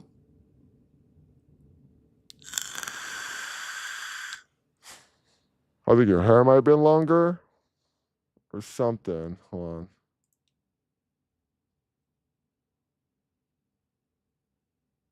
Oh, yeah. Yeah, check out this fucking hoodie I'm getting, dude. That shit's fucking sick. I can't wait to get that shit, dude. The Advent Children hoodie.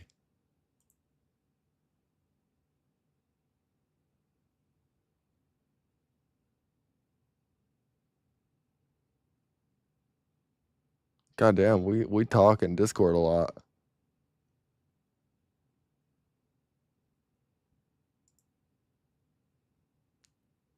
All right, I might be tripping. Does that make me racist? Probably. I want that hoodie. Dude, it's pretty cheap. Pretty cheap online.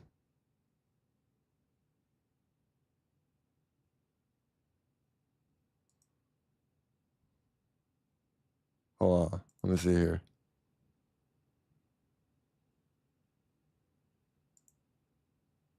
Nah, I'm tripping.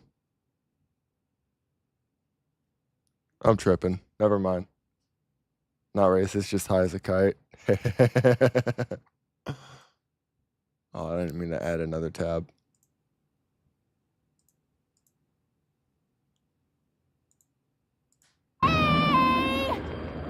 She had heard Sid was building an airship. God damn. It wasn't easy using oil as a fuel instead of Mako energy, but perhaps he had solved the problem now. I got Sid If wanting she to play headed west Elden from Ring her current again. location, she was sure she would reach Rocket Town. Good, you can help me She with thought this that boss, maybe she dude. should go there, but she changed her mind immediately. The airship had turned around. It was hovering in the distance so that Yuffie wouldn't get caught in the thrusters as it slowly landed. Hey! Yuffie ran over waving. The hatch on its body opened up, and a red beast jumped out. Nanaki started running at a powerful pace toward her. Yuffie opened up her arms as if she was ready to greet him with a hug. Nanaki jumped with all his strength, but Yuffie jumped to the side almost immediately and avoided him. Landing on the ground, Nanaki protested. Why did you dodge? What a bitch, You've dude. grown bigger. I don't want to be slammed into. I haven't changed that much. Whatever. You're not cute either way. Goddamn, bitch. Hey, Yuffie. Sid caught up with him. He looked exhausted. Or maybe he'd grown thinner. Hold the Is fuck that a up. new model? Talk about my boy Damn like that right it again. is. I completed it somehow. Talk about my I'm in the boy middle of Nanaki test like that flight. again. Looks like it's going well. Pop a cap in You could your say ass. that. But there ain't much fuel left. Just enough to go around half the planet. It doesn't look like it's going well. I'm just gonna have to place my hopes on that rush-headed Barrett. He's out looking for another place where there's oil. I already have all the materials and the staff ready to go when he calls, but where on the planet could he be, huh? Contrary to what he just said, Can I choose a file, a save file? Do I need to start a new one, seamless? I would probably, if we're gonna do it together, I would just start a new one. But you can carry over your save files. It is 100% possible. I brought my main character from my vanilla Steam version of Elden Ring over to my seamless co-op. I can't remember exactly how I do it, but you could take the files from your main save and bring it over to the seamless co-op. Yeah, you can do that. Sid's hopes seemed to be lower. So you met Barrett? Yeah, seems he's been through quite a bit. So, you want a ride? No. What the hell? You still haven't cured your motion sickness yet? Why should I get it cured? It's Yuffie's only weak point. A girl won't be loved if she has no weak points. You ain't nothing but weaknesses. Ha! Don't you worry, Missy. What's that supposed to mean? Got that, bitch. Well, anyway, I'm not gonna force you on, so take care on your trip. Just as Sid was turning to return to his airship, Yuffie called out to him as if she was remembering something. Hey, Sid. Yeah? There's materia that can heal geostigma, right? Hearing those words, Nanaki looked off into the distance. You think there is, don't you? Of course. Sid looked into Yuffie's eyes. Then there is. Heh. The only fucking person that has materia that could heal geostigma is dead! Yuffie began to think as she watched Sid return to his airship. Dumb How bitch. troublesome. He knows there's no proof that any exists. But they were the words I was hoping for. Soon the idle sound of the airship's engines changed to an explosive sound, and it was rising high into the air. Its nose turned toward the direction of Rocket Town before it dashed off, no longer visible.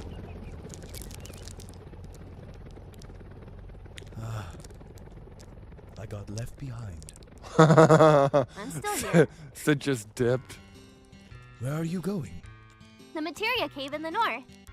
She couldn't tell what Nanaki was thinking from his expression, but from his downcast look, she knew there was I something got he wanted left to say. behind. Yuffie leapt quickly onto his back and leaned forward, stretching her arms around his neck. Letting her wrists cross over together, she gave him a tight squeeze. Nanaki's front legs gave in. That hurts, Yuffie. Tell me what you're thinking. I will. Just let go. Yuffie loosened her hold. I was just thinking the same thing I did before.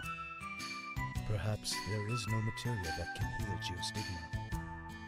stayed quiet and tightened her grip again. I said that hurts. Geostigma hurts even more. Yeah. Nanaki nodded solemnly and began walking north, letting Yuffie stay on his back. As Yuffie swayed from side to side, she thought to herself, I've become Yuri and all of the patient's hopes by continuing my search for materia. That's why I can't quit being a materia hunter.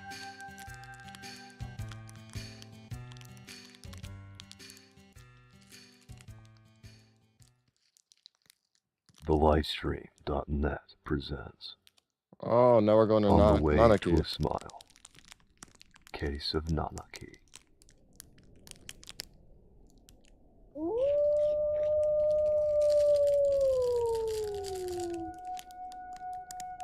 Oh, Gilligan, please be gone.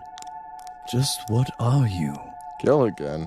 Nanaki, also known as Red 13, howled at the moon as he tried to rid himself of the darkness that had taken root in his heart. His howl echoed in the cold night on the plateau far in the distance.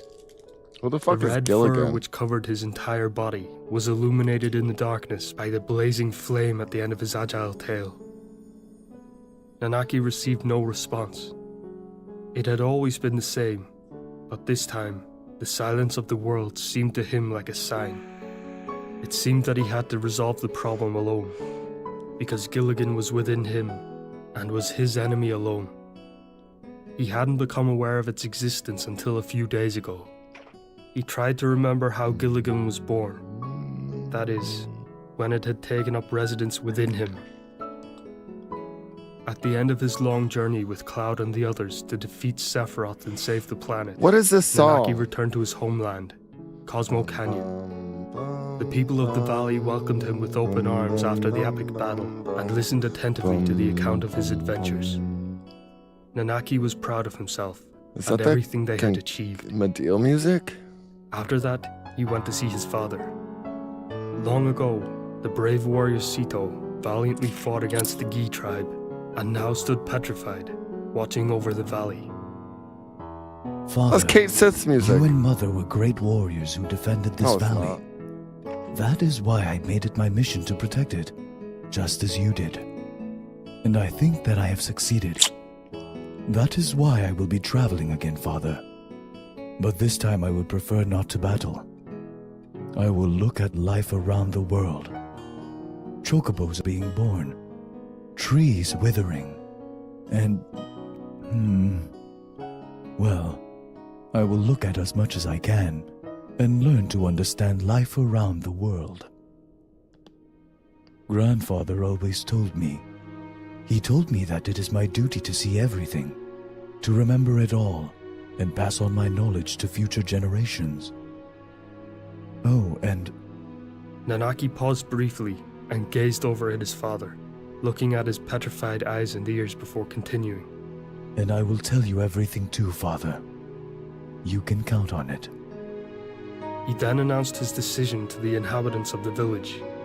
He would obey the last words of his grandfather, Bugenhagen, and make it his new mission to embark on a long journey to record the world. They all encouraged him, reassuring him that his accumulated knowledge would be of significant importance to future generations, and that they would always be there for him. Leaving the village through the rugged terrain of the canyon, Nanaki followed the arduous path down for a while, and finally looked back. The people were still standing there, waving him goodbye. In response, he sat on his hind legs, stretched out his back, head up, and let out a loud howl. I will be back. Until then, I bid you farewell. With that, he ran down the rest of the path in a single breath. Before long, he arrived at a crag. There he would usually stop to look back at the village before leaving Cosmo Canyon. Once he passed this point, the village would finally disappear beyond the horizon. Nanaki wasn't about to break with this tradition. He looked up toward the village, but it was nowhere to be seen. A huge boulder that he was sure wasn't there before blocked his view. Ah, yes. It finally dawned on Nanaki. The livestream had come through here and had brought the rock with it. Yeah. Since he had last been here, He noticed the shape of the land had changed here and there. He looked around carefully again and realized that parts of the canyon that had once protruded had been eroded away. It's literally a whole different world. It can't be helped.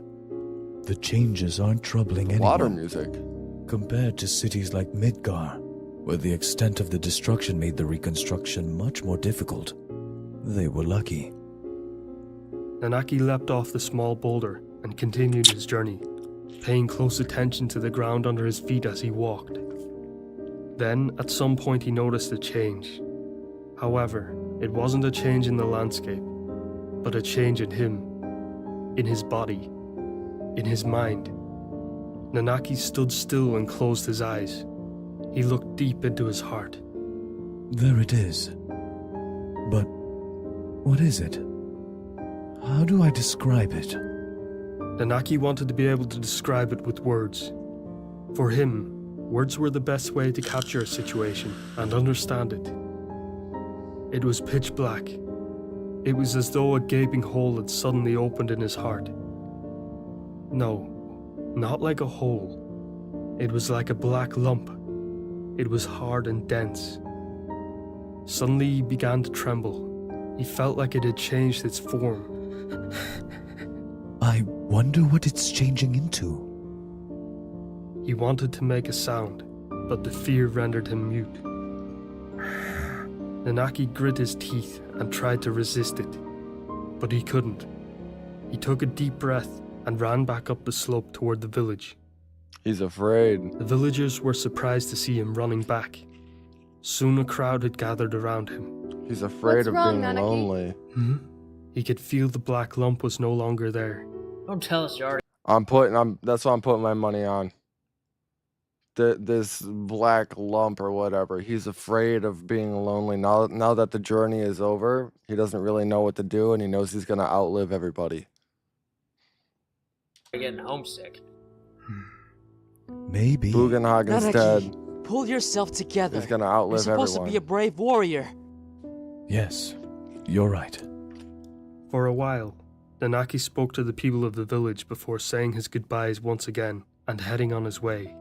He could have taken a different route, but he consciously decided to take the same path. He wanted to find out whether it was the place itself which had caused the sudden fear, but this time nothing happened. Gilligan. That was the name Nanaki had given the thing that had suddenly appeared in his heart and struck him with fear. Oh. The word Gilligan had no deeper meaning, but by giving it a name, Nanaki would surely not forget it. What a name. Names helped him remember certain events. And so, Nanaki continued on his journey with Gilligan as an unwelcome dark passenger in his heart. Sometimes when he remembered it, he tried to fathom its true form, but each time, he was gripped with fear. As long as he was unable to keep it under control, he would rather just keep Gilligan out of his consciousness. When Nanaki left Cosmo Canyon, he had a rough plan in mind. First, he would travel to the western continent, a narrow island which ran north to south, to visit Wutai, Yuffie's hometown. After exploring there, his journey would take him back east.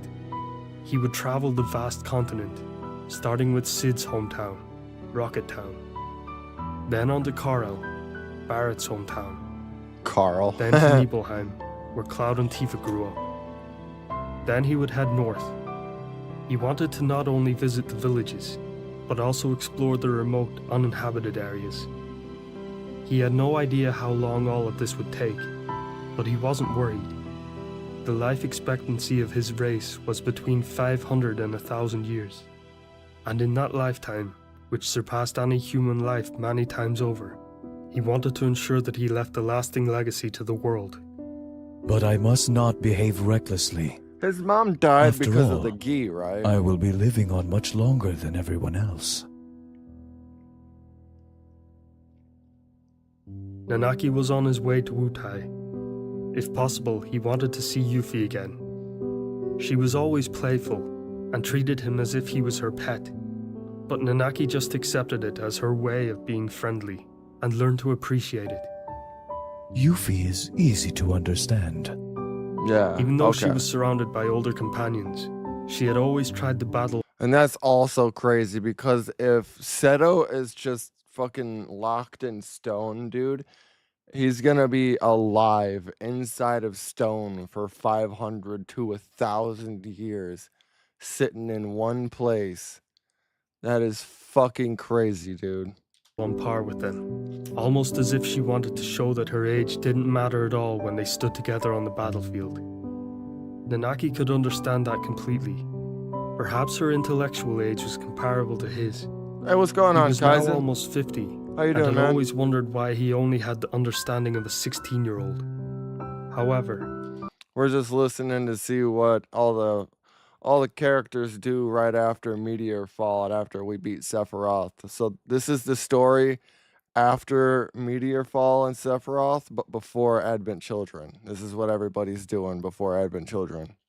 the intellectual development of his race always differed from that of humans, and at some point he had just given up thinking about it. As Nanaki approached Wutai, completely by chance, he spotted Yuffie in the distance. He really wanted to sneak up behind her and give her a fright, but somehow, as he watched her from a hilltop, he lost his nerve. She was walking backwards, dragging a boy her age by the ankles behind her toward the town. How By far the had they ankles? traveled already? The boy's body had certainly left a long trail in the grass. Nanaki couldn't see whether the boy was still alive or not, but he could see that Yuffie was trying to speak to him. A moment later, Just she messing suddenly with the game stopped. before I pass out. At first he trying to thought figure that out she some was taking a things. break. Which game? But far from it.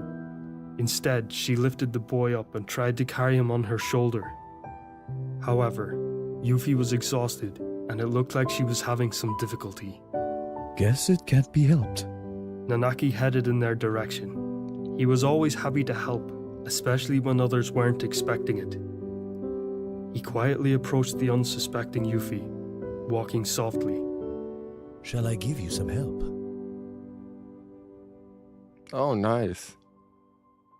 Which one, Majora's Mask It turned or out that Ocarina Yuri, of Time? Yuffie's friend, had become a victim of a disease that had recently become Breath of the rampant in Wild. Midgar, whose most obvious symptom was a viscous black liquid which literally ran out of every pore on the body, spread fear and terror, because it inevitably ended with death. And dude, getting Geostigma, it would not be fucking easy trying to like cheer yourself up and get out of despair to fucking heal this shit. Like you're literally bleeding black eye core out of every pore in your body. Ocarina of Time? Fuck yeah, dude. Good choice. So like getting this shit would be almost impossible to be like, I'm good. Everything's gonna work out great. While you're fucking bleeding eye core out of your eyes. In Midgar, it was an even bigger problem than the difficult reconstruction. On his travels, Nanaki had heard rumors that the disease spread by contact with the infected, but Yuffie didn't seem the least bit concerned. However, Nanaki was concerned and wondered whether he should tell her about the rumors. But when he heard Yuffie and Yuri speaking, he quickly realized that she was already aware of the rumors about the risk of infection. What's with this carelessness? No, wait. It's not carelessness. It's kindness. Yuffie, I don't know how close they are, but she couldn't just give up on her friend. His thoughts turned to suspicion toward Yuri. How could he take advantage of her kindness like that? What if she gets infected? Tying up loose ends. Nanaki was really angry. I get But that. of course, he had to accept the situation as it was. After all, it was Yuffie's I can friend dig it. and her decision alone. When the conversation turned to materia which could surely cure the disease, he said, presumably to give vent to his annoyance, that such materia doesn't exist. Yuffie reacted angrily, but Nanaki had counted on it. What he hadn't expected, however, was the sadness in her eyes. Nanaki deeply regretted the contemptible words he had just said to her. Finally, they reached Wutai, and Nanaki spent a few days there. Yuffie took care of all of the patients that had now been placed under quarantine and isolation. Nanaki helped her with smaller tasks if she explicitly asked him. Otherwise, he tried to keep his distance and observe the disease. He was convinced that this was an event that he had to remember in order to preserve it for posterity. This was another I was playing FF10 earlier, working on my walkthrough, trying to decide if I should edit the video or leave as is after the battle sphere grid. I've learned when it comes to editing like playthroughs, especially if they're really fucking long, because I don't know how many times I've sat here on what the fuck is my editing program? What is this shit? I already forgot what it's called. On CapCut. Yeah, I almost said Clipchamp. I don't know why I was thinking Clipchamp. But I will sit there on CapCut for 10 hours straight going through a 5-hour long playthrough. And it's gonna get like 10 views, 20 views, maybe 50 views, maybe 100 views. But it's not gonna go viral. So I've learned, like, even watching like Maximilian playthroughs or like Nice Guy Prince playthroughs or fucking like Blitz playthroughs or anything like that, they don't edit the fuck out of their playthroughs. They literally just like they play the game, they throw the video up. So that's kind of what I've started doing when it comes to like really long playthroughs. If I'm doing something specific, then I'll edit the shit out of it. But if I'm just playing through the game, just toss it up, dude. If people want to watch it, they'll watch it. of the great game of life. Because I keep unpausing and pausing. Because like game playthroughs and like let's plays are literally like something to toss up in the background while you're doing something else. Like if I'm watching somebody play through, if I'm watching Maximilian dude play through Rebirth, I got it up on the second screen or on my phone while I'm doing something else. They pay people to edit for them. Well, yeah, but I mean, I don't know. I've watched a lot of Let's Plays from other creators, and not just like big creators or anything that do well. And all of them are they're literally just like maybe there's like a sound effect here or like a little like close up here or there, but other than that, dude, there's really like I would go balls to the wall with memes and close ups and fucking keyframes and all sorts of crazy shit on my videos. There's really no point to it because if it's a 5-hour long video, I mean, you're putting a fuckload of work on yourself for not that many views. I mean, I don't know how many views yours will get. I'm just speaking from experience on what I've learned or what I've seen on my own channel. Like here, let me see. Let's take into account like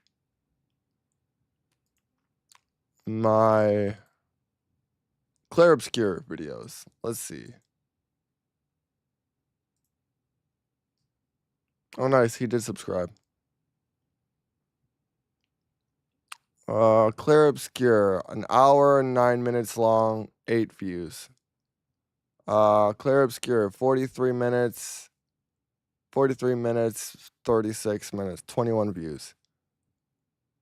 34 minutes, 14 views. You know, my ARC playthroughs, 17 views.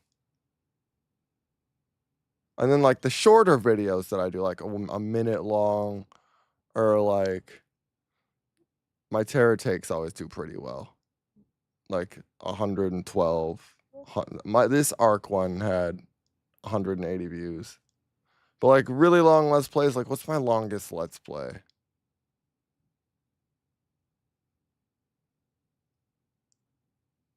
I don't even know what my longest Let's Play is.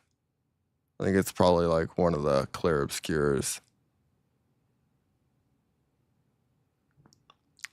I know a lot of these 43 minutes long, 34 minutes long type videos, they were 5 hours. And I literally I cut them down to that size. So like that's what I did a lot of the time. I know the videos I did just took me 5 tries because I kept messing it up or getting items out of order. Yeah, I mean, like, I would recommend, like, if you have something like if you're going through the game and you fucked up or you're getting caught up on something that's like, all right, like you're sitting in there organizing your equipment or something like that, then you like cut that shit out. Or if you're going through like tedious battles, then like cut that shit out. But like if it's a boss fight, keep it in. If you're going through like crazy like NPC dialogue, then keep it in. Like other than that, I would say don't break your back on Let's Plays. But edit it a little bit. Don't go crazy and just like toss it up. Hey, is it true you can speak? Yes. This is unfathomable. Why would a being like you be created? Your soul must have been mistakenly put in the wrong body. You must always wish to be human, right? Those words confounded Nanaki. God but damn, a realization that's came harsh. to him. Having the same thoughts and emotions as humans allowed him to observe and understand them. And it was his duty to pass on this knowledge of the evolution I was of thinking the leaving human battles race in, just to get rid future of the screen that generations of pops up. humans. Nanaki was glad that he now understood his The duty. the thing I would do with battles too is I would here, hold on one second. Let me see. It'd be easier to just show it. With like battles, what I did Their village is not far from here. Oh, really? is I would like just straight cut out until we got to like a part like this or something. But I would just like cut to the part where I'm attacking or they're attacking. Ready to evade.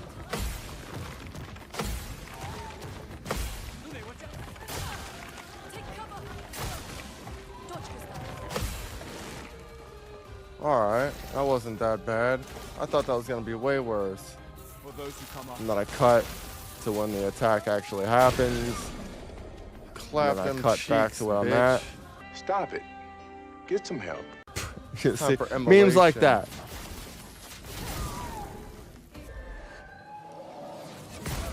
I was doing with Age of Imprisonment, submission dialogue and cutscenes. Yeah. Nice. See, like, and then I cut to when the attack happens. I would cut out like the wind-ups and like the returning back to your spot, or like, you know, all the, like, if it's a really long battle and I'm just like attacking and doing boring shit, I would cut out like half of it and leave the other part on.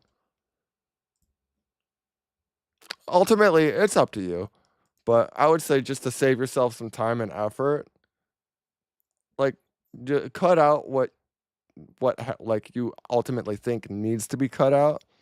But if you think it would be all right to leave it in, then by all means leave it in. A little better. Now I've learned another thing. Nanaki would have had no objection to staying in Wutai for a while to observe the patients and to spend time with Yuffie, but she ordered him to collect more information about the disease, and so he left. He was about to enter the lowlands and turned back one last time to look at Wutai in the distance before it disappeared from his sight. He was sure that from here he would still be able to see Yuffie at work in the makeshift hospital, but the whole place was suddenly no longer visible. Apparently he had already entered the lowlands without noticing, and because of the sweeping valley, Like Wutai me had messing now up in disappeared Prime from 4, view. since if I die, I have Oh, to well. do things all over again. I'll Yeah. just have to come again sometime. Yeah, especially things like Nanaki that. was about to continue on his journey when suddenly he was gripped with fear. It was Gilligan. It had resurfaced. Nanaki focused his whole consciousness on Gilligan, trying to find out once and for all what it had to do with him. The black lump trembled, and suddenly something came to the surface. They were the faces of the people at Cosmo Canyon. Their friendly faces appeared, only to be immediately swallowed up by the darkness. Those faces just now. Who? When he realized he couldn't remember their names, his whole body began to tremble. The shaking was so intense that he was unable to stand and had to sit down on his hind legs. Come on. I had to do remember their some. names. I had to do the same sequence of Nanaki things 3 encouraged separate himself. times, just getting Another the bike. face appeared Yeah, from the darkness. yeah, like the repetitive shit. Gilligan. If you It fuck had a up or peaceful something and you have to do it all over again, or like you die and you go back, like if I got into a fight, like a boss fight, and I died 6 times, I would normally only leave in the battle that I actually won on. Like, I did a couple of videos where I had like a death counter. So like that's the only account that I took in like when I left in every time that I died. But like I would cut out most of the battle, get the first of it, and then like the last of it where I died, and then I'd get to the next one, just straight cut right next to the next one. Expression, one that Nanaki had never seen before. Then it started to sink back into the Black Sea. Suddenly, thoughts of death shot through Nanaki's mind. Are the people of the valley going to die? Yuffie too? Once again, Nanaki felt the crippling fear. Help me. He cowered on the ground, his whole body trembling as he called out for the planet's protection. Inspired by misplaced hope that it could hear him, he wanted to shout out again, but Gilligan suddenly disappeared once again. Nanaki slowly stood up and looked around. He ran up the valley and saw Wutai on the horizon. He saw Yuffie hard at work. Someday, Yuffie too would grow old and die, and most of the people of the valley were already quite old. They would all die even sooner. Just the thought of it made Nanaki sad. Certainly he would cry with grief and would be depressed for a long time. But why had Gilligan caused him to panic at the thought of the deaths of people he knew? Is that Gilligan's true form? The fear I feel when the time came when my friends die. Nanaki shook his head to rid himself of these detrimental thoughts. One day the time will surely come. But now is not the time to think about my But friends' also, deaths. I gotta remind myself to talk. Nanaki changed his plans. I don't really and have that decided problem. To investigate the yap, Midgar disease, dude. as I Yuffie yap and a the lot. people of Wutai called it. And where I'm- else could I'm he pretty learn good more with about that. this disease than Midgar itself? On one hand, the more information there was, the more contradictory things would probably get. On the other hand, the pensive Cloud and clever Tifa were in Midgar. Nanaki was therefore quite sure that he would gain valuable insights if he stayed there for a while. Like, it definitely took me a long time to get the hang of it, like, just starting out YouTubing.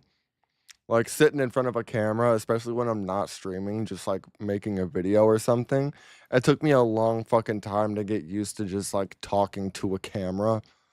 It's weird. Like, you feel like you're just, like, talking to yourself, but, like, obviously, you know, it's gonna go up on the internet and people are gonna watch it or whatever, but, like, it took me a while to get used to just, like, sitting here and yapping to a camera. Makes me feel kinda crazy. Nanaki went south I around mean, Mountain bro Eagle has to to feel continue on his sad journey watching all east, that go down. but got lost in a Dude, forest he had never been yeah. in before. So would At first he Gio- relied would Seto completely get on his Geo animal Stigma as a instincts for statue? orientation. I don't know. I really, But soon I it don't turned think out he that would. the forest was much deeper than he had initially assumed. Because everything, the live stream that swept by, it would just hit his stone shell. If I'm assuming, if what I assume is correct, where he's just alive inside of a stone shell, I think the live stream would just like kind of sweep over him, and it wouldn't really touch him. So I don't know if he would get geostigma or not. I would assume not. But like I said, he'd have to. He lives. Those creatures live for like 500 to 1,000 years. So if he's just sitting in a fucking stone shell that can't move, and he's just like, I assume he's alive, because when we went and saw him, when we had the whole Seto scene in Cosmo Canyon, you saw the tears were dropping. So like that tells me he's alive in there, and he can hear Nanaki, which is like, Jesus fucking Christ, dude. I get tongue-tied a lot and slur my words. Oh yeah, no, dude. Like, my problem is I talk fast. I'm like, especially when I get excited in my game, I start yapping super fucking fast. Even so, he continued to look for a way out, thinking it was nothing to be worried about. Even though the forest was deep, he could still tell the direction he was going in from the position of the sun in the sky. So he continued his march onward, using the knowledge he had gained from humans. Eventually he reached the eastern end of the forest. Suddenly, Nanaki heard a shot. It echoed through the thicket of the forest, so it was difficult to tell which direction it came from. But Nanaki instinctively chose a Nanaki's direction getting and started hunted. running. Soon he found a 10-year-old boy being attacked by a monster. The monster looked like a bear with a long tail. No, perhaps it was a bear. Its whole body was covered with rusty-colored fur, and blood was dripping from one of its front legs. The boy had to have shot it. The wounded animal circled the frightened boy, who had Same way fallen you to the talk ground. fast, yeah. The creature seemed to be trying to figure out what the boy I would do feel like I'm next. dragging on my But sentences then, if I don't the talk eyes of the fast. monster facing down on the boy started glowing red. I want to get to the point. And it began to stride up to the boy.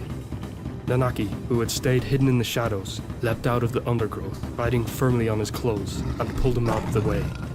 After he had pulled him to safety behind some bushes, he turned to the bear. It seemed unimpressed with the appearance of this new enemy and turned on Nanaki, almost as if it had been expecting interference. The claws on its two front paws could be seen under its fur. As if the bear didn't care about who his new enemy was, it naturally ran toward Nanaki. The dangerous claws on its two front paws, which could be seen under its fur, had gaping wounds in them, could do some serious damage. I'm going to be in trouble if I get slashed by those. The weak spot of Neeble Bears is their neck. Go, Red! Neeble Bears! Nanaki was initially a bit perplexed, but it was true that the weak spot of many beasts were their throats, so he focused his attack on the Neeble Bear's throat. He gave a typical animalistic roar to intimidate his opponent. It had the desired effect. The Neeble Bear froze in its tracks.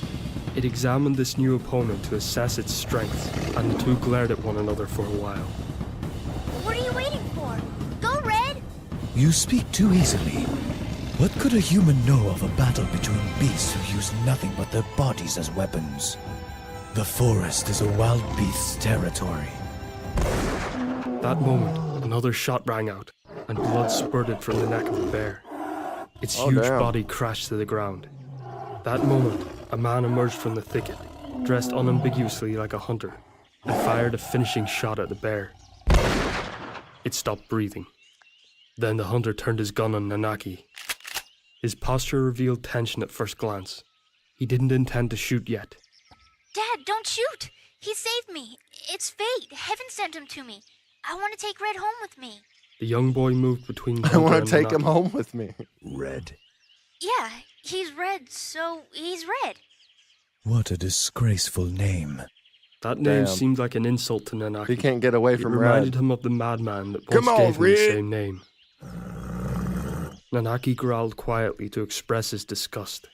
The hunter and his son seemed alarmed and took a few steps back. You can talk, right? The hunter still had his gun trained on Nanaki. It's been a while, but the Shinra Company used to have a premium on your whole clan.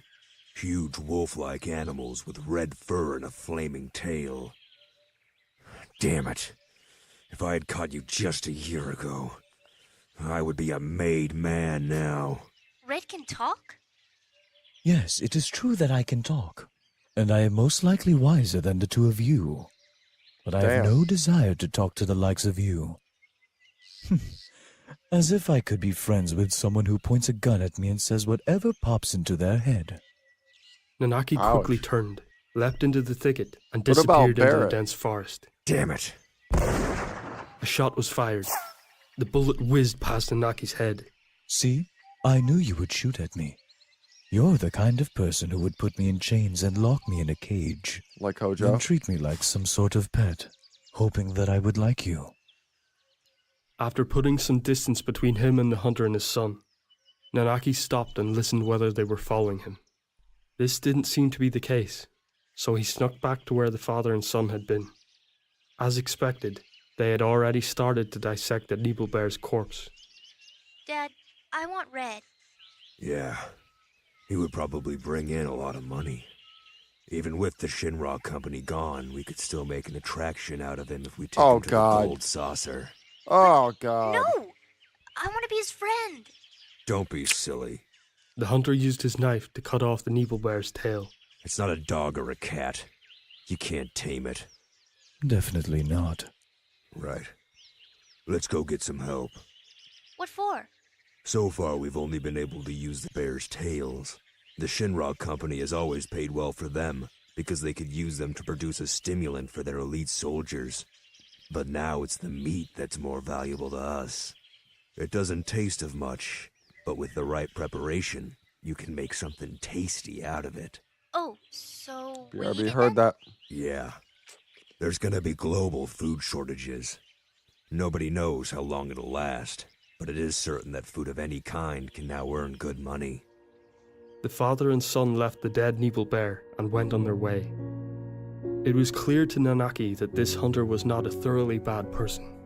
In fact, he was only doing his best to survive in these hard times. If from now on these Nebel bears could be part of the food chain, then they should hunt them. System. Every living thing has to eat, or it will die. Bugenhagen had once told Nanaki that one can distinguish animals from monsters by how they treat a killed opponent. An animal kills to eat, but a monster kills for no reason, then searches for its next prey. According to this classification, humans have more in common with monsters than with animals. If the hunter only wanted the tail of the Nebel bear, then he truly was a monster. But it was a different story if he depended on the meat from the Nebel bear for food, though you couldn't exactly call it a fair fight, since the bear had no gun after all. But that's how the food chain works. Even though Nanaki didn't particularly agree with the hunter and his son, he didn't feel that he should interfere. Because Nanaki had spent most of his time with humans since he was very young, he hardly ever had any need to hunt. There were times when he pondered the origins of his species and had gone hunting to see how it felt. But because he had hunted his prey without any intention of eating it, he had thought of himself as a monster, so he had no right to judge the hunter and his son. Most humans take the lives of other living things to eat, and so to survive, without even thinking about it. Even if they were conscious about it, they would avoid thinking too deeply about it.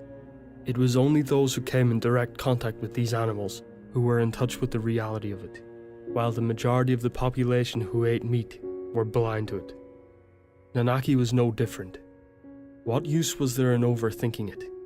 Even if there was a higher truth and absolutely correct behavior, one way or another, his hands were tied. On the carcass of the Nebel bear, all kinds of small creatures had already appeared. Nanaki lay down and observed their activity. This was also part of the eternal cycle of life of the planet. He had to focus to objectively store these memories away, free of any emotion. Suddenly, he heard a high-pitched roar, and two small Nebel bears came running toward the corpse. Oh, All of the no. small creatures quickly scurried away. The two cubs approached the carcass of the larger bear, most likely their mother, and nudged her with their paws and noses. They seem to be trying to wake her up. Nanaki couldn't do much more than just watch them, fascinated. But then he remembered that the hunter said he was going to bring people back here. That meant danger for the cubs. Suddenly, Nanaki's desire to simply observe the course of things disappeared. Nanaki came out of the bushes and made himself known to the bear cubs. I understand how you feel, but it is not safe for you here. Come with me.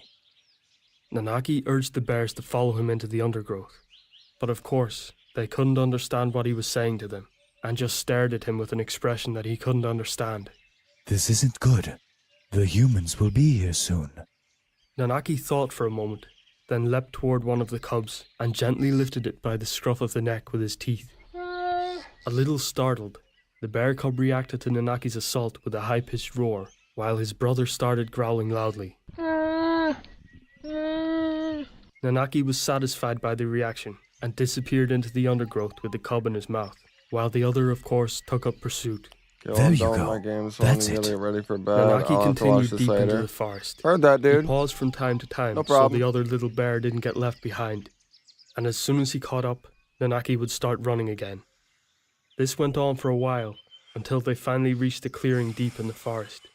The ground was covered with weathered stone paving, which was a sign that people must have once been here.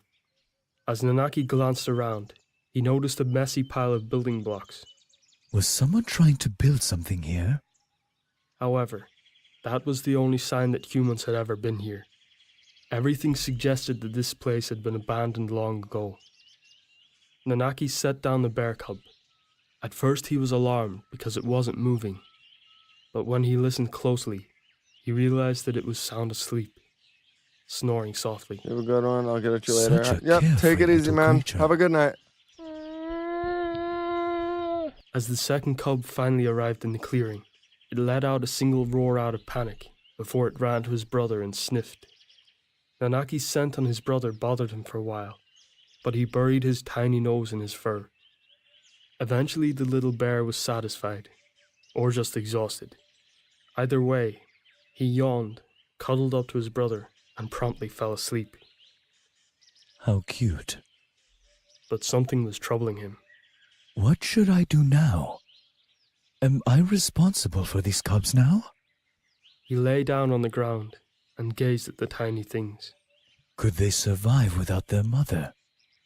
What do Nibel bears even eat? At a glance, they could be mistaken for ferocious carnivores. One thing I've wondered, that scene at the end of Final Fantasy VII, when you see Nanaki and those two cubs, his two little Nanakis, how the fuck, how does he get them? Like, how does he have kids? Is there another creature like Nanaki in the world, or is Nanaki the only one? I've always wondered that. Because, like, obviously there's Nanaki, there's Seto, and his mom. And I think in the Before Crisis video game that was on the phone, there was, like, another one that was his, like, sister or his girlfriend or something like that. I know it was a female. Mitosis? Hold on one second. Let me Google something.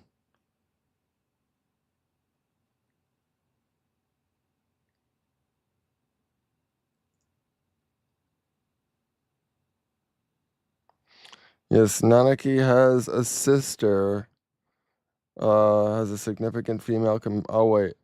No. Nanaki has a significant female companion named Dene, who performed the planet's pacification ceremony with him, implying a close bond, possibly romantic or spiritual, through the game, though the game doesn't explicitly call her a sister. But in Final Fantasy VII Rebirth lore, they are depicted as being from the same limit. Wait, Rebirth? Rebirth? Wait. In Final Fantasy VII Rebirth lore, they are depicted as being from the same lineage and deeply connected. A female of Nanaki's species who participated in a ritual with him, as shown in Before Crisis Final Fantasy VII and hinted at in Rebirth. However, creatures Hold like on. these were often When omnivores, was just like Nanaki himself. Dene In that case, hinted Forrest offered a at variety in of foods, FF7 and Nanaki had his Rebirth? answer. He decided to gather a little food for them in a pile, then finally leave the forest. Of course, he was concerned about the cub. Oh shit. Dene, a character from the spin-off game Before Crisis Final Fantasy VII, is hinted at in Final Fantasy VII Rebirth through a photograph found in Bugenhagen's observatory. Oh, But he couldn't shit. play their surrogate mother, and certainly not indefinitely. It was probably... No, hold on, now I'm curious.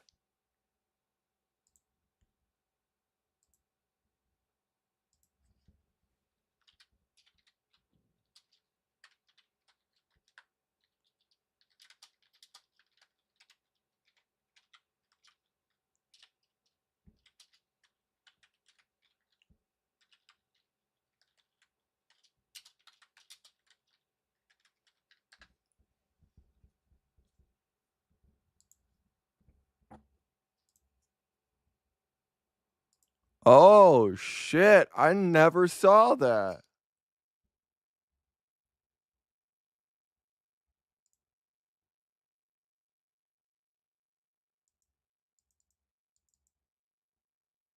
You see this shit?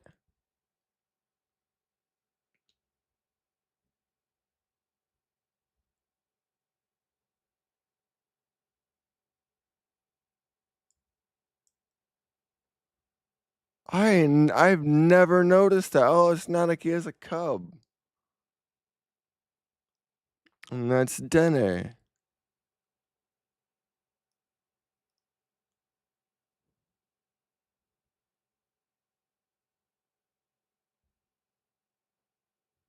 Dene considers him a coward.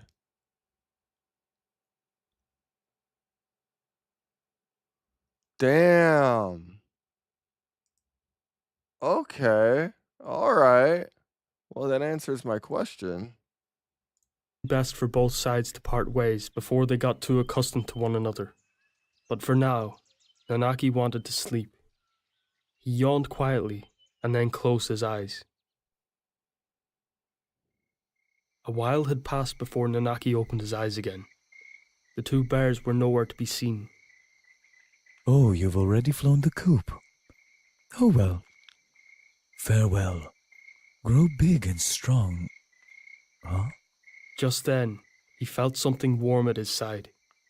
Unbelievably, he found the two little cubs had snuggled up to him and were sleeping soundly. Aww. This isn't good. Not good at all. However, Nanaki noticed a feeling in his chest which he had never felt before. A feeling that was stronger than all reason in his mind. And so, he decided to take care of the two cubs until they could survive on their own. The two bear cubs, whom he had given the names Bazu and Rin, had now bonded with Nanaki, and he Pazu taught and them how Rin. to hunt.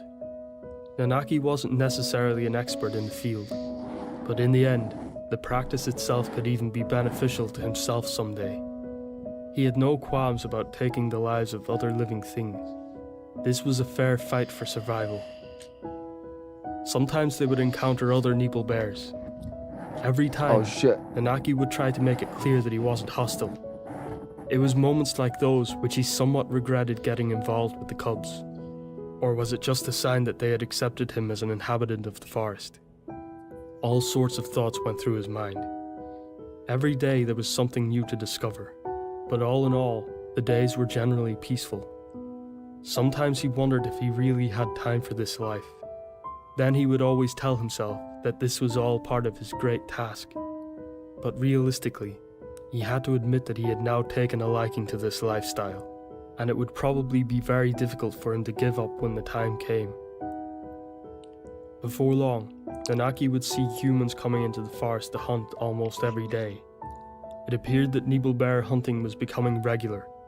They had accepted the bear's meat into their diet. He knew he would have to teach Bazu and Rin not only how to hunt, but also how to identify humans and stay away from them. Nanaki didn't know quite how much time he had spent in the forest now. Keeping track of time is a characteristic of humans. Although he was able to live as both a human as well as a beast, these were clearly the days of the beast. He thought of the promise he had made to Yuffie, but that disease was the concern of humans now, and had nothing to do with the world of beasts. At first he felt bad for geostigma thinking doesn't that way, affect animals. but now he could see things from a different perspective. I will talk about this story once I've returned to the human world. I spent my time in a forest as a beast. It was necessary to have the emotions of a beast to survive. That's what I'll say. If one day he would return to the world of humans, he wanted to tell them about his time in the forest as a beast, and that he felt in his heart how important his feelings as an animal were to him. Gilligan appeared several times in Nanaki's consciousness. To the familiar faces soon joined Bazu and Rin. As with everyone else, they appeared in the deep darkness, only to sink back again soon after. The disappearance of the two bear cubs in the darkness caused Nanaki to tremble with fear again. However, his fear would be vanquished as soon as he felt them snuggling up to him. Nanaki now knew Gilligan's true form was his fear of loss. It was the fear of losing loved ones that made Nanaki tremble. Once Nanaki had realized that, he no longer had to fear Gilligan. One thing became clear to him. Nothing can ever be achieved through fear of loss. The days in the forest came to an abrupt end. Bazu and Rin had at some point grown to the same shoulder height as Nanaki, and both had set up their own small den, so they started going off on their own from time to time. There was nothing in particular that triggered it, but eventually they got into the habit of sleeping apart from one another, with Nanaki between them. There goes an end of an era. That made him a little sad, but mostly he felt pride at how admirably they had grown up.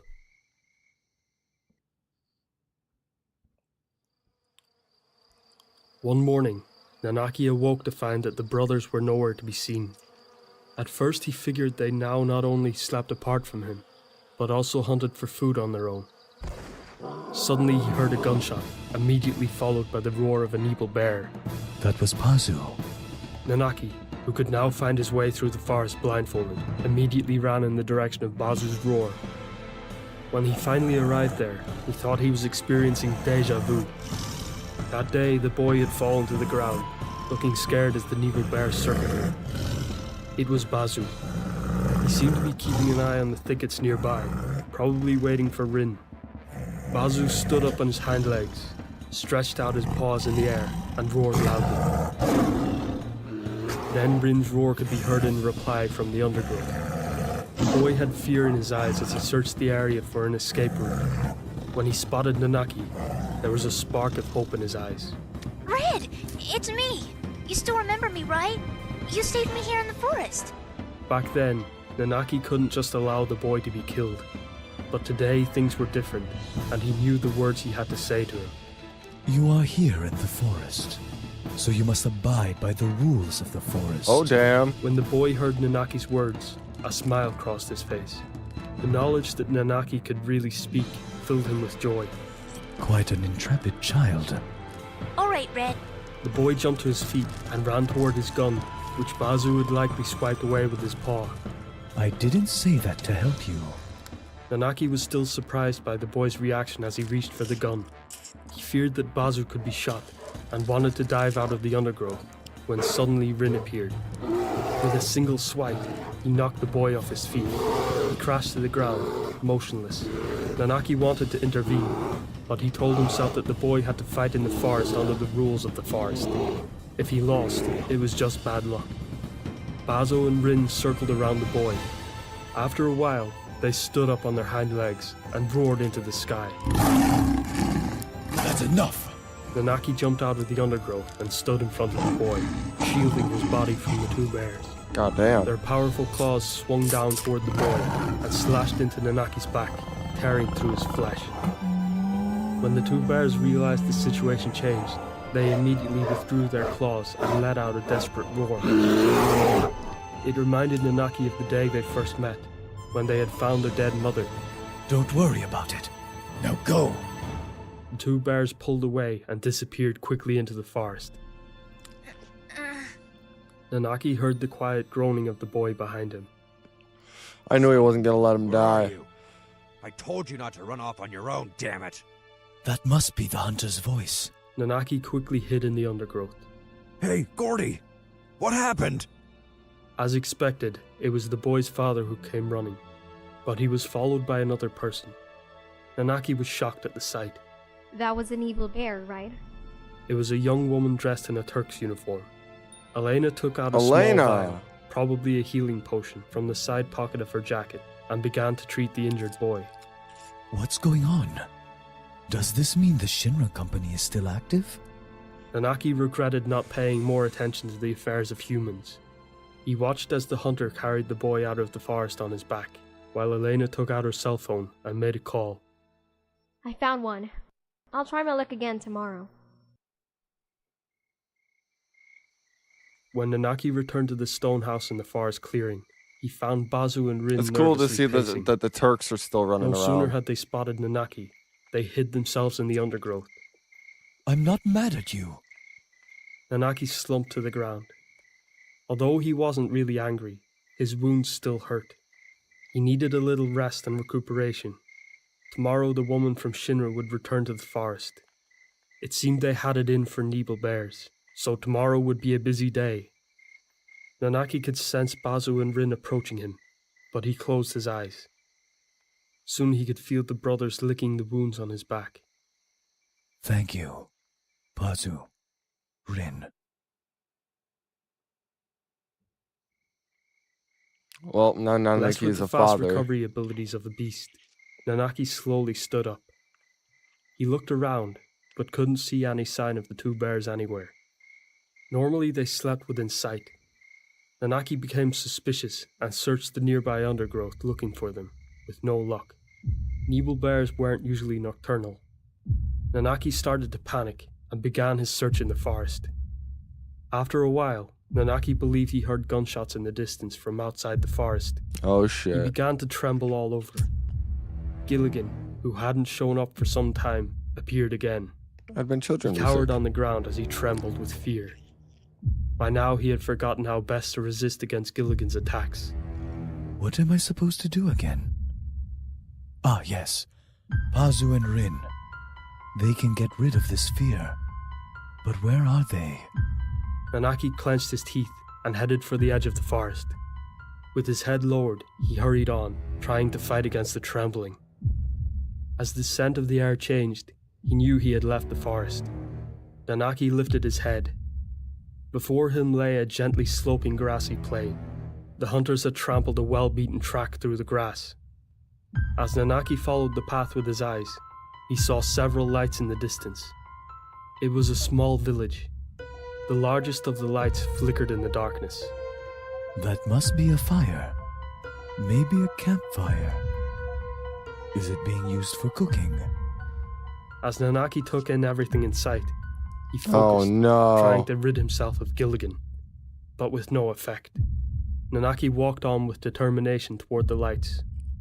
It is. Actually, Nanaki had already guessed it. The campfire illuminated the figures of Bazu and Rin. The two had been tied to huge posts in a familiar pose, with their front paws stretched upward. Their tails had been cut off. Suddenly, Nanaki felt something take over him. Gilligan was no longer there, though he was still scared to look closely at the two bears, so instead looked over his surroundings. There were 3 small cabins, all lit up. Pricking his ears, he could hear men and women laughing. Perhaps they were celebrating the successful hunt. In any case, no one seemed to be keeping watch. Nanaki still didn't have the heart to look directly at the brothers. Did Bazu and Rin come here to take revenge?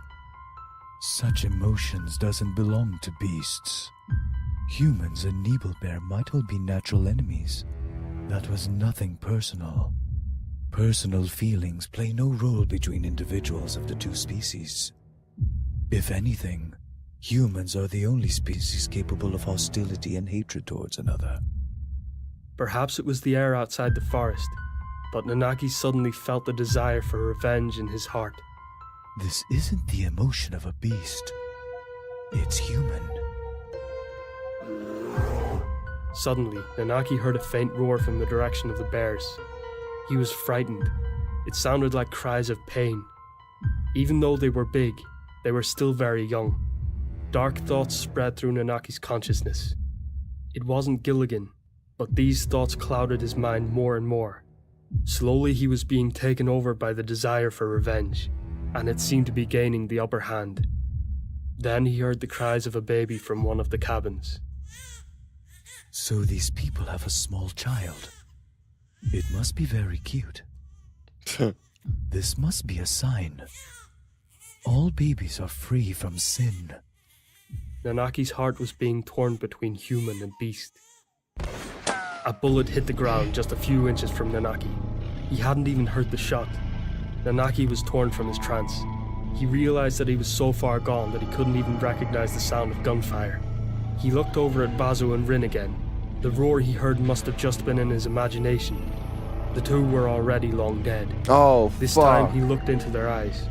Behind their half-closed eyelids, he could see the flames of the campfire reflected in their red eyes. Nanaki felt like the flames were jumping on him, burning in his eyes. Soon the whole area glowed in a glistening red, and he could see nothing else. Another gunshot rang through the air. Nanaki heard it this time. He followed the sound and sprinted to one of the cabins. With a single bound, he jumped through the window. Glass shattered with a loud crash. Several armed men stood before him. I was spurred on by my human ties, but now I stand before you as a wild animal. Human faces surrounded Nanaki, but he could no longer distinguish them. Another shot rang out, and his cheek was flooded with agonizing pain. That was the signal to attack. Nanaki leapt at the man standing closest to him. Not like you're having his own Sephiroth moment. He Yeah, could dude. barely remember what happened after that. He merely had a vague recollection of the pain as the bullet pierced his body, as well as the She's cries of getting a fucking boy. crazy with Nanaki, dude. When Nanaki opened his eyes, Y'all just he killed was his lying on a children. wooden bed, which was What do you covered mean in you blood. want to be his friend? I don't think he wants to He be your let his fucking gaze friend wander. anymore. In one corner of the room sat a familiar figure, Fuck dressed your in friend, red. dude. The man looked over at him. Can you get up? Vincent? Oh shit! What are you doing Oh here? shit! I should ask you the same thing. As usual, Vincent didn't reveal much. Apparently he had spent his days aimlessly traveling the world. He said with a little self-deprecation that he had probably waited all this time for something to finally Fucking happen. Vincent. One day, by chance, he spotted a Shinra helicopter in the sky and followed it, which led him to this village. The helicopter had landed here. Elena of the Turks was probably on the search for something and had gone into the forest with the hunters. A while later, they returned carrying a wounded boy, and that evening, the two bears suddenly showed up. There was a terrible uproar, but the hunters finally managed to bring the bears down. Elena had obviously got what she came for, then left with the helicopter. Just as Vincent was about to follow, Nanaki suddenly appeared. Vincent had heard shots, and then watched Nanaki jumping into one of the cabins. When I got here, you had a hunter pinned to the ground, and you were about to bite through his throat. The child was screaming that he wanted to be your friend or something like that. I have no idea what happened. But I didn't see the Nanaki I knew. You were like a wild beast attacking people. So I shot you. After Vincent had shot Nanaki, the hunters had no idea what had happened, and it would have been too dangerous to leave them there with their guns. So he drove them from the cabin, and even from the village. I gave them a little scare, you know. All I had to do was transform. After that, Vincent treated the unconscious Nanaki and waited for him to regain consciousness. Nanaki looked around the cabin. There was blood all over the floor. Did I kill someone? No. That's good. The two were silent for a while. Nanaki tried to get up to look out the window. Although he was dizzy, he somehow managed to stand on four Saw legs. you were about to kill They somebody, took away the so I bears shot that were you. outside. Should I have stopped them? No. They will probably be of use to them. That's the rule of the forest. Or perhaps it's the rule beyond the forest. Vincent, I just don't understand anything anymore. Tell me, what happened? Vincent silently listened to Nanaki's story. He told him everything, from his first encounter with the two helpless cubs in the forest, to his reunion here with Vincent. What should I have done differently? Vincent remained silent. Nanaki already suspected that Vincent probably had no answer for him either, but surprisingly, he started to speak. Ask me. If one day you look back on all these events, you'll find the answer for yourself. But if you look back again after some time, you may suddenly get a completely different answer. In other words, there isn't just one answer. Just continue living your life, the rest will sort itself out. What Vincent was trying to say was as simple as it was true. Never forget. How very philanthropic of Vincent. Nanaki thought that he understood, but equally, he felt that he actually understood nothing. All in all, he was left with a very unsatisfactory feeling. Maybe you'll understand if I told you this. Vincent could see right through Nanaki. One moment you're 100% sure that what you're doing is right. But the next moment, it's already wrong. Completely wrong. How do I know what is wrong and what isn't? No matter how much I think about it, I just can't come to the right conclusion. That's just it. Vincent stood up, as if to signal the end of their conversation, but he continued, like he just remembered. You can also choose not to do anything. I made that choice once. How did it turn out? It was probably a fair punishment. With a dramatic turn, Vincent's red mantle fluttered as he left the cabin. Nanaki quickly followed him. Vincent seemed to be traveling east, but before long, he left the road and headed into the wilderness. Where are you going? Why do you want to know? Can't I come with you? Why? Well, because I won't be lonely if we're together. Oh shit. Especially here in the middle of nowhere, Called walking it. along the bottom of a cliff, the height of a multi-story building. He didn't want to be alone. Your answer is 100% wrong. Vincent effortlessly jumped the towering cliff above them. Vincent! There was no answer. His red mantle had already disappeared. Who is to say you're not wrong, Vincent? He suddenly realized something. There was no sense in wondering who was right, or what could have been done differently. You can't change the past, only the future. What was important was to be aware of the past, to never forget it, and to learn from it. Then the answers will come to you, and will be of use to you. That's all there is to it. It's no big deal compared to living each day as it comes. Neither I, nor Basu, or Rin had any worries in the forest. Our days in the forest were happy. Nanaki leaned against the foot of the cliff, crouching on the ground, and reminisced over his time in the forest. He saw the two bear brothers in his mind, how restlessly they had always slept, though they were animals. Bazu, as he played in the stream. Rin, as he fell from the tree. As the two bears caught their first fish and devoured it in one bite. Nanaki laughed out loud, but at the same time, he couldn't hold back the tears. Farewell, beast world. Nanaki got up and headed east. After a while, he changed his mind and headed north.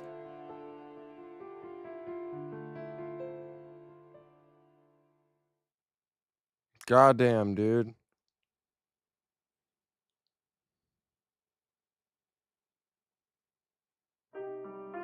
Sid was in Rocket Town, feverishly working on the construction of a new airship. But when he spotted Nanaki covered in flesh wounds, he convinced him to take the time to let them heal. Nanaki followed his advice and watched with interest at the construction of the airship, which was close to completion, but was careful not to get in the way. When Nanaki finally realized that he had spent almost 2 years in the forest with the two Nebel bears, 2 years? He couldn't believe it at first. Sid also seemed to have lost all sense of time due to his work, because even he was surprised that it had already been 2 years since the last time they had seen each other. Time must lose all meaning if one lives a fulfilled life. Nanaki learned that Bard had also been here relatively recently. He would have liked to have seen him again. He was sure that he would have been greeted just as warmly by Bard as he was by Sid, as though everything had happened just yesterday. One day, a cheerful Sid invited Nanaki on a small test flight, now that the airship was practically finished. Nanaki accepted the invitation with pleasure. If it falls, then that'll be that. Don't hate me for it, you hear? That'll be that. Not about saying. From the sky, it became apparent just how small the world really was. For Nanaki, who had traveled the world pretty much always on all fours, it was another big realization. He made a mental note to thank Sid for this memorable experience. I must thank Sid for giving me the chance to see the world from this point of view. I will be spending several hundred years on this small world, perhaps even longer. There are still many facets of life which I do not know, much of which I have yet to see and learn. Down on the ground, due to the seemingly infinite wilderness stretching out in all directions, he might have lost sight of his goal, but he now knew that the world wasn't quite as big as it seemed, and this knowledge alone gave him the courage to believe that maybe one day he would have seen and experienced everything. The world is waiting for me. What did you say? Quit exaggerating it. Hey! Hey, look over there! What is it? Huh, look, it's Yuffie. What the hell is she doing out here? Nanaki felt quite guilty reuniting with Yuffie. After all, he promised her during their farewell to gather as much information as he could about the Midgard disease. But really, the subject hadn't occupied him much at all. To It's hide really his cool feelings of actually guilt, getting a he tried to act POV cheerful, of just Nanaki excited and how he lives. Soon, Sid flew off, leaving Nanaki alone with Yuffie. Yuffie said in her usual unique way that he should accompany her on her search for materia. However, Nanaki's opinion hadn't changed since their last meeting. Back then, he was mad at Yuffie's friend Yuri and told her out of spite that the materia she was searching for didn't exist. But he felt a little different about it now. He was now even more convinced that there was no materia to cure the Midgar disease, or geostigma as he had learned it was called back in Rocket Town. During his time in the forest, Yuffie had been searching in vain for such materia, and that was proof enough for him. Just because he had such a trust in Yuffie's abilities, he was sure of that. But when he told her that, she looked at him with sadness in her eyes. I'm sorry. Of course I'll help you look. Together with Yuffie, he entered a materia cave that lay in the snowfield to the north of Coral. However, their search in the ice-cold cave was unsuccessful. Why does the group need to split, man? There really isn't any here. I'm done. That's a good question. The only ones that really don't we're split going to is keep Barrett, looking. Tifa, Their and hopes Cloud. rest with me. What do you mean? This is the last cave we know that has materia in it. But let's go through them one more time, because we might have missed a spot. You know, there's something I understand now. While we're here, lots of time is passing by over there, right? Yuffie looked off into the distance. She had taught the patients in Wutai martial arts. At first it was just the children, but then the adult patients started coming to her to consult about their physical condition and to exercise under her guidance. You see, that illness really is contagious. But it doesn't spread to just anyone. It enters the space in people's hearts that are worrying. Barrett always like, I'm coming back, Marlene, you bet. You just watch, I'ma come back. I'm leaving, Marlene. Suffering. Or have given up on their own lives. He's like Goku. So, if they study martial arts and exercise their bodies, they wouldn't think about such things, would they? Just by being busy every day, they'll fall asleep in an instant at night and won't be able to trouble themselves with strange thoughts. That's why I want us to do our best here, too. Yuffie looked at Nanaki and smiled. What do you think? I completely agree with you. Of course you do! Yuffie wrapped her arms around Nanaki's neck and pulled him up, so he had to stand on his hind legs. Stop it! Huh? I never noticed all these wounds on you. What have you been doing? Nanaki thought about how he was going to explain it to her. I am on a journey to record all forms of life to memory. He actually presented it differently, but he had plunged into the cycle of life and lived it to the fullest, and he remembered each and every detail. He had experienced things which he, as an outsider and uninvolved observer, would never have understood. It had, however, come at a price, and had left scars on his body and soul. Stop acting cool, you silly thing! Yuffie once again wrapped her arms firmly around his neck, but this Quit being time cool. she loosened her grip again. Keep at it, Nanaki.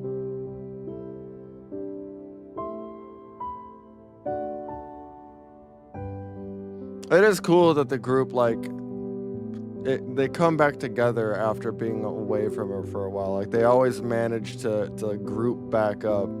Even if it's not the whole group, like 2 or 3 of them will come back together. Like Barrett and Sid, Yuffie and Sid, Nanaki and Sid. After separating Mainly from Sid. Yuffie, Nanaki wandered rather aimlessly around the world.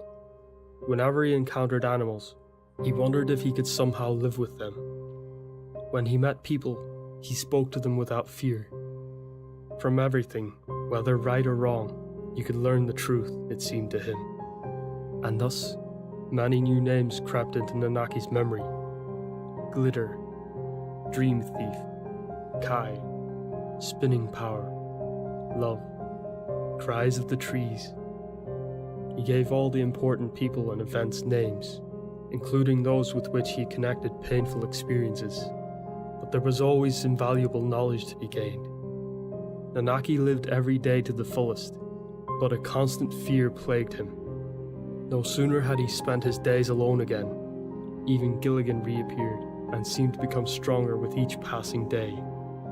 The more experiences he collected on his journey, the more he had to lose. This must be the reason that Gilligan is growing more and more. Gilligan's true form was the fear of loss. Now that Nanaki knew what it was, the unknown had lost its terror, and he didn't have to fear it anymore. Regardless, he still found himself trembling, and each time he needed longer to recover from the attacks. The question of why came to Nanaki, so much so that he feared he might be mistaken about Gilligan's true form. So he thought all over again about what Gilligan really was. But the only thing that came to him was the absolutely paralyzing fear. There was no doubt about it. That was what it was.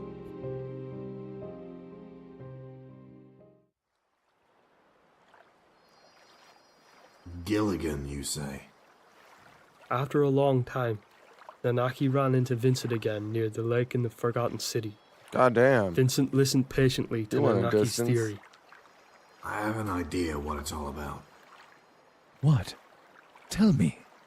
Nanaki excitedly urged Vincent, as if he was about to jump on him to get a response from him.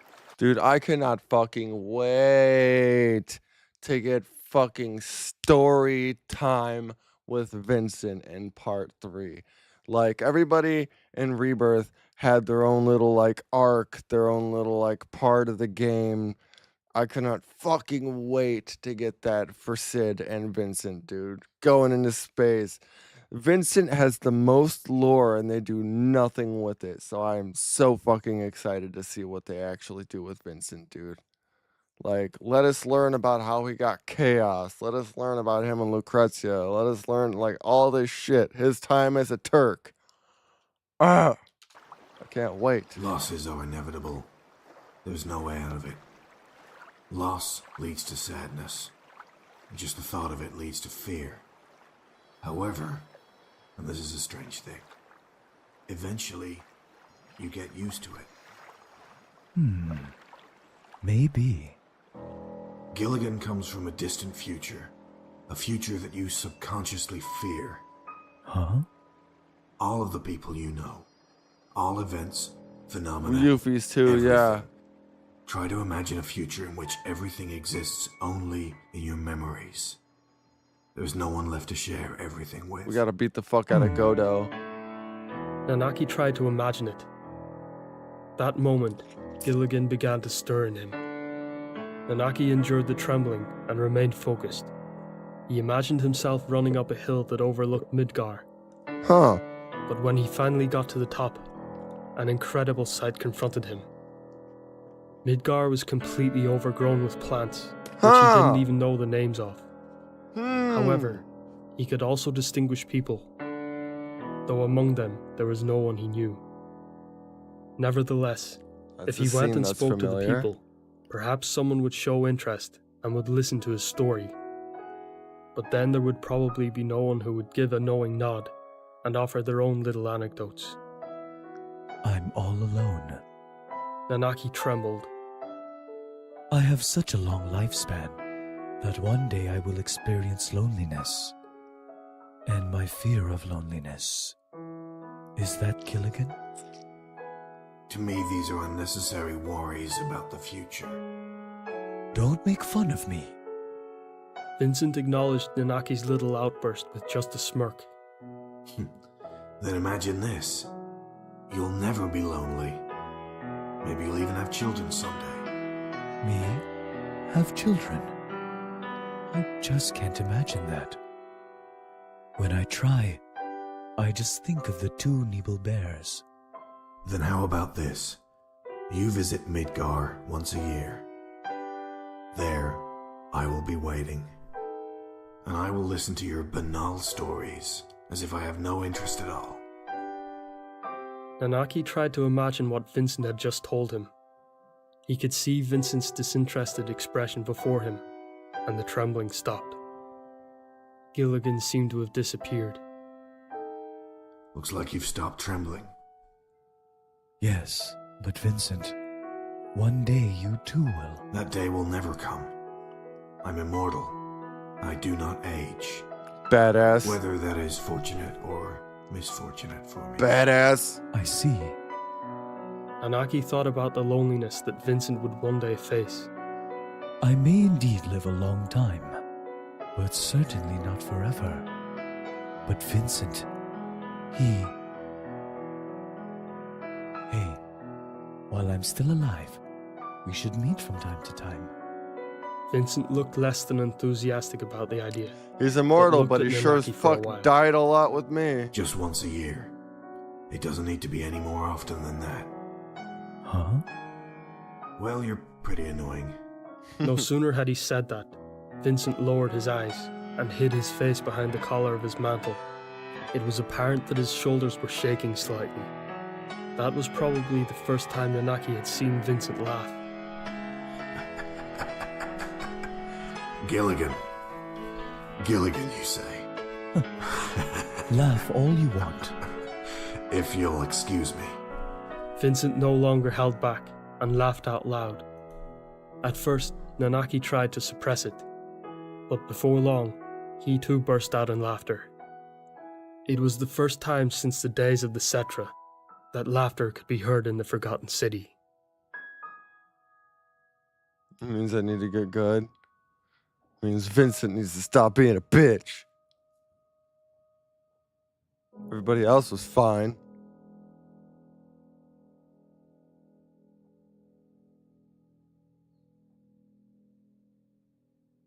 Alright, come on to the next part.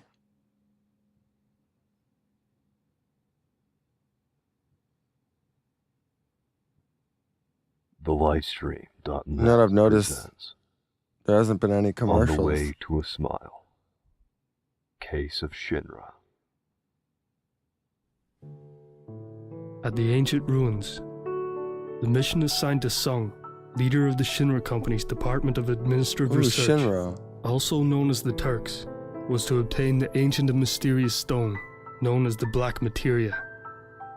Just as he had almost fulfilled his mission, Sephiroth suddenly appeared and severely wounded him, leaving him on the verge of death. The bleeding wouldn't stop, and he could feel his consciousness slipping away. Just when he had already accepted death, Aerith and her friends appeared. They too Was had Cloud's arrived EP? in That's a pursuit of good Sephiroth. question. I think his was kind of For a covered long time, in Tifa's. Sung's main duty had been to monitor Aerith, a descendant of the Ancients, waiting for the right moment to recruit her for the Shinra Company. Occasionally he would feel pressure to use some of his subordinates' more persuasive methods, but all in all, this practice was an exception within the Shinra Company. Previously they had tried to control Aerith's biological mother with force, but unfortunately, this led to her death. This new approach was clearly a consequence of this earlier failure. Sung's guilt made him reflect heavily on his own actions. Aerith was the last remaining descendant.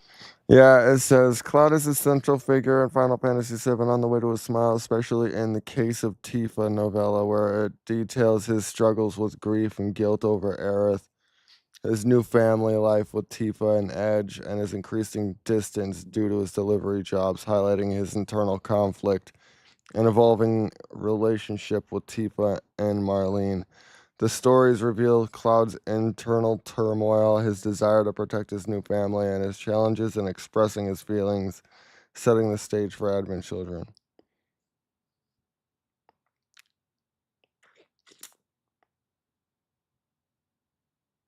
Where to find it? In Case of Tifa, Case of Denzel, and Case of Livestream, which will be coming up soon. Of the Ancients. So I felt think his unworthy case to is be in the basically presence of in such like a majestic few of the existence as different her. ones. He embodied the dark machinations of the company he served. He couldn't let himself get too close. The first time Aerith spoke to him was when she was still just a child. Hold on. It was the last guilt made him reflect heavily on his own actions. Aerith was the last remaining descendant of the Ancients. Sung felt unworthy to be in the presence of such a majestic existence as her. He embodied the dark machinations of the company he served. He couldn't let himself get too close. The first time Aerith spoke to him was when she was still just a child. Thank you for your hard work, as always. At first, Sung couldn't believe what he had just heard from the young girl. Seeing how silent he stayed, Aerith continued. You're protecting Ooh, me. I'm sorry. We gotta watch this video real fast. We gotta watch this video. What was that, Dashing David?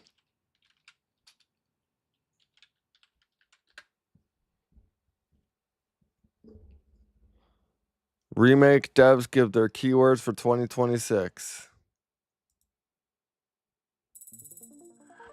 Damn, Wix there's the gives commercial. you the freedom to tell your story. Alright, YouTube, we are back, of course, talking that FF7. You know the motherfucking drill, my dude. So, we talked previously about the year-end messages we get from the Square Enix devs every year. Previously, I thought it was like Famitsu, and then the last like couple years or so, I think it's been 4Gamer. But it turns out there's still like a year-end messages thing from Famitsu, I guess. Maybe I don't know if they didn't do it last year, if we just didn't cover it last year, whatever. But alongside this New Year's message from the Square Enix devs, we also get like their keyword for the next year, the keyword for 2026, right? Is it Highwind? Keywords that we got from Hamaguchi and Katase are a little bit exciting, but to be expected given the time frame for when a lot of us expect for FF7 Remake Part 3 to come out. We also got an update from Yasuke Saito, who's in charge of the Nier series and has previously worked on like Dragon Quest XI, maybe some other Dragon Quest games, I don't know, that he's now in charge of Dragon Quest as well.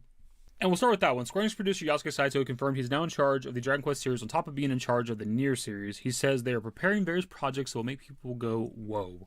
The 4th anniversary year of Dragon Quest is finally here, 40 years, that's amazing. Personally, after finishing my role as producer on Dragon Quest XI Echoes of an Elusive Age and stepping away from the Dragon Quest team, I returned in April 2024 as the lead on Dragon Quest titles due to an organizational restructuring. I'm currently in the middle of developing various projects, so I think there will be a lot more I can share. It's the kind of thing that makes you go, whoa, I'll do my best, so please give me your support. So when it comes to Square Enix, I don't know that much about Yasuke Saito because I just don't dabble that much into like the Dragon Quest and Nier series, but he has been producing the Nier series since the very first one, right? He's been a part of Nier since the very beginning. I'm not sure if he has any hand with Drakengard or not, even though that's, you know, kind of loosely connected.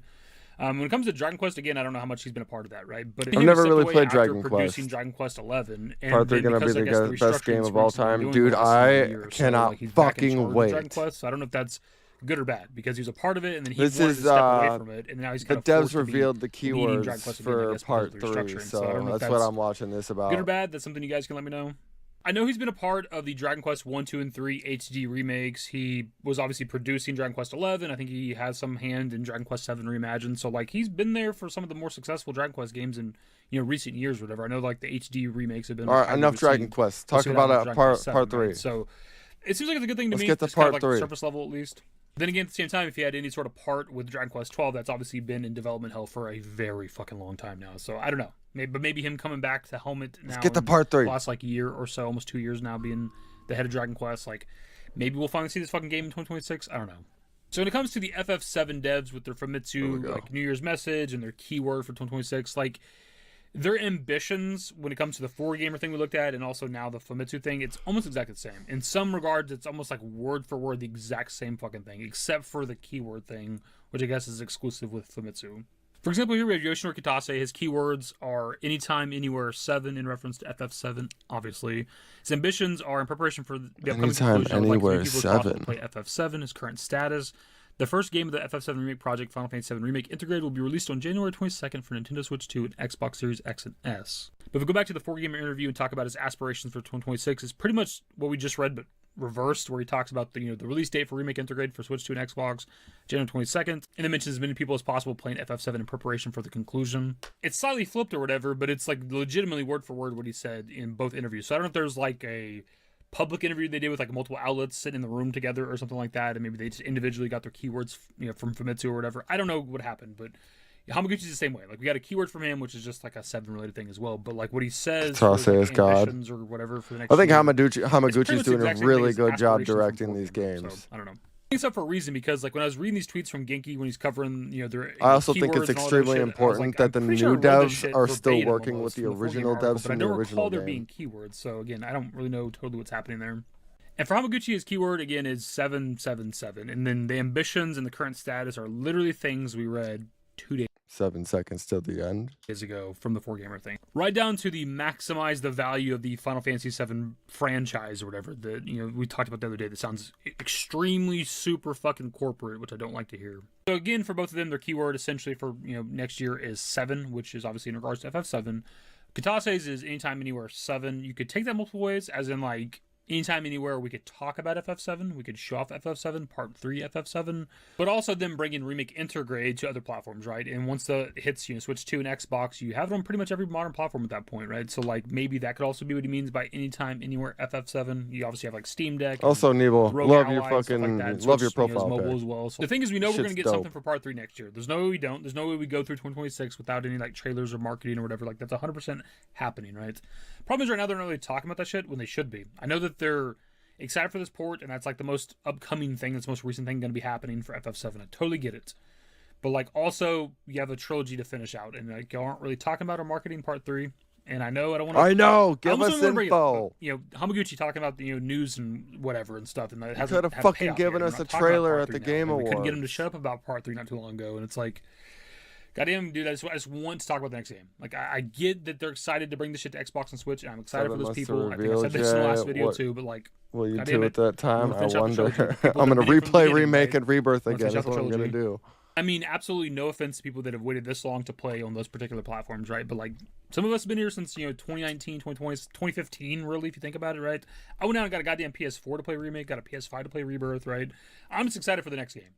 And I know they got to Me approach this, like, too. newer audience, but unless there's just some massive fucking turnaround on those platforms for the 7 Remake games, like, it's probably too little too late, dude. You missed the window.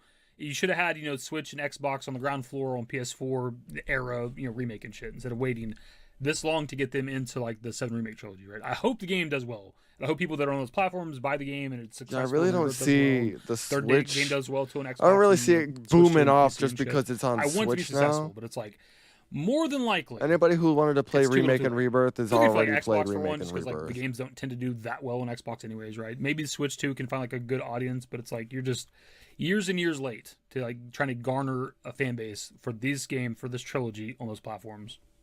With AI, you can Oh, create any Christ. character you want in seconds. this used to I require tried to get huge premium. Fuck out I of just here. kind of wonder how much like the effort and like monetarily, making these games for those platforms, if it's worth it or not. Like I just wonder how much that shit costs, how much time and effort goes into making these games for these other platforms, and how well they're gonna do. Right, that's what just remains to be seen. It's where I am looking forward to January 22nd and kind of like the next month or two after that, just to see how well like 7 Remake does on Switch and Xbox. Just to see, I'm kind of curious because I'd love for it to do well. I think 16 didn't do very well on Xbox, but also it wasn't day one Game Pass, and I don't know that this is gonna be day one Game Pass either. But like, that's maybe the best way to get you an audience for FF7. Especially if there's going to potentially be a On the multi-platform Switch, you launch can for Part take 3. I it don't think in the that's gonna bathroom. happen. That's but if fair. that is a possibility, like if you could at least get people like, playing Remake and then maybe eventually Rebirth on like Game Pass, and then day one having to buy Part 3. I know the Xbox players love Game Pass, but like at least maybe if they already played the first 2 games, they'll be willing to buy the third game. I don't know. We're kind of trailing off here at this point, but like I guess the main thing I'm trying to say is like I know they're trying to appeal to a newer market, and I get it, and I'm mostly there for it. But it's like I almost wonder if it's not just focus on PlayStation and PC, and like unless there's some miraculous fucking launch for the games on Switch and Xbox, I just don't see that it matters that much in terms of overall sales and shit.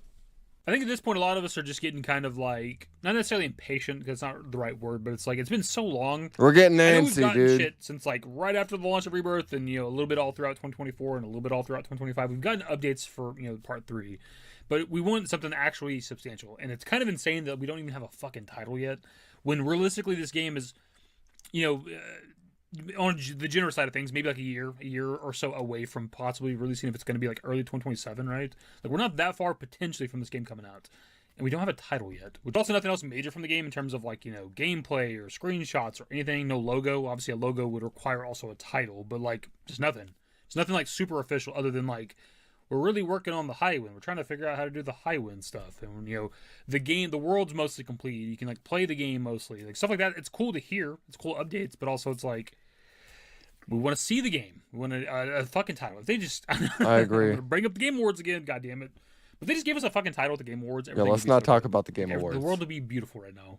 The hope right now for a lot of us is that maybe in January, possibly January 31st, which of course will be like the 29th anniversary for FF7, that maybe that's when they'll give us something, a title at the very least. It was a maybe depressing teaser, night. Who knows exactly? I don't know. I'm not sure at this point. Some people think we're not going to get anything until after like Rebirth comes to Xbox and Switch 2, and it's like, it's a I fucking hope possibility not. if they're trying to build an audience on those platforms that hard. Costa Like, if del they're Sol that mission in the aggressive and want bathroom. to, you know, get an Xbox and Switch audience, maybe. But like, I don't see that happening because like the Rebirth port's probably not until like late 2026, if it's even going to be in 2026. I know what kind of man you are. So I don't know that that's going to happen because there's no way we get through all of 2026 without anything for Part 3. Like, it's just, that's not even a realistic possibility. I seem to forget that they announced the Switch port for Remake Integrate like early 2025, right? Like, I think February, and it's not coming out until almost a year later, right? So like, from announcement for the Rebirth port, This makes you wonder. I haven't looked in a Xbox Switch 2, while. like, Is there's there still gonna be any a long time other before it ever comes out. updates So, for like, Part 3? At this point, more than likely not happening at all in 2026. So again, there's no way they're going all through 2026 without, you know, talking about Part 3, revealing Part 3, showing trailers, stuff like that. Like, that's 100% happening next year. It's just a matter of when. Is it early? Are we getting something, you know, around the anniversary? Or we're not? Are they waiting until fucking Summer Game Fest for some goddamn reason? I don't know what the plan is right now. That's kind of the problem. That's kind of the problem with this, you know, Square Enix as a whole right now with a lot of their major games. We've been talking about He's this shit mad. for He's big mad. at Me least too. like 2+ years now. You know, Rebirth aside, because obviously Rebirth was exciting to talk about, you know, last year in 2023 and stuff. But like, in terms of like, you know, Kingdom Hearts 4, Dragon Quest, you know, 12, stuff like that, the next Nier game. Now at this point, Remake Part 3, like, we just don't know. With like the restructuring and stuff, and then canceling other projects, it's just like, we don't know. We've waited all 2025 for any sort of major announcement for Square Enix in terms of, you know, again, Kingdom Hearts 4, Dragon Quest, whatever, and nothing, dude. Just nothing this year. And as it going into 2026 right now, we have nothing other than keywords from the FF7 devs of 7, which might just be them hyping up the fucking port for Remake Integrate, you know, to these other platforms. And I've been saying, you know, 7-3, 7 Part 3, or FF7 Remake Part 3, or anything like that, right? They're not really hyping up the next game, which is kind of my fucking problem right now. I think it was in the comments of the last video, somebody mentioned them missing like the window of opportunity, the hype window, something along those lines. And I don't 100% agree with that. But there is a level of truth to it. It kind of reminds me of like 9 Remake all this year, right? Like the hype Rebirth kept almost building and 2 years building. ago. Here we are. It's something, almost but I fucking haven't 2026 got. in no Yeah, Nine dude, Remake, I right? know. And it's kind of something to lead like up to the game obviously, right? I'm We're still getting gonna excited, wait, hopefully but something, the title reveal, patience trailer, is something, like Part 3, whatever. it's The ramping fucking up, director man. was hyping I'm up something. He antsy. didn't say Game Awards specifically, but he's hyping up something. And then nothing. And it's like, now once they do officially reveal Part 3, like, we're there. We're excited for it. Obviously, I'm excited for the last game in the trilogy. Duh. FF7's favorite game. Remake. I love this shit. I think that's all he's talking about there. But like, and like, I get it. It just kind of sucks that any information we're getting for Final Fantasy VII nowadays is just like, oh, it's coming to Switch. Oh, Rebirth is going to be coming to Switch and Xbox. Oh, make sure you watch. Here's the new trailer for Remake on Switch and Xbox. Like, come on, dude. Give us something. Give us fucking something, dude. Cause I'm dying here. Let's see if there's anything on this now. Ambitions are underwhelming. Oh, that's what we just watched. What is that? Oh, I thought that was a John Q Gamer. Oh, what the fuck? Get out of here. Curious Corduroy, looking back at Rebirth or remakes, big E3 2015 announcement. Where was FF7 Remake Part 3 at the Game Awards? It wasn't there. Part 3. Oh, wait, what's this? Part 3 release date rumors, new experience, and true finale. Hold on. We might have to watch that. Give me 1 second. I gotta go to the bathroom. Don't go nowhere. We'll be right back. We're gonna check this video out.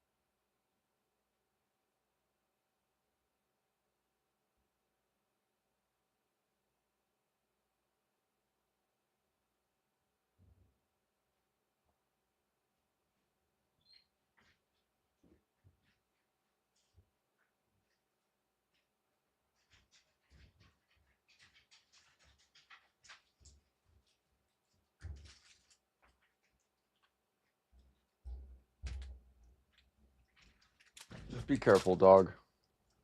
Go on. If you're gonna lay down, go lay down.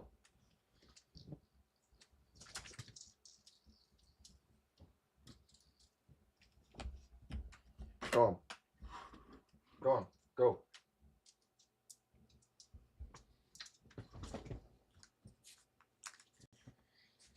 All right.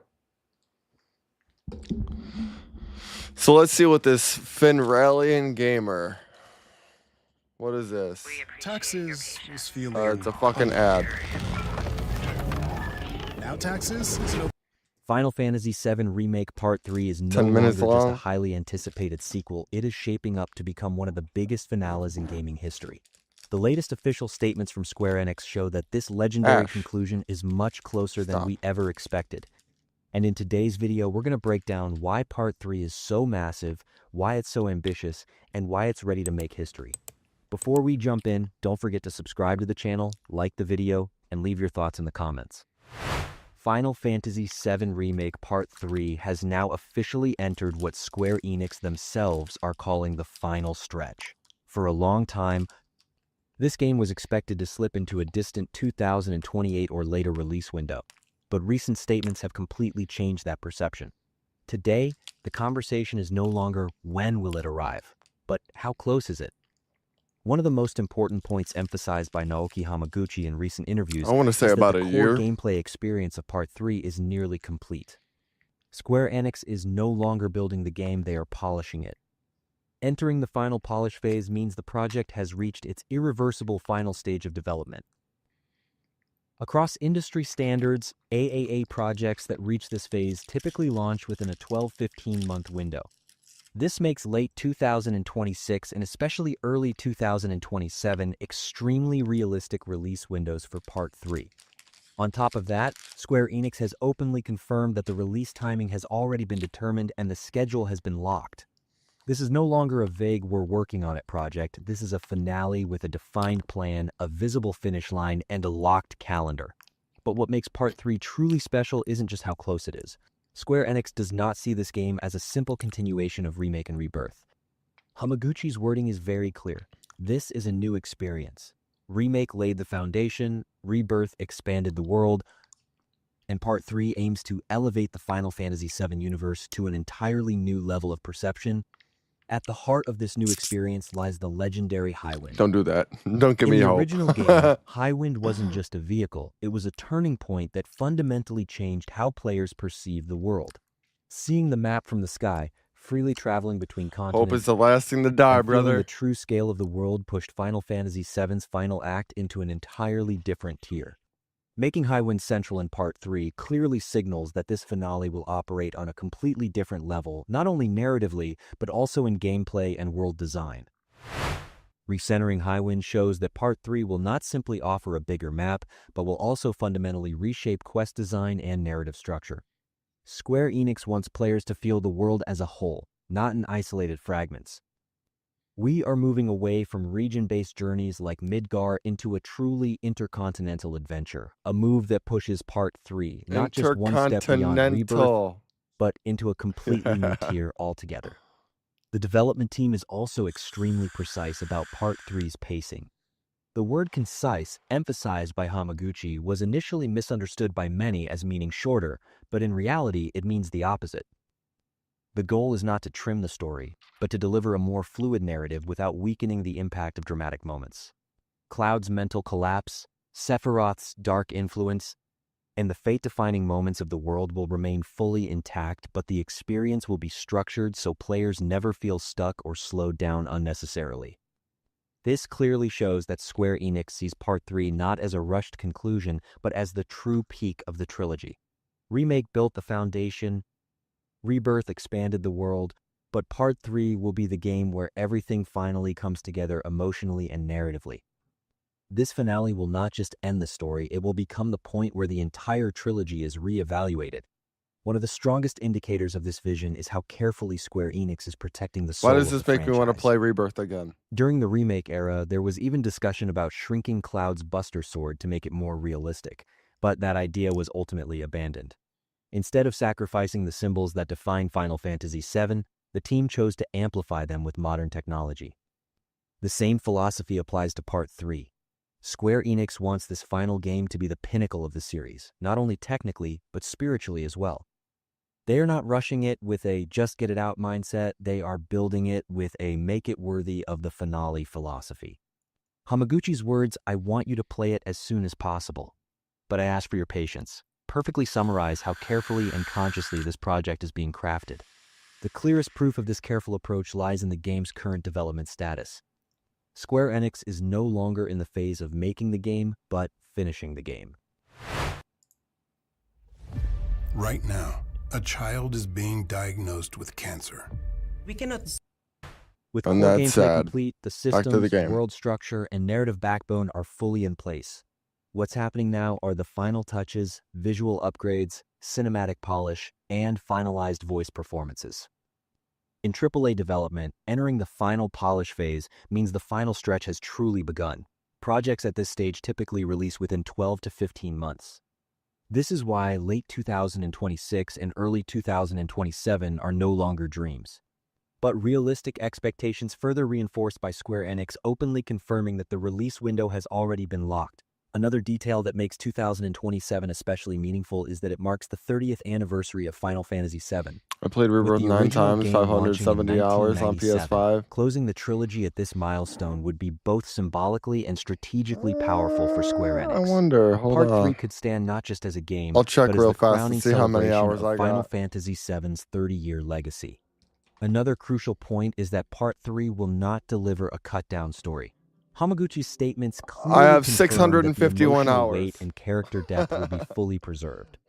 Cloud's Barely inner just beat conflict, you, brother. Sephiroth's shaping presence, and the saga's defining moments will not be sacrificed for speed. Instead, they will be presented with stronger flow and greater I'll throw my emotional tennis impact. balls up This approach turns the Part wall. 3 into Yeah. more than just a massive game, it becomes a powerful narrative experience.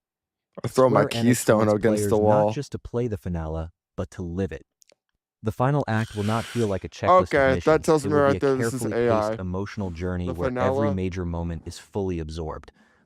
The emotional weight and narrative I kind of strength had are the already idea it was clearly AI when it shaping up to said surpass the AAA previous instead of entries. AAA. Square Enix sees Part 3 not as the final link in a trilogy, but as the main stage where everything built in Remake and Rebirth finally finds its meaning, a structure that will make players look back and say, everything was leading to this.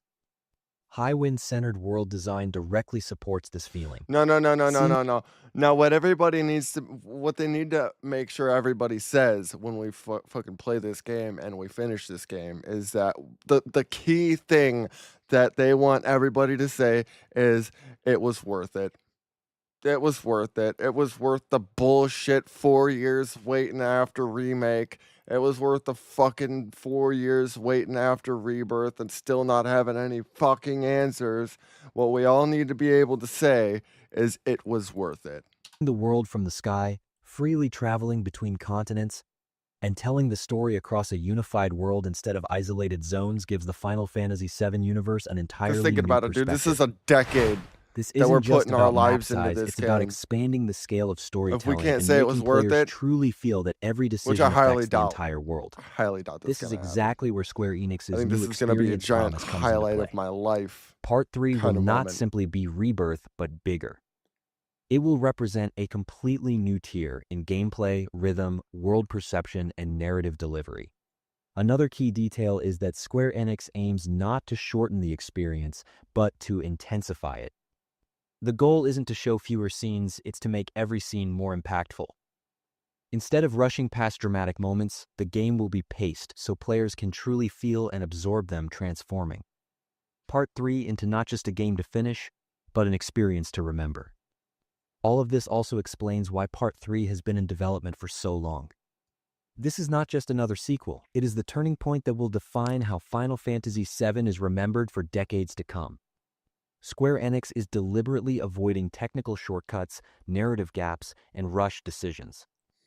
The goal is not merely to make a good finale, but to deliver a finale worthy of Final Fantasy VII's legacy. Square Enix's respect for that legacy goes beyond technical polish. It centers the emotional bond players have with the FF7 universe. Cloud's identity struggle, his past with Tifa, the mark Aerith left behind, and Sephiroth's shadow will not just be told, they will be felt and lived.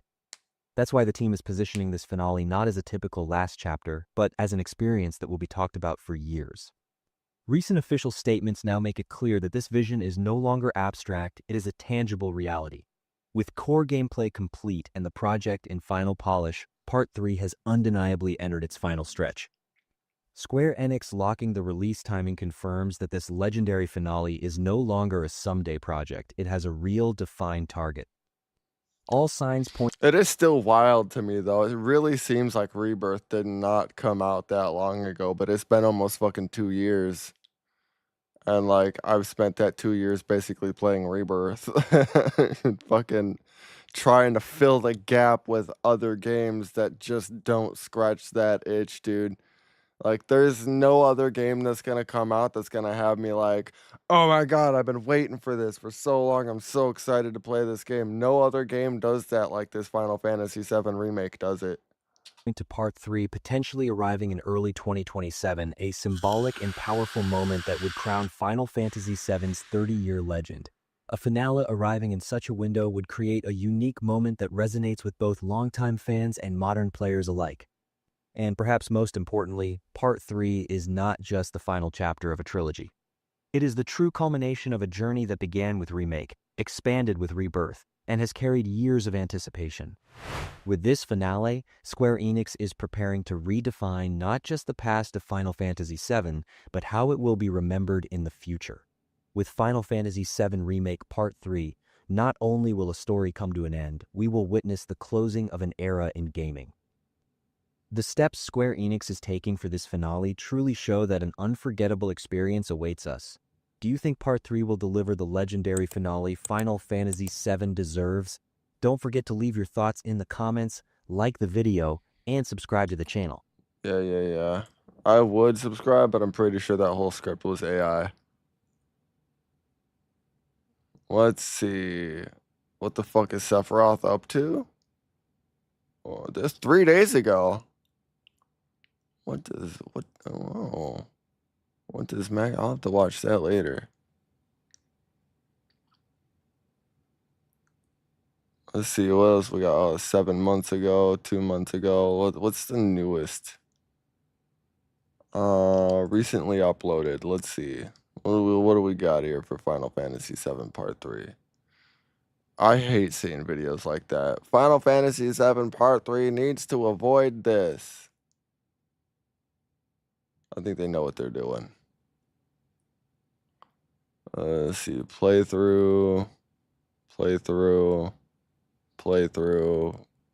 The coolest limit breaks. Yeah, I don't think there's any new news.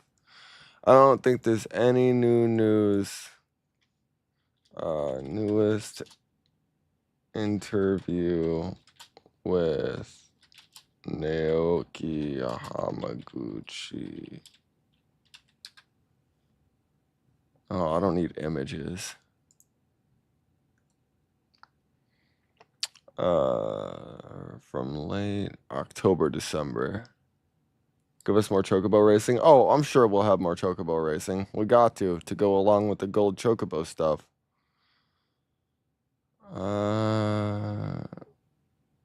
Key topics to include sparking discussion about Aerith's fate. Moving swiftly to Part 3, expanding more platforms.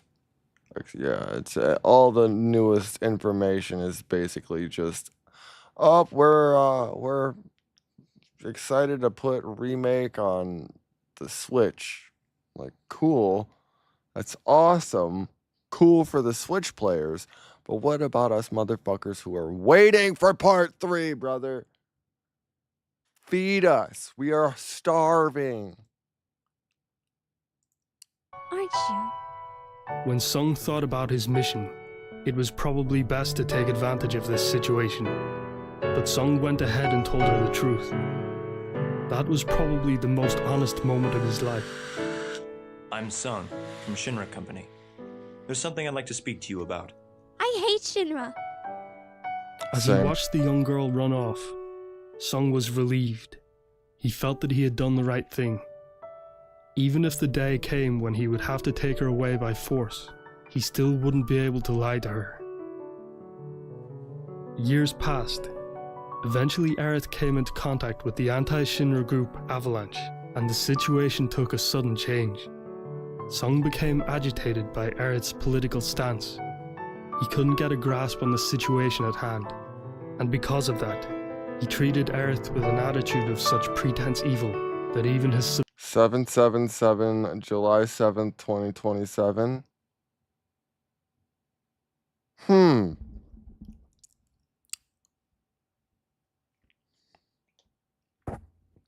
Hold on. Hold on. That's actually not that bad. That's actually not a bad prediction. Because Rebirth dropped in February.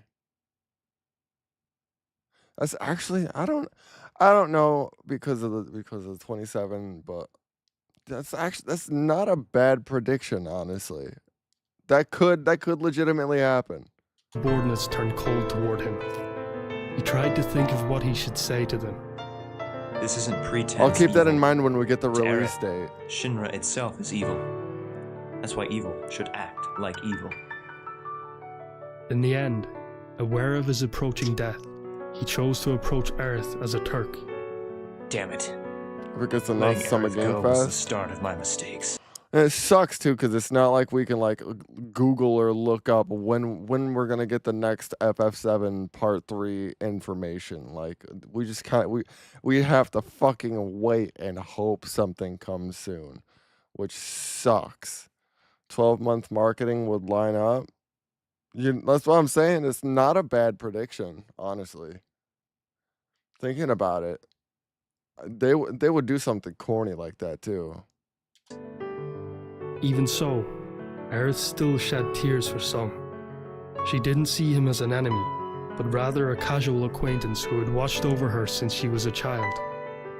Sung knew that this unexpected encounter at the moment of his death was something positive, but all he could mutter was a sarcastic comment. I'm not dead yet. After Aerith left, Sung quietly awaited his death, but it never came. He was drifting in and out of consciousness, but he still couldn't feel his spirit merging with the livestream. It was Reeve who saved Sung in the end. An odd little robot cat riding on the back of a giant Moogle appeared before Sung. Reeve was assigned the mission to spy on Aerith and her comrades using this robot cat. That was close, Mr. Sung. Where's the black materia? There was no answer. The robot stood frozen, as if it had stopped working. It took a while before it began speaking again. Excuse me, I'm controlling both number 1 and number 2 at the same time. It can be a little difficult. I see. Sung had no idea how difficult it actually was, but he waited for Reeve to speak again so that he didn't disturb his concentration. I've handed over the black materia to Cloud for the time being. That's a wiser choice than letting Sephiroth have it, aye? Cloud. The fact that he was so closely linked to this chain of events was a mystery. But on the other hand, it was logical, inevitable even. Somehow Cloud was the key to all of this, but no matter how much Sung thought about it, he couldn't figure out exactly how he fit. In any case, the black materia was better off in Cloud's hands if he wanted to prevent the ultimate black magic, Meteor, from being summoned. I'm not even paying attention. I'm just vibing out to the music at this point. As for yourself, Mr. Sung, I'll contact Shinra for you. Right. Oh, one more thing. My identity as a spy has been found out, but I'll be staying with them. They're quite an interesting bunch. I'm very interested in what they'll do next. Right, let's get you moved somewhere. Sung had a lot of questions for him, but as he was lifted up by the giant Moogle, he lost consciousness due to the pain. His memories of what happened next were sketchy at best. Oh shit, so when Kate Sith came into the Temple of the Ancients, Kate Sith helped Sung up and talk to him? And that's what they talked about? Shit. 3 men carried Sung onto the boat. The men were his former superior and his subordinates. Reno? Why had Reeve contacted them and not the company directly? Had he been in constant contact with them? And Elena? Question after question came to mind, but Sung didn't have the strength to say anything. He was unconscious for most of the trip. When he came to, he found himself in a small room. The air had a distinct smell of sea foam and rusted metal.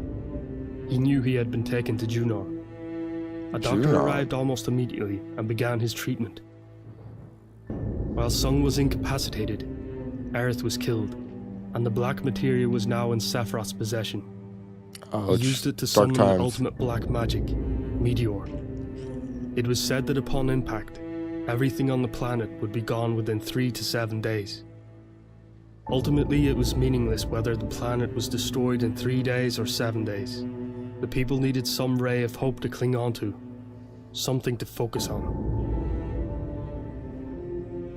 Midgar, Sector 0, close to the Shinra building.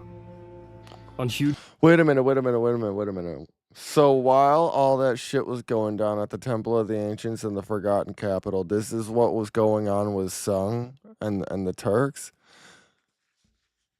Who the fuck picked up Sung and put him in a boat? Pillars constructed almost overnight in Sector 8 sat a dangerous-looking weapon, a cannon hastily flown in from Junon. If Meteor is black magic, then what the heck do we use? What do you mean? If Meteor is black magic, then what the heck do we use? Well, they describe it as the ultimate black magic. We ultimately use black magic too when it comes to like Ultima and fire and the destructive materias. It's technically considered black magic too. It's more like a battle ready materia, but like they describe the black materia as the ultimate black magic. Scarlet, head of the Department for Weapons Research, was responsible for overseeing the development of this super weapon, naming it Sister Ray. It seemed like a funny name, considering this was their last defense against Sephiroth.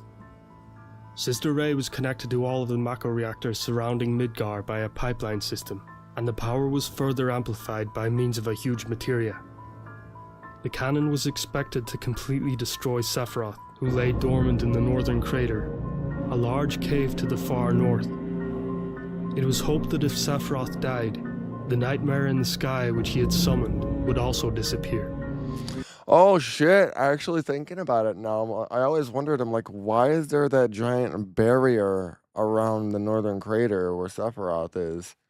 And it just now clicked that he put that barrier there for when Comet hit. But also, if if the meteor hits, it really wouldn't fucking matter if there was a barrier around the northern crater anyways, because it would all just get fucking decimated. So that still leads me to the question, why is there a barrier around northern crater? As soon as the threat to the planet had passed, the all-powerful weapons would surely return from whence they came. What the fuck just happened to me? You were explaining my question and then it flashed to black forward in stream? What? I have no idea, brother. What I was saying is that technically we use black magic as like, obviously not the black materia, but like we use black magic destructive materia and stuff like fire, ice, Ultima, Comet, stuff like that. Jackie's having a Genova-induced hallucination. Yeah, he's just over there like, ah! But like, they describe Meteor as the ultimate black magic. It's the ultimate, like, destructive materia. And we learned how that became because of the Gi. Theoretically, it's perfect. Rude looked up at Sister Ray. Theoretically? What about non-theoretically? It leaves me concerned. Then I'm relieved. What do you mean? I thought I was the only one worried. Are we seriously going to fire this thing? Don't we have to test it out first? Will Midgar be alright? Would you be reassured if I said it'll be alright? Hey, don't get mad. Unfortunately, Sister Ray didn't fulfill their expectations and ended up as a pile of scrap metal. At the same time, a bombardment of fire from one of the weapons took out the upper floors of the Shinra building. As members of the Turks, Reno and Rude were used to the sight of destroyed buildings, but they felt differently about the Shinra building. They spent most of their time on outside missions, rather than pushing pencils around, so this building was like a home they could return to after their work was done. The gratitude of their colleagues, the scoldings from their superiors, joking and flirting with the female staff. When they're out, they're on duty, but when they were back at the office, they could just kick back. It was the complete opposite for the regular staff. Nevertheless, or perhaps because of it, the Shinra building was a very important place to them. Reno and Rude's concern grew stronger when they learned that the company president, Rufus Shinra, was missing. There were many staff who witnessed the president's office receiving a direct hit from weapons energy beam, so the word missing, in this case, had a very different meaning. There was also uncertainty about the fate of most of the board members and senior staff. The Shinra company had nobody to lead it. There were also many employees who had already left their positions. It was understandable that they had more important things in their lives to think about.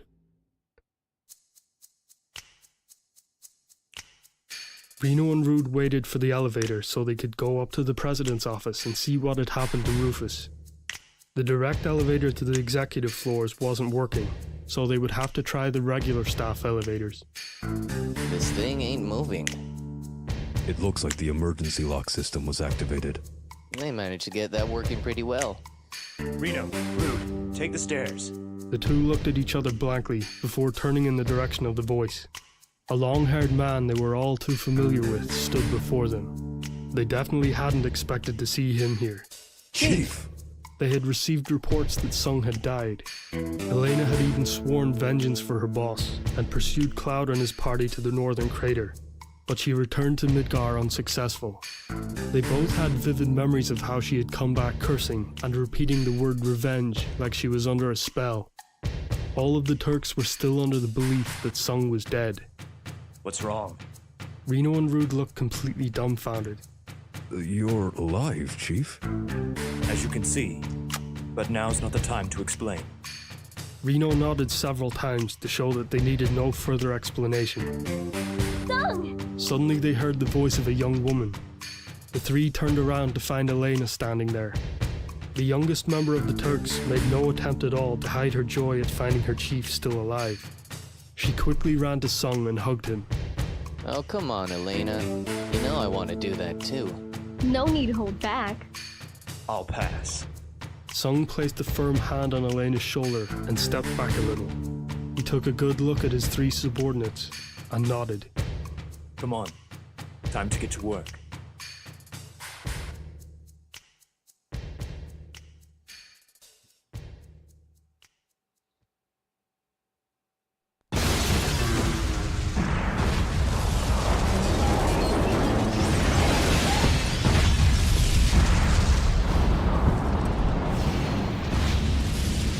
Darkness. Rufus Shinra's office had received a direct hit from weapons attack. A smile crossed his face as he began to slip away into darkness. The idea that such monsters as the weapons lay dormant within the planet was frightening. The shockwave from the blast had knocked Rufus to the floor. The whole building was rocked by explosions. Steel ceiling tiles dislodged and fell to the floor, narrowly missing Rufus's head. He quickly dragged himself onto the desk to avoid the falling debris. He was prepared for his death the moment he saw the weapon's fire heading toward him. But anger welled up inside him.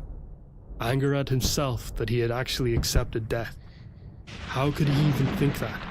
Why would he accept his death? What did it mean? The anger let him think clearer. The weapon might attack again. He had to escape quickly. As Rufus looked for some means of escape, his eye caught sight of a small switch with the letter L. It was located under the desk so that it was hidden from view. It must be for some emergency use if it's placed here.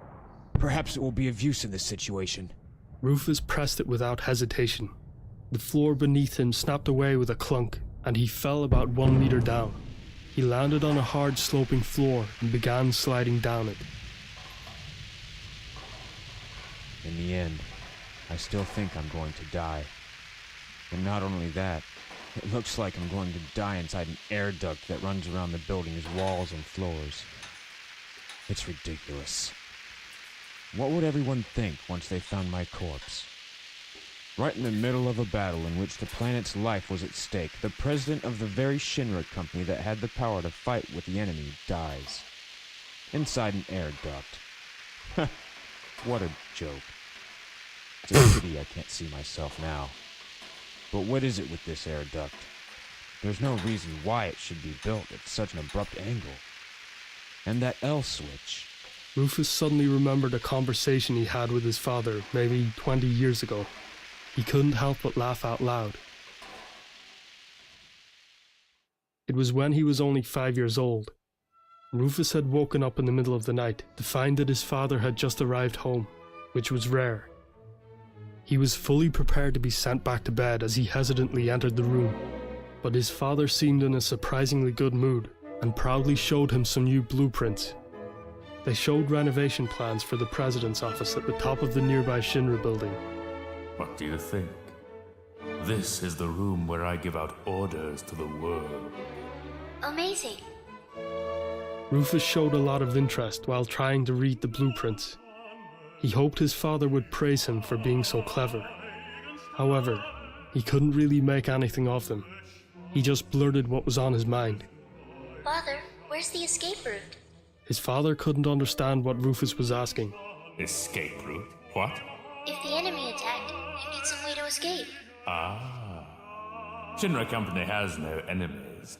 Even if there were, the President's office is on the 17th floor. No one would be able to attack there.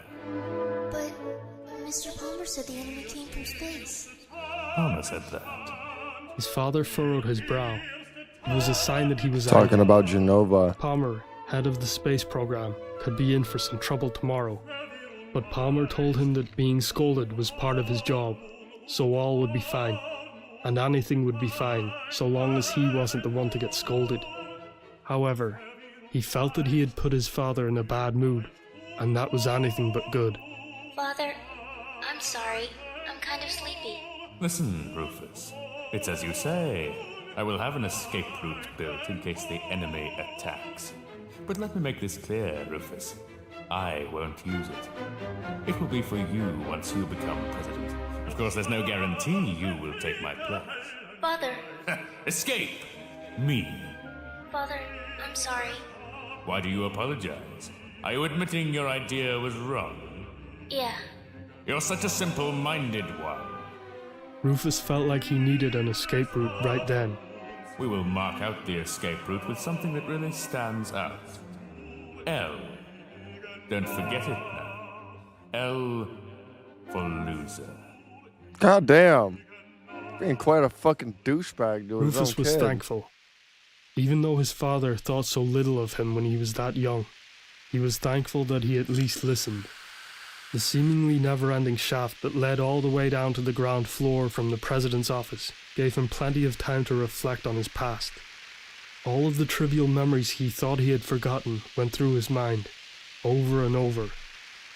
When Rufus realized Fuck they were all President linked to his Shenron. father, What a he dickbag. realized that he was just a boy like any other. All he wanted was a little recognition from him, and maybe even surpass his expectations someday. But he could only express this through insubordination and rebellion, which only led to his father either scolding him or just ignoring him. The tired old cliché of a relationship he had with his father somehow seemed more hilarious than any joke he'd ever heard. Rufus couldn't help but laugh as he slid down in the darkness. The shaft ended abruptly, and Rufus found himself sliding into a bright room with white walls. He slid with so much momentum that he crashed into the opposite wall. Yikes!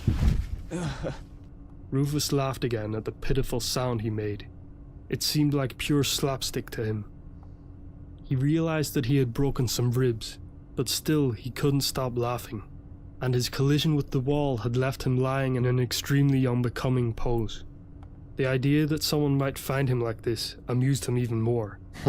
However, the pain from his broken ribs eventually pulled him back to reality. He maneuvered his body into a position that was less painful and slowly surveyed the room. It was a 5-meter square room. As well as the shaft's exit, there was a simple bed. The bedding looked expensive, but clearly it hadn't been used for some time.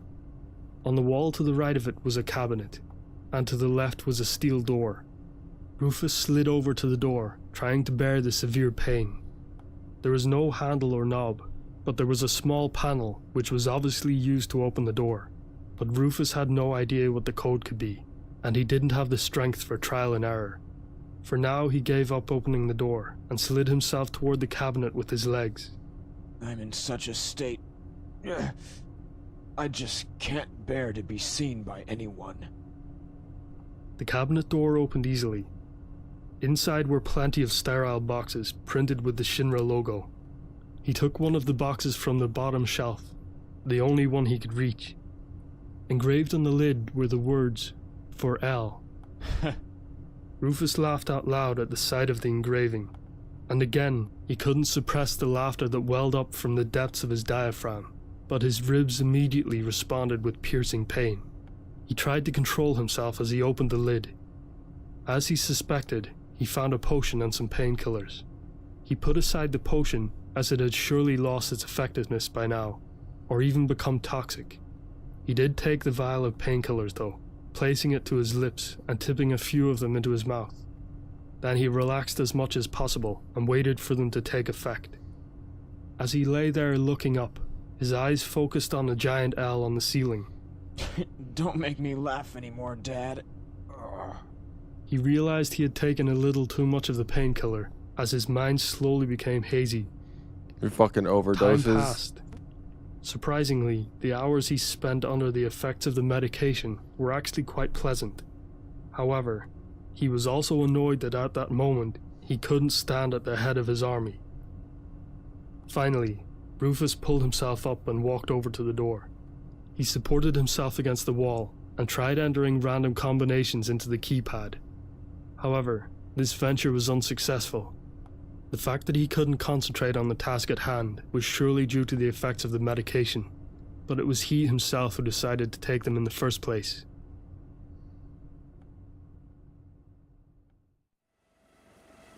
Reno and Rude stood in the ruins of the president's office.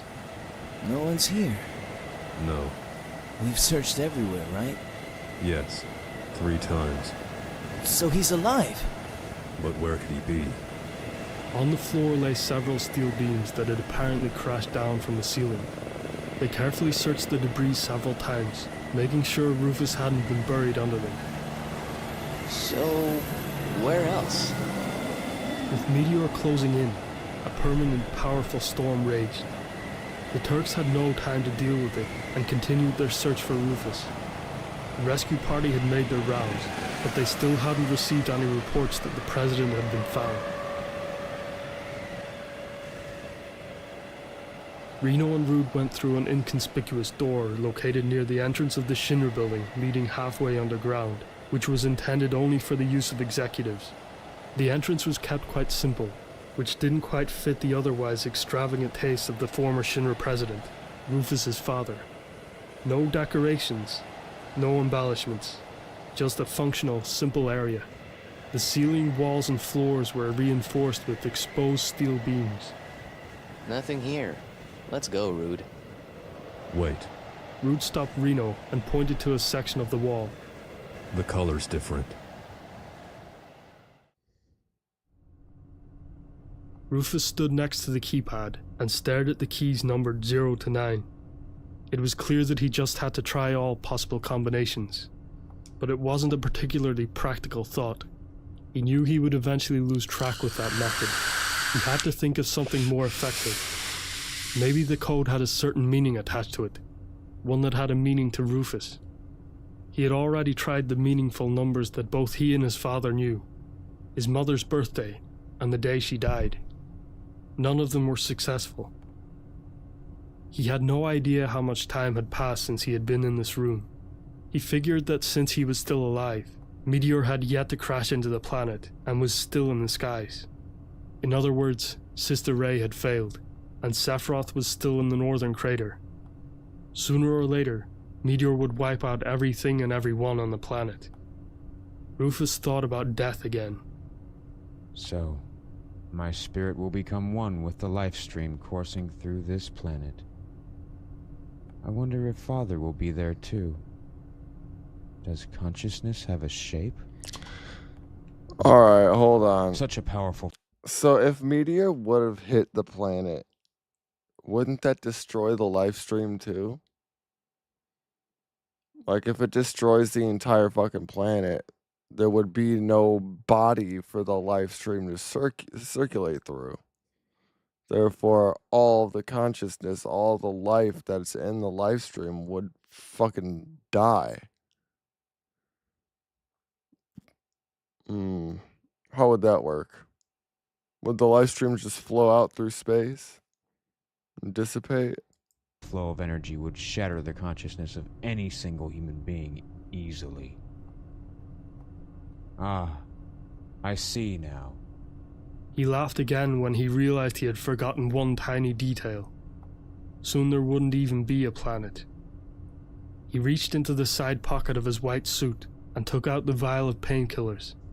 He put 3 pills in his mouth, chewed them, and turned back to the keypad.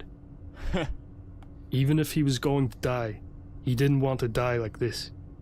Since he first saw the keypad, a very specific combination had haunted him, but he hadn't tried it yet. He knew that by putting his hopes into this combination, he was admitting defeat. He didn't want to give his father that satisfaction, but this was no time for false pride.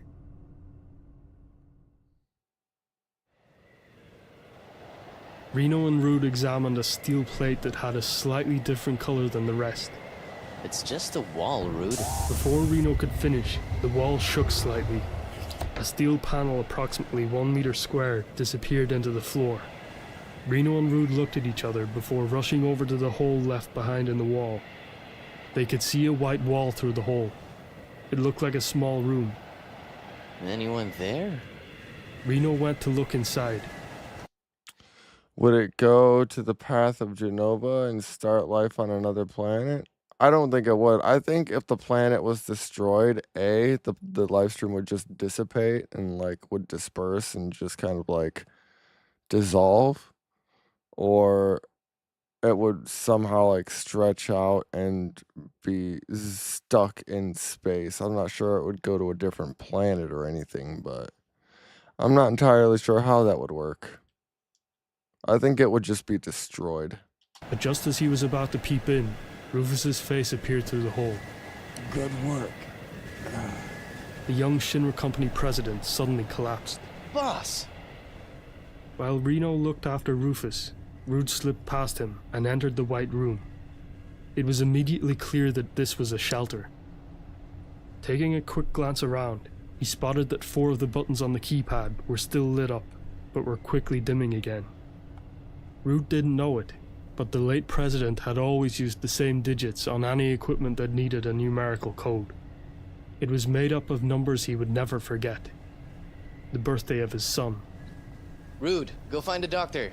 And check outside while you're at it. How's the boss? He's sound asleep. Looks like he's relieved to find us again. He's lucky. Rude went to take a look outside. Rude stood in the darkness at the back entrance of the Shinra building. The rain and harsh winds blasted against him. Everywhere lay beams and rubble from the outer wall which had fallen down. Floodlights had been set up on the ground to aid the rescue teams, as well as powerful searchlights from the helicopters hovering above. They glistened off the shattered glass scattered everywhere. Rude took a good look around, but remained calm. The fact that Rufus was still alive had given him all the hope he needed. Rufus himself was the Shinra Company after all. Whether for good or bad, the company would live on, and this in turn meant so would the Turks. Rude could hardly imagine a life without the Turks. Powerful gusts of a low-flying helicopter sent a chunk of wood flying, grazing off Rude's cheek. Rude smirked. He loved thrills, and Rufus always guaranteed to provide them. Taking care where he stepped, Rude made his way toward the front of the building. Everywhere people were huddled on the ground. Arms and legs sticking out from under the rubble were common sight. He wasn't sure whether they were dead or alive. Most people looked at Rude with blatant fear in their eyes. Perhaps it wasn't surprising with his shaved head and dark sunglasses. He didn't exactly inspire confidence. He just reeked of violence. Rude actually felt a sense of satisfaction with the reaction he usually got. Busily rushing around were the rescue teams, made up of hospital staff funded by the Shinra Company. Rude grabbed one of them and told him where he needed help. He didn't know how he would react if he heard Rufus's name, so he made no mention of it. Is he a member of Shinra? Yeah, Then he has priority. I'm counting on you. The man nodded and called over to his colleagues who were carrying the stretcher, then headed toward the back of the building. As Rude looked at them, he figured he should take the lead and went after them. Vincent, have you heard from the others yet? Just then, a young woman speaking over a radio caught his eye. Ugh, what's taking them so long? That is literally the dialogue from Dirge of Cerberus. That is literally the starting dialogue from Yuffie to Vincent from Dirge of Cerberus. She was one of Cloud's companions. They were a part of a group that had fought against him. But for now, there was no reason to fight them. A confrontation was only necessary if they were ordered to, or if they stood in the way of an operation. Rude quickly hid in the shadows and watched as she nervously paced up and down. Reno watched the rescue team as they moved Rufus onto a stretcher. Where are you gonna take him? We'll take him to the hospital, but after that, I can't say. Can't say? What the hell does that mean? I mean, meteor's on its way. What can we do when the planet's about to be destroyed? Well, that's true. Come on, this way. Reno led the rescue team through a small door to the lobby. This place is pretty messed up. That bald guy could have told us about this shortcut. It's a passageway for executives only. Don't tell anyone. Yes, sir. Reno nodded, satisfied with the answer, and led them toward the main entrance. He was about to step outside when he caught sight of a familiar figure. He just took off like always. Don't worry, I'll get him. She stood with her back to him and hadn't seen him yet. He turned to the rescue team. Could I leave the rest to you guys? Something's just come up. Of course. He'll be in good hands. By the way, what's the patient's name? He'll tell you himself once he wakes up. Put him inside a good hospital room like you should. Could he be Rufus Shinra?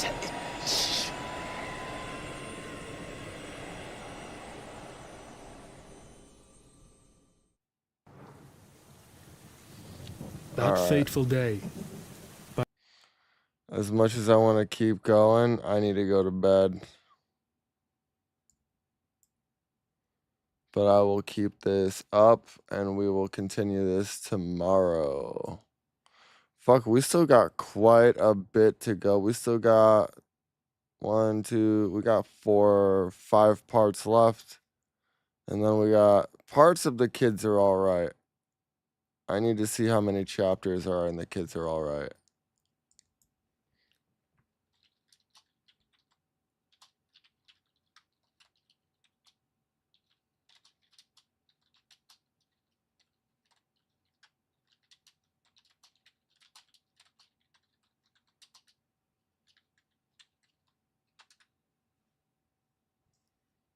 Around 46 chapters, with the first part having 30 chapters and the second part continuing from chapter 1 to the epilogue.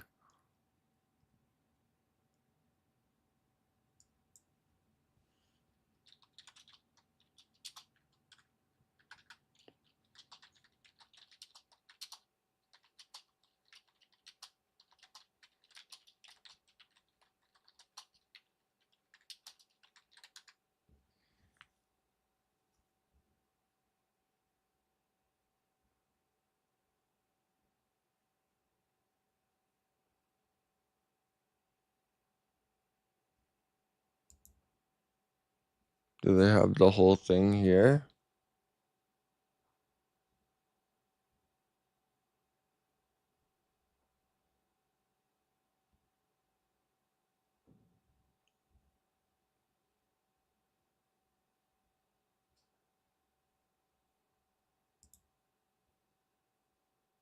It's only 27 minutes. There's no way. When I was 14, I took in this grey cat. I found him on the roadside, making the most pathetic meow you could imagine, and brought him.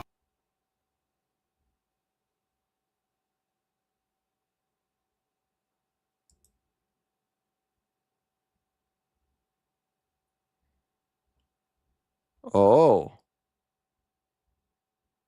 It's not audio, but it's the whole fucking book.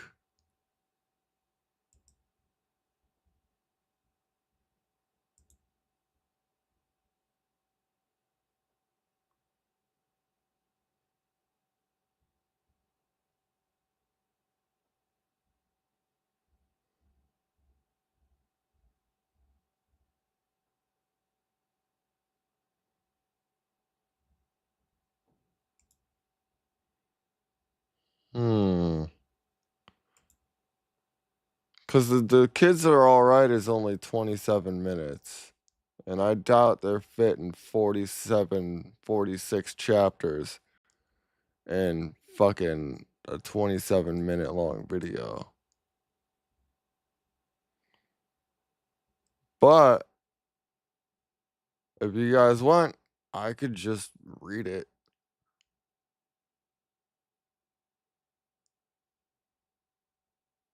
Like, just read it aloud.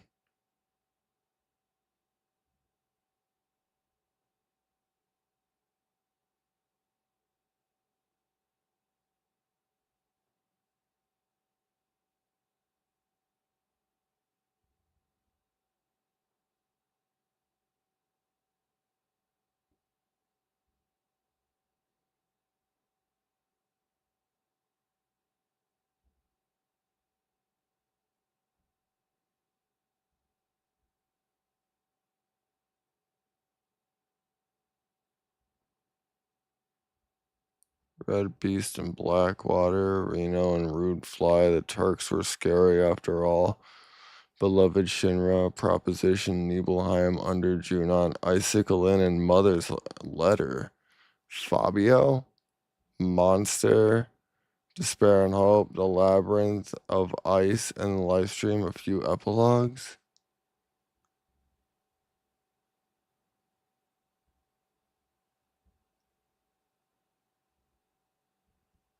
I don't know. What do you guys think?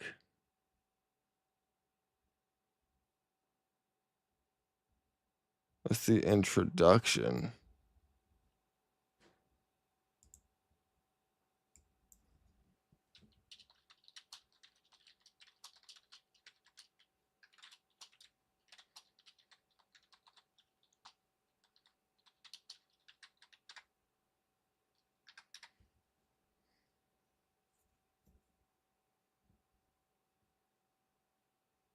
This one's 38 minutes long.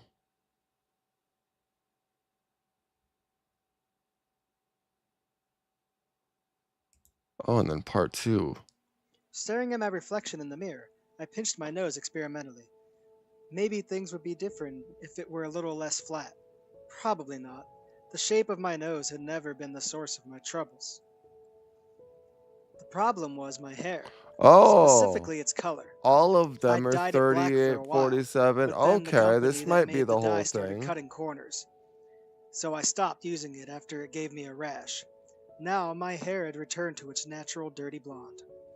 I'd never. We'll have to deal with this guy reading it, but I think I found it. All right, boys. I'm getting to bed. I'll see you guys later. Get some fucking sleep, you animals.